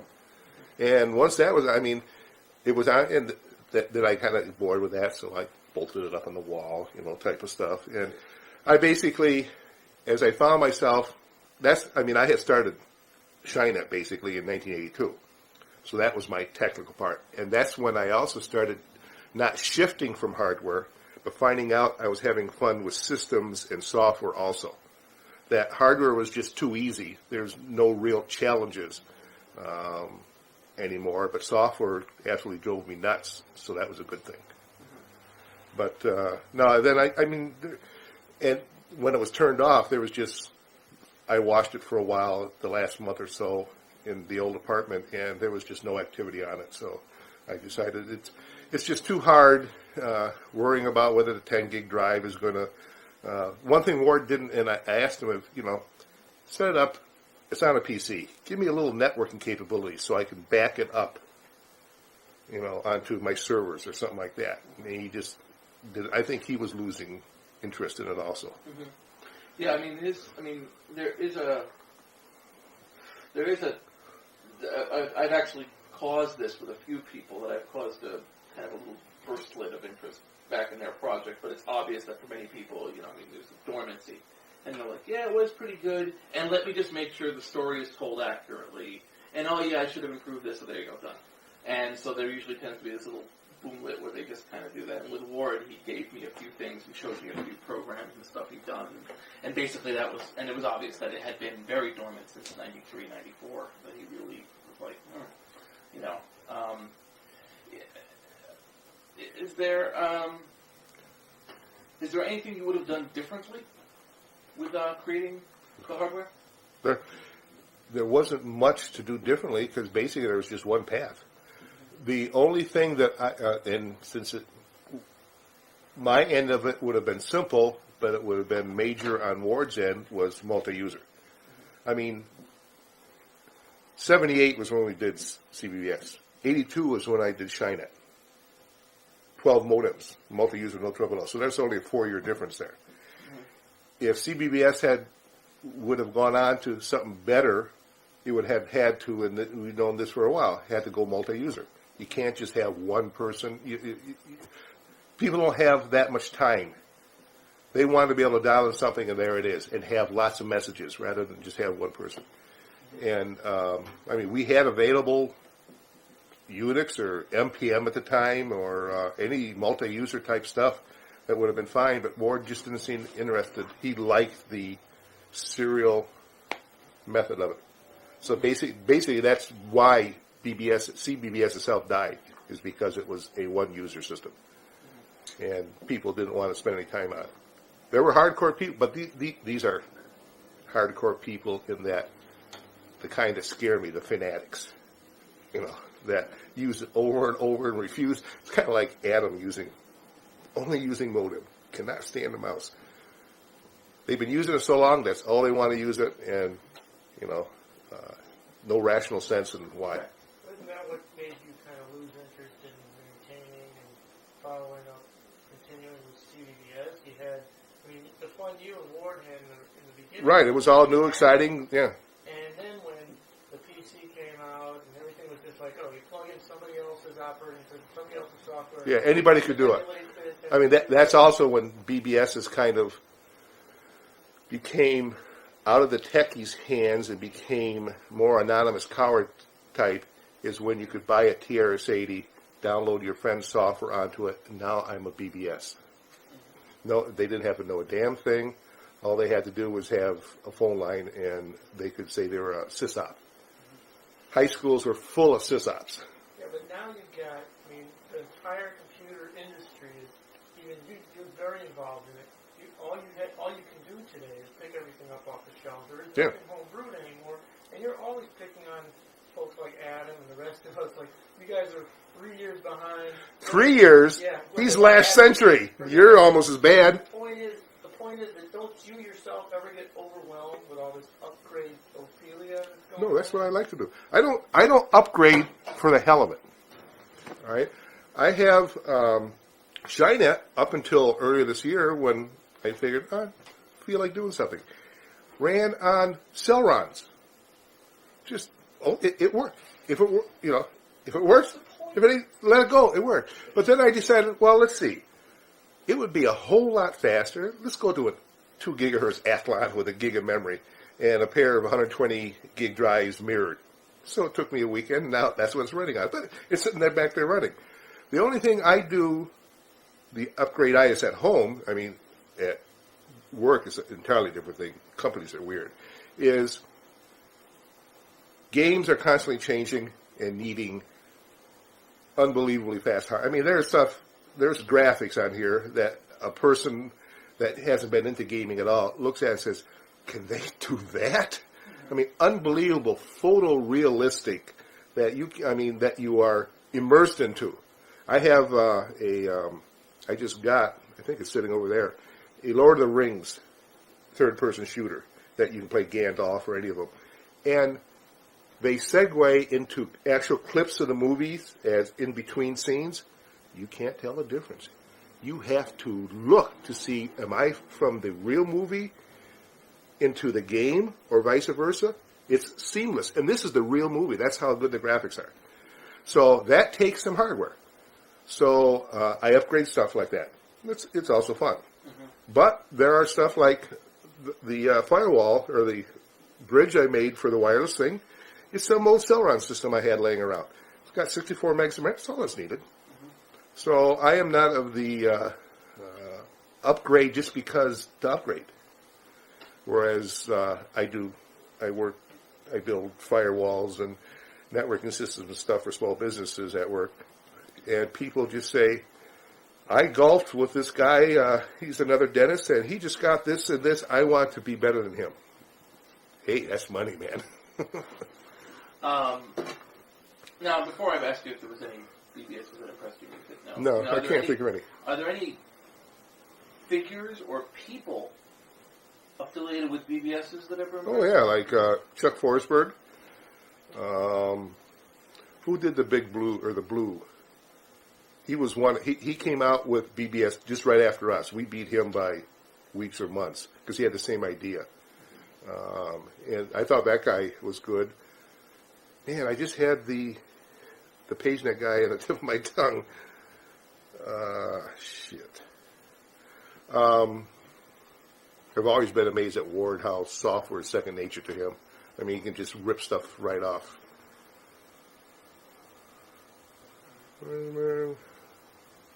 Yeah, I remember seeing, like, at the party, the 24th party, I went to talk to him, and he was looking for something for me on his laptop. And I realized, and he was typing in some programs. He was typing in some things and calling things. And I realized that these were Ward Christensen created programs that were probably doing something unbelievably efficient in DOS that were helping him do things that don't exist out there. Yeah, he writes his own tools. I need to do this, and so he was able to find the information he wanted to in like 9 seconds. It was doing work for him. Yeah, that's what I do with hardware. I build little tools to do other tools, and then the tools get ripped up to go do something else. Right. And so that was, But other than and what about Chuck impressed you? impressed me first. I mean, technically, he wrote a better X modem, and Ward and I had agreed from the beginning, this is a joke. This is not the way to do it. It's terrible. It's a hack. It works. Cisco still uses X modem. Okay, so it can't, because it did not scale, and I hate using that word, but it was meant for 300 baud modems. It was not meant for internet or anything else because of the stupid checksum and stuff like that. Forsberg came up with a better method that was, I always like this, that is downward compatible. Didn't break anything. It worked just fine. And I also like that he was of the same attitude, that it's something for the community, something to make things better. I'm not here to make money off of it. Here, have fun. When I talked to him, what kind of, he tried to make a living off it. Which is fine. And he sort of has. Z-Modem is still in use today, mostly by cash registers. Oh, okay. SCNRZ is the premier communications program for Unix systems using telephones. Somebody just told me that they use Z-Modem. He was working at a game company, and he was coming in through like a forwarded. It was going into like a forwarded SSH to a system and something else, telnetted into something else to get to it because they were at a show, and he, Z-Modem works, yeah, right through it, and that's how he got the data over. Because otherwise, he was screwed. Let me think. Is there a question that you had, Peter, that you wanted me to add that I'm not asking? Because otherwise I'll hear about it in the car. I did want to know, you were talking about Gates and Steve Wozniak and Jobs, and they used to come. They would come. They would take regular trips. Paul Allen. I saw Paul Allen walk into Itty Bitty once. yeah, that's where we got the What was it? Do you want to describe Itty Bitty? Because this is something I'm not so aware of. Itty Bitty. It was this is back. As a matter of fact, there were no such thing as computer stores. This was the first one. Well, it was the first one in the Midwest. There was some West Coast of the type. They weren't even computer stores. They were just stores that catered to the hobbyists. They had IMSIs and stuff like that. And they had no idea that it would go anyplace. But Itty Bitty Machine Company, IBM, was a small little, not any bigger than this room in here, in Evanston. And it was, what was the guy's name? Well, Ted Nelson was one of the. No, Ted Nelson was a smelly freak. He was out of there before you know it. Right. He was just a partner to get some money out of it. But the guy who ran Mike or something, he's the one that ran off. He stole the whole place and ran off with it at the end. We went bankrupt, essentially. Right. But it was a small little, and it was Evanston. So they had the Northwestern University people to feed off of. And I was working, what year was that around? In 75 Okay, yeah. I worked for Data Point from 75 to 83. So I would have been working for Data Point. I was a telecommunications specialist. I fly around the country installing automatic call distributors and stuff like that that Data Point was into. But I had, I remember there was a Evanston store. I was looking for some software, or I was looking for some 1702s. And on CBBS, somebody had mentioned Nobby. Yeah, Nobby's was a comic book, board games type of sci-fi shows that started. The guy was kind of smart. He started stocking these hobbyist computer parts. So I went there. He didn't have what I wanted. On the way back, I saw this little thing called Itty Bitty Machine. I stopped in. Hey, look, it's got glass cases full of National Semiconductor 802s or something like that. Computer parts. I started talking to people. They had a couple of kids there working, and I told them who I was. And they said, "You, CBBS? What? Really? No. Yeah, that must have been it. So they must have been that. No, it was 78 because I had already done CBBS. Because I bought an IMSI there, and that was long after we came up with CBBS because there was no IMSIs then. So it must have been around 78, 79 that this was going on. So I got to know them, and I helped them out in some technical problems. So they hired me basically to work there mainly on weekends, but part-time sometimes during the night when they had it, and I wasn't off someplace for a Data Point. And it got to be where I opened the place on Sundays.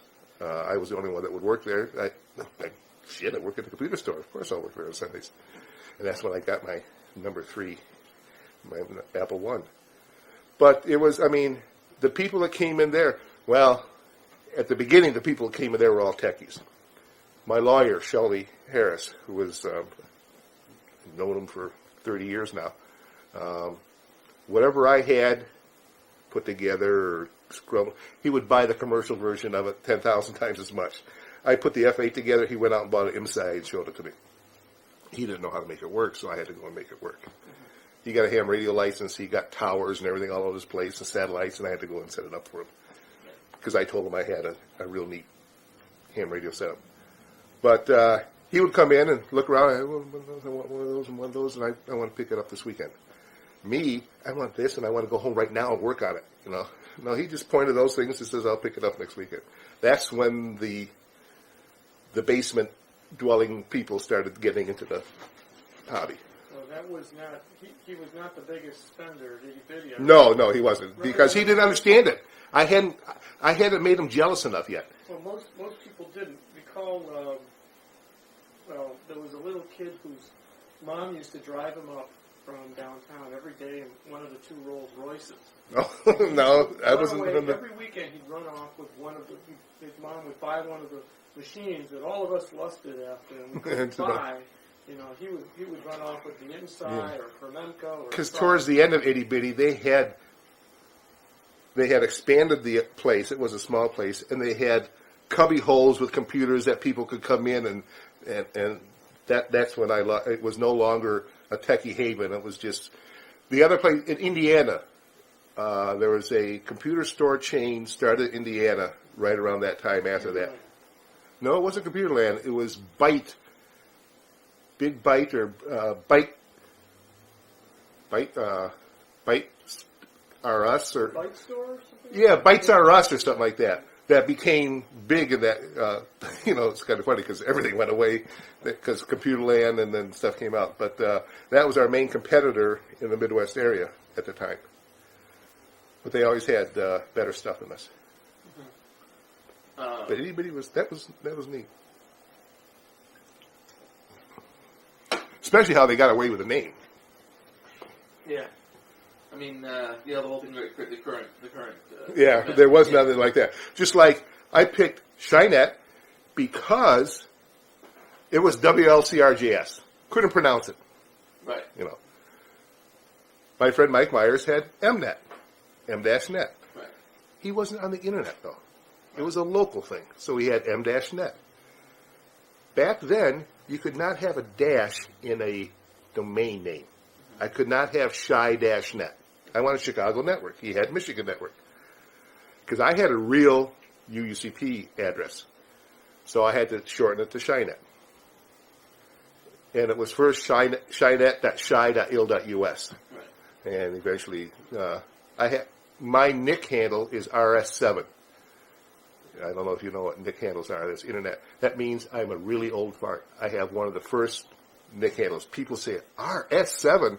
Mine is 886469997. You know, it's just like having a low ICQ number, Right. something like that. But I've had Shinet.com for a long time. Right. Well, I own cow.net and tim.org. Oh. A ways back myself. Well, I've got lagnaf.org, and I've got headshot.org for my. You know what lagnaf means, don't you? That's what all these systems are. Let's all get naked and fuck.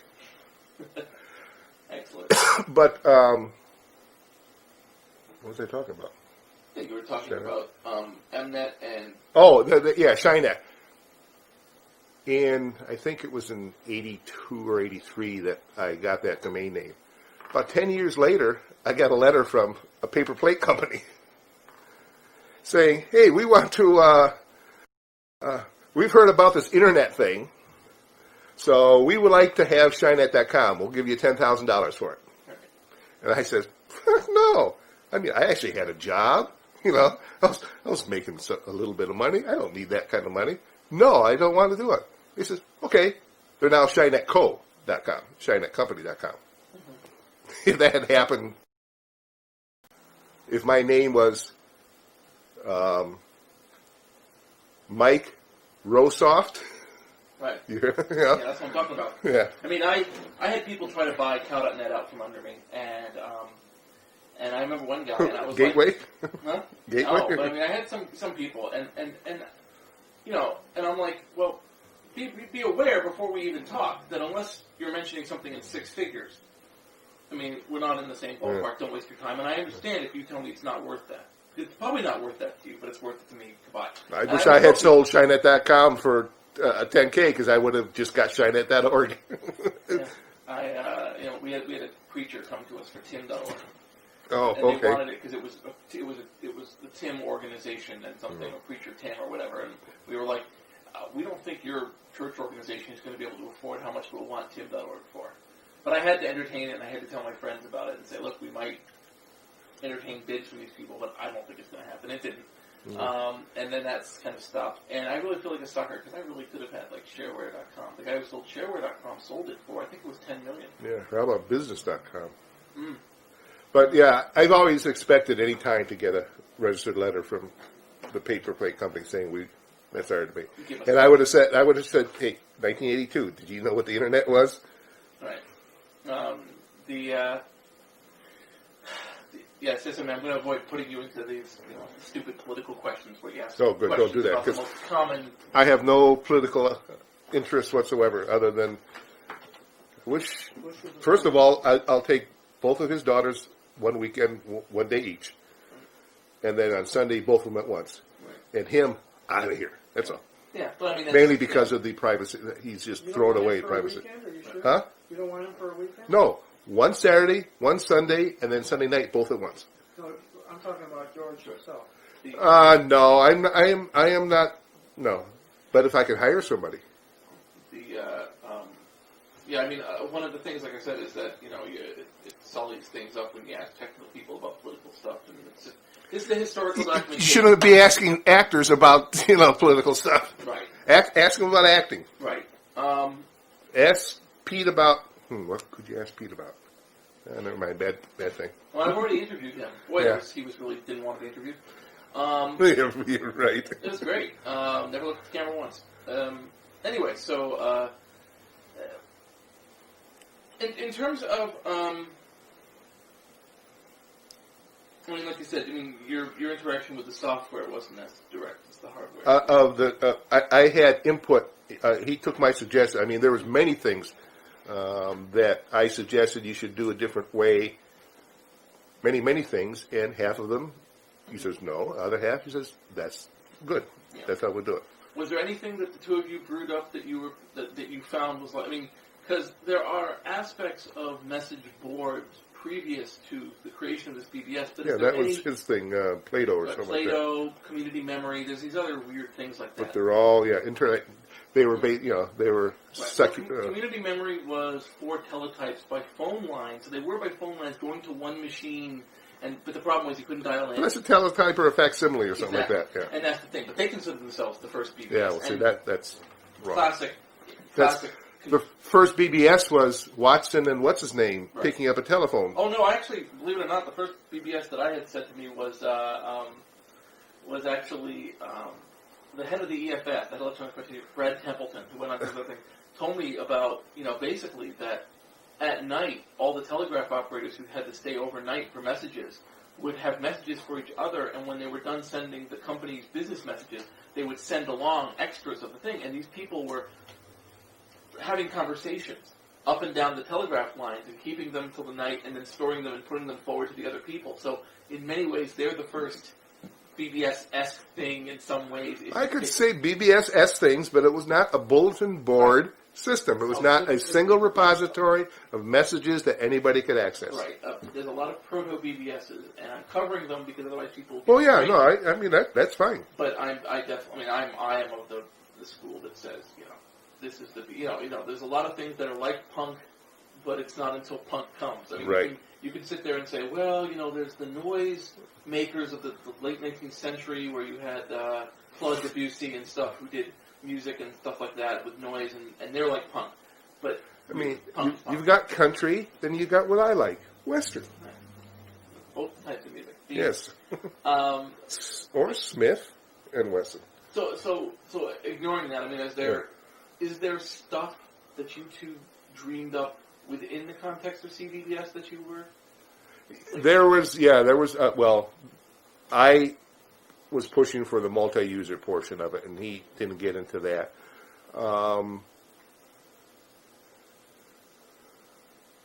I wanted, this is all stuff I wanted that he wouldn't do. Damn it, I got to call him up. I wanted backup. Separate, other than saying, well, take the floppy out, put it away, and do another one. And he didn't think older stuff was that important.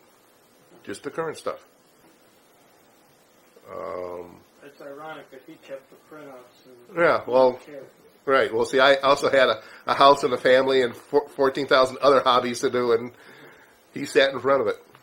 Yeah, that may be actually part of the interest, on a very vaguely personal note, that you were a family man and he was not. Right. He had, I went over to his house many times. Stuff scattered from one end to the other. There's all the stuff. And he would come over to mine, and he says, you have meals? You don't order out? And he was actually amazed. What are these are those children? Yeah, well, those are children. They're cool sometimes.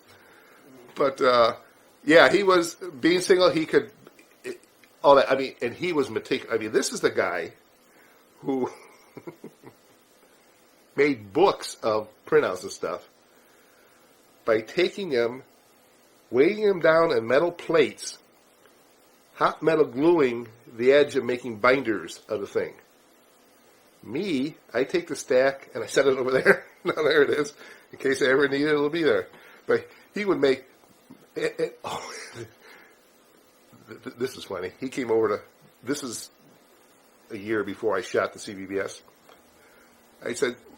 He had told me all about this binder. I went and saw it, and I said, geez, hot metal glue on the edge of the binder. It worked all right, but geez. Come here, next time you're over here, Warren. Here, see this big stack of printouts? No holes in it, right? He says, yeah, I'm working on this big hit. Bam, bam, bam! Oh! I took my 22 metal jacket, shot 3 holes right through. I had plywood underneath it. Beautiful, it worked. He wouldn't talk to me for a week. Yeah. Now, firing guns off in the apartment tends to do that. In the basement. It was 60 foot long. It was a nice place. Yeah. As soon as the cat saw me go into the drawer, he took off. He knew. He says,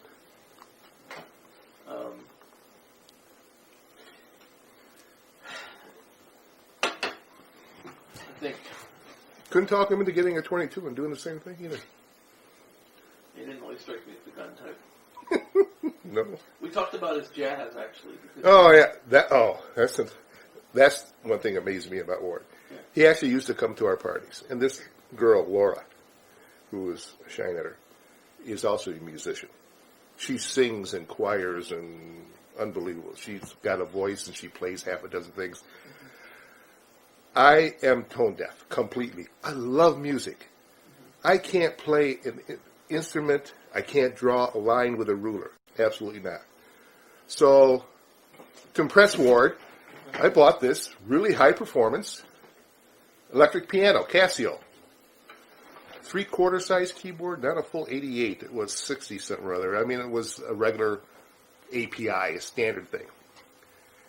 So Laura and him were over. They spontaneously sat down next to each other, and they played some minuet. I had tears in my eyes. People all over the place had stopped watching TV, came over and sat down and listened to it. And I kick myself for not recording it. It was a half hour. And they played half a dozen different things, but they each synced right in. You know, one would pick one, I think she only used one hand. He used two hands. But, I mean, they were both very accomplished musicians. Man, I wish I had recorded that. I guess, let me see, where am I on this thing? But now Laura's a lawyer, so you shoot them. Yeah, this tape is pretty much out. So I Good. think you've done it. Excellent. Excellent. How do you use two tapes? Hmm? How do you use Well, poor Ward. You know, at the beginning of this thing, I didn't know how many people I was going to interview and how much footage I would have. So I was there was a couple people at the beginning who were just, What about him? just these poor people. See, it knows better to fuck up this time. It knows it's going to get slapped. That's right. But these poor people, they all they wanted to do